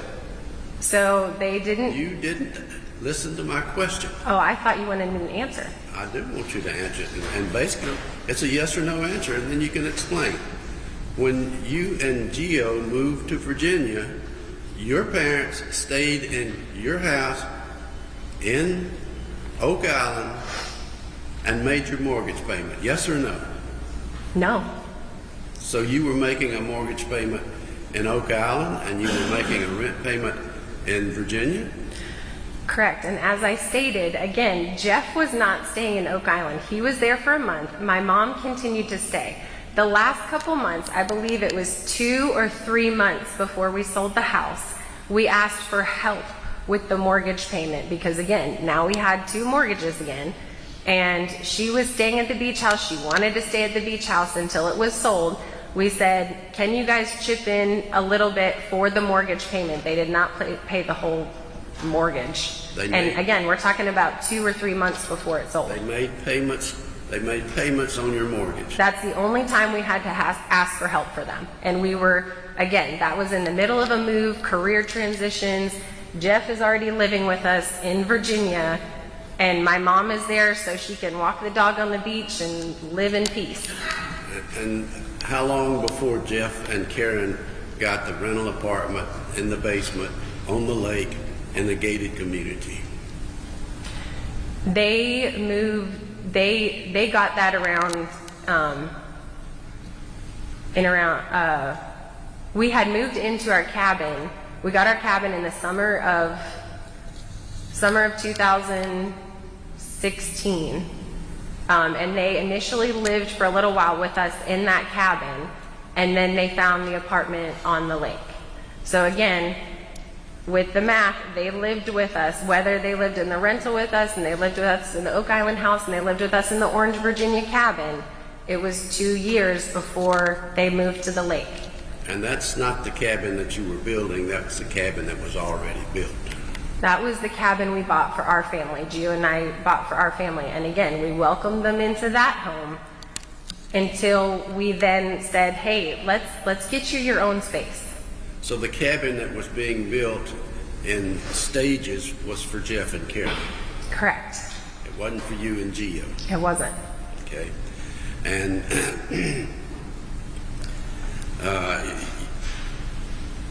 you're being separated from your mother and father for what, 8 years, 7, 8 years, right? About 7 years. Originated with disputes over this cabin that Jeff and Karen were going to be living in. Correct. And Jeff and Karen were going to be paying for. Yes, they were going to be making the mortgage payments. We had made that agreement. That's not rocket science. It's a yes or no. They were going to be Yes, then, sir. They were going to be making mortgage payments. Yes. So it was a piece of property that was being developed in their interest. Yes? In my parents' interest, yes, I'd say so. Yes. And the falling out that you have had originated with that piece of property, that project, that cabin, that Jeff calls it a modular home. I don't know what a modular home is, but apparently it's a home that's built in stages. Is that right? That's correct. And it was going to be theirs, not yours, theirs. Yes? It was going to be in our name because we were the ones getting the loan for it. So. But it was going to be theirs in terms of where they would occupy private space. They were going to live there. That's what I just said. Occupy private space, live there, right? Can you repeat that last part? It was going to be their place, their private place, their home. It was going to be for them. They were going to live there, yes. And in the meantime, while this was being developed, Jeff and Karen didn't live in the cabin with you. They lived on a lake in a basement apartment they had found on their own. You had nothing to do with that. That's correct. And the falling out that has apparently caused so much, I don't know what to call it, that you feel so upset about, started over that modular home. That was when we started to see his business side. Well, your dad's business side, he gets things done. I would call it con artistry, sir. You would call it what? Con artistry? Your daddy would get things done, such as a well dug. Yeah, whether it was the correct way or not. Well, you don't know if it wasn't the correct way. Your dad got the way. Sir, I grew up with that man. I know if it was the correct way or not. You didn't have anything to do with getting the well done. He did that. What he did, sir, was we had no contract in place. While Gio and I were both working a full-time job, something he's not familiar with, he had a well driller put the rig into our land with no contract, no insurance in place. I come home, and yes, sir, I was upset when I got home that day because I had a well being dug on my property And I don't know if this guy was going to charge $2,000. I don't know if this guy was going to charge $200,000. There was no contract in place. There was just a man digging a hole in the property.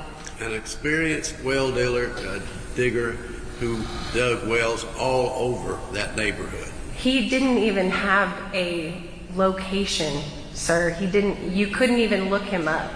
You couldn't find his license. You couldn't get him on the phone. So it's the fact that the well got dug is beside the point to you. That is something that still bothers me, because the family that ended up moving into that home had to have a whole nother well dug. Oh, okay. So another young family became a victim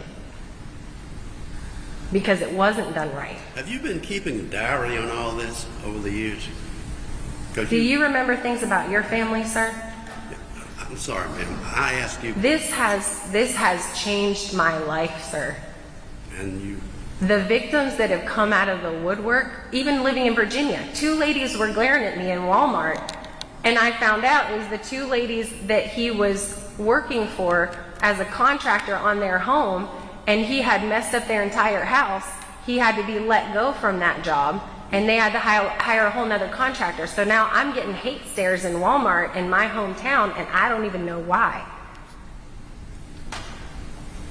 So this is personal to me, sir, because it has affected my life, and it has affected my husband's life and our children's lives. It's very lives. personal to you, Ms. Aguayo, obviously, and I am absolutely overwhelmed by the detail that you can draw from years ago, as if you have been keeping a running check on your. You're not experienced with people that have relatively good memories, sir.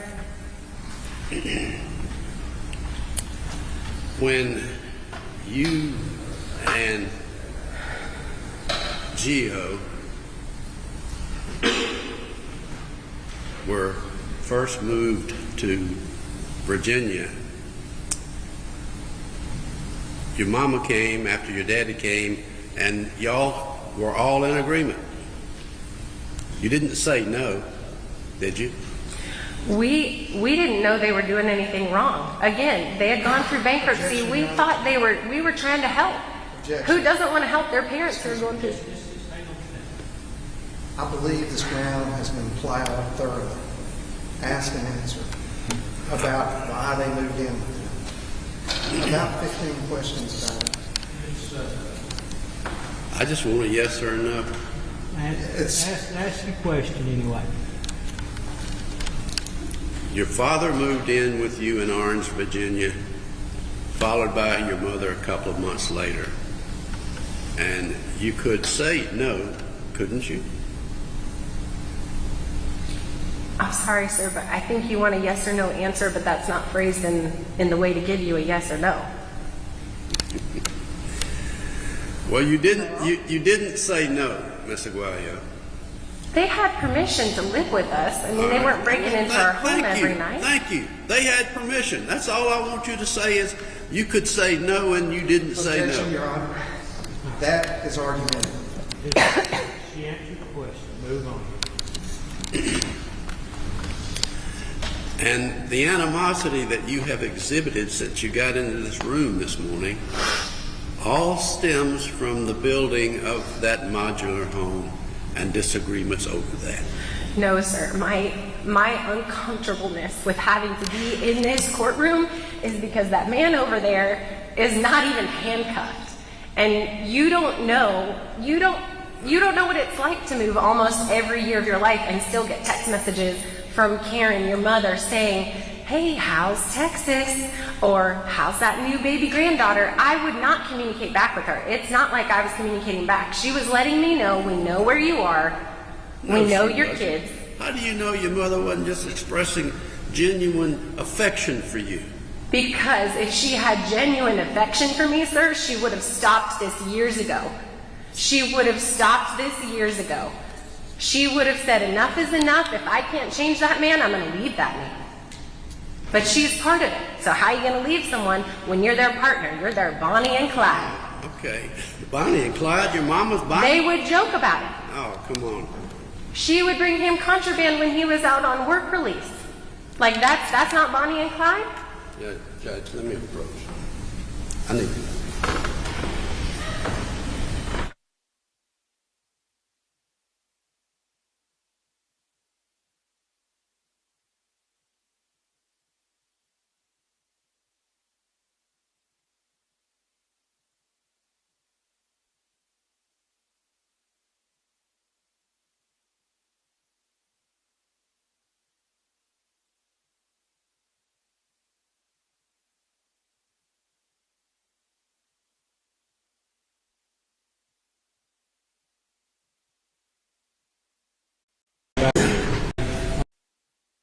Made by the witness.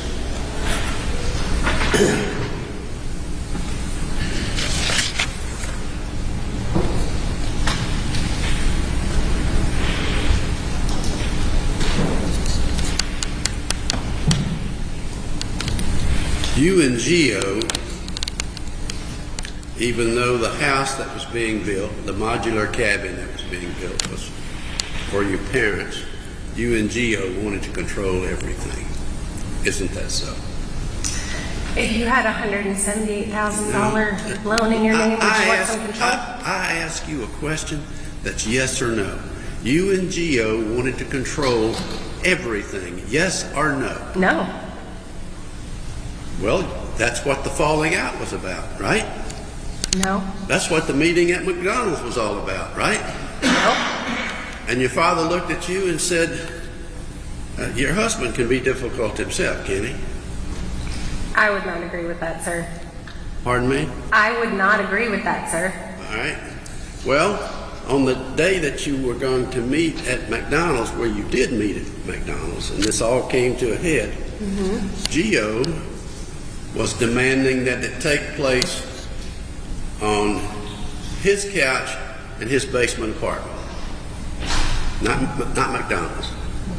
We wanted Karen to be a part of the conversation. And Geo went to your mother and father's apartment and broke into the apartment and sat on the couch himself and demanded that Karen call Jeff and come and sit on that couch because Geo said so. That's a lie. That's a question. And you can answer it yes or no. He did not? That's a no? I think that is a lie is a no. I think that qualifies as a no. And your mother was home in bed. You do acknowledge that your mother has serious health issues, right? I acknowledge she has self-diagnosed health issues when it's convenient for her. She rallies real quick when she's needed by Dad.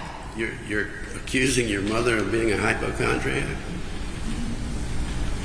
Growing up with that woman, I know that I would disagree with her calling herself ill. We'll put it that way. I know you want me to keep it short.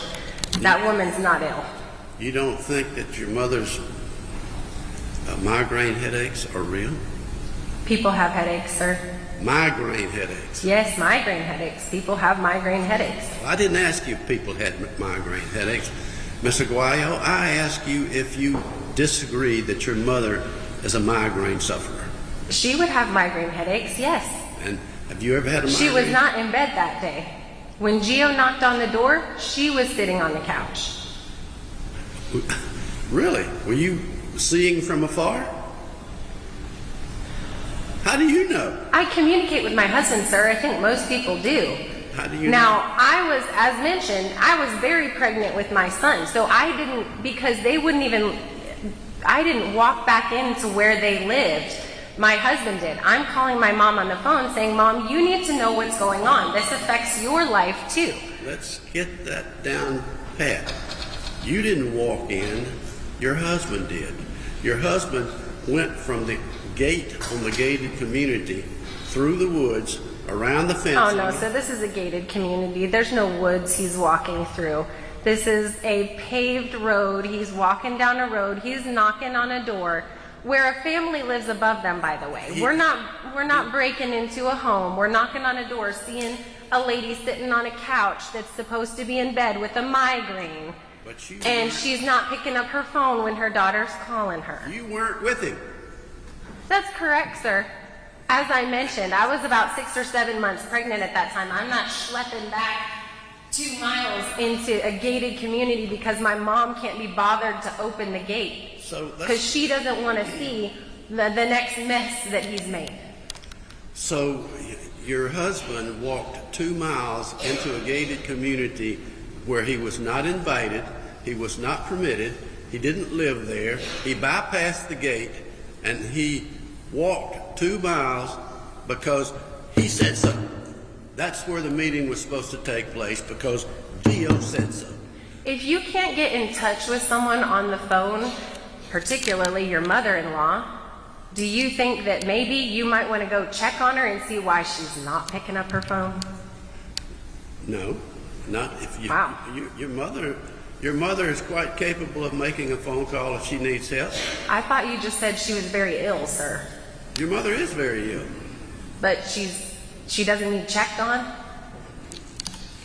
Let's move on. All right, Judge.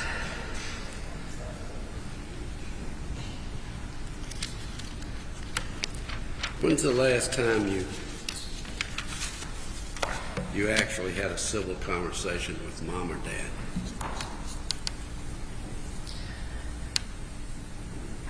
December of 2018, I tried to have a conversation with my mom. My son was about a month at that point. They had missed all the initial baby things, and of course, with Jeff, we had a no contact order. But with my mom, I said, "Can you fix this? Can you do something so that we can be a family?" Well, and that didn't go well. Being a grandmother was not as important to her as continuing with Jeff. And I'll be careful how I phrase it. So you didn't want to have anything to do with your mother because she loved her husband and saw him. Absolutely not, sir. Let me finish. And saw her husband as her life partner, and you wanted to rule. You and Gio always want to rule the roost, don't you? No, sir, that's very incorrect. Who would invite someone into their home if they wanted to rule the roost? Like that's not. Those aren't the kind of hearts that like, I gotta be in control of everything and I gotta be in charge. Like, you don't let people into your little circle of control if you wanna rule a roost. None of what you're saying makes sense. Well, it was your home. Your Honor. Y'all had a fight over a modular home that Objection. Hang on a second. You got an objection? Yes, sir. It's asked and answered. We've plowed this ground many, many As I times. said earlier, let's move on.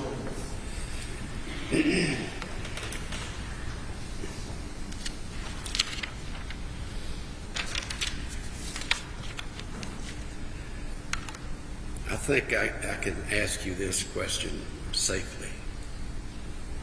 You don't have respect for your mother, do you? That's incorrect, sir. You don't. I love my parents. I love my sister. I love my family that have, like my family in Pennsylvania that I don't talk to anymore. I love them all. The love doesn't change. But getting my children and my husband out of danger's way, out of harm's way, that is more important to me than being able to pick up the phone and say, "Oh, Mama, you'll never guess what the baby did today." So It's either that or I continue to put my husband and leave him with a target on his back after he's been threatened. I won't do that, sir. I love my husband. And that's it. So I will give up a phone call with my mama. a target So- on your husband's back? Who put the target on your husband's back? Jeff, In what way? he has offered to put $1 million life insurance policy on him. We had a recording device in our garage where he says, after we've called the sheriff, he says, look up along that walkway. You'll see a dead man walking. I'm coming for you, son. You don't know what you've gotten yourself into. Jeez. All right. It's all recorded. Well, I've never heard it, okay? It wasn't allowed. You don't have any respect and love for your father either, do you? Love? Yes. After understanding what he has done over the years and seeing what he's done, respect, no. Let me ask you this. You have children, I've heard you refer to, yes? You have children, yes? Yes. Small children. Your Honor, I'm not comfortable objection. talking about my kids in front.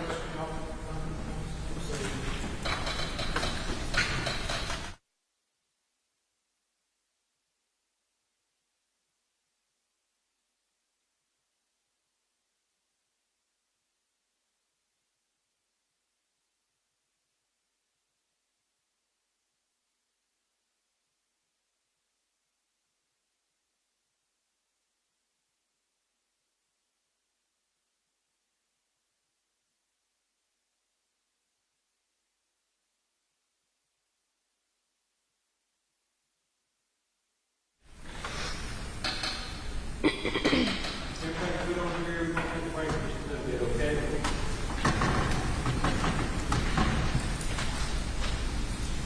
With respect to $100,000 or $1 million life insurance on your husband, do you, Ms. Aguayo, not think it's reasonable and responsible for a parent like David Hill to insure myself for my children's benefit in the event that something happens to me? Absolutely. Yes or no? I don't want to lecture. I want you to tell these folks whether or not you think it's reasonable. Objection. Just answer yes or no. You have. Yes. You can explain your answer if you like. You think it's Yes, I upped my life insurance policy to attend here today, sir, because I want my kids taken care of. Well, that's a responsible parent, isn't it? Yes, and as I mentioned, both of us had life insurance at that time. We were not going to be leaving our baby son with nothing should something happen to us. We both already had life insurance. The curious part is why they felt at that need when we started arguing to up his life insurance policy. Well, you know, Miss Aguayo, would it surprise you to know that I'm a grandparent and I have given the same advice to all three of my children? Have you offered to pay for it, sir, in the middle of an Objection, argument? Your Honor. Objection. I don't think that was a question. I'll let her respond. She had a response. Can you rephrase it in the form of a I question? think you can respond. I ask it in a question form, Judge. You can respond. You can say yes or no and then explain your answer. I think the issue, Miss Aguayo, concerning life insurance is not who pays for it, but who the beneficiary is. Would you agree? If you feel like you're going to be able to convince your daughter that this was all an accident and then you do benefit because you move back into the cabin with your new grandbaby, then I'd say you are benefiting if that's your end term goal, sir. Get him out of the picture. This now becomes my house. Any other questions?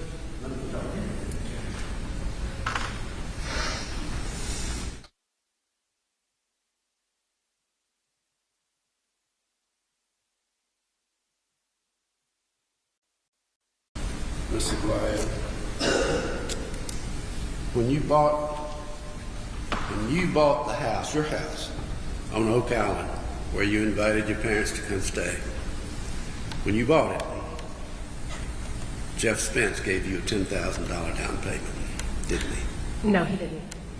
Jeff and Karen gave you a $10,000 down payment. No, they didn't. That's all I have, Judge. All right, how long do you think we're ready to proceed? Very, very short. All right, let's go ahead and have a team.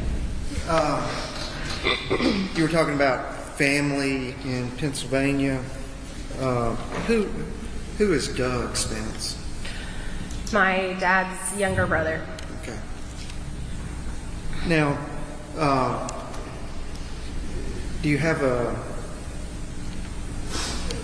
as far as the relationship with Jeff, and you and Gio, we get the picture.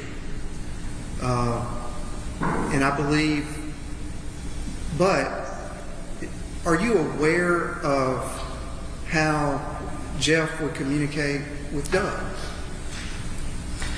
He has helped him with counsel over the years. A lot of times they use code to talk about things in our family. So like, What do you mean by that, code? well, when you don't want, if you're outside and you don't want someone to overhear you, you just say, oh, well, sure do remember that time we were, fishing with Dad in his favorite fishing hole, and remember that tree he used to sit at all the time. Conversation that appears to be about a memory is not about a memory. It's about something else. It's letting the brother know. Your Honor, this is not proper redirect. I'm through, Your Honor. All right, I'll agree. All right. Can this witness be finally excused? Yes, Your Honor. All right, you're finally excused. You can welcome to stay. You're free to go, whichever one you like to do, okay? All right, let's take about a 10 or 15 minute break. Y'all get ready, let us know. Y'all come here.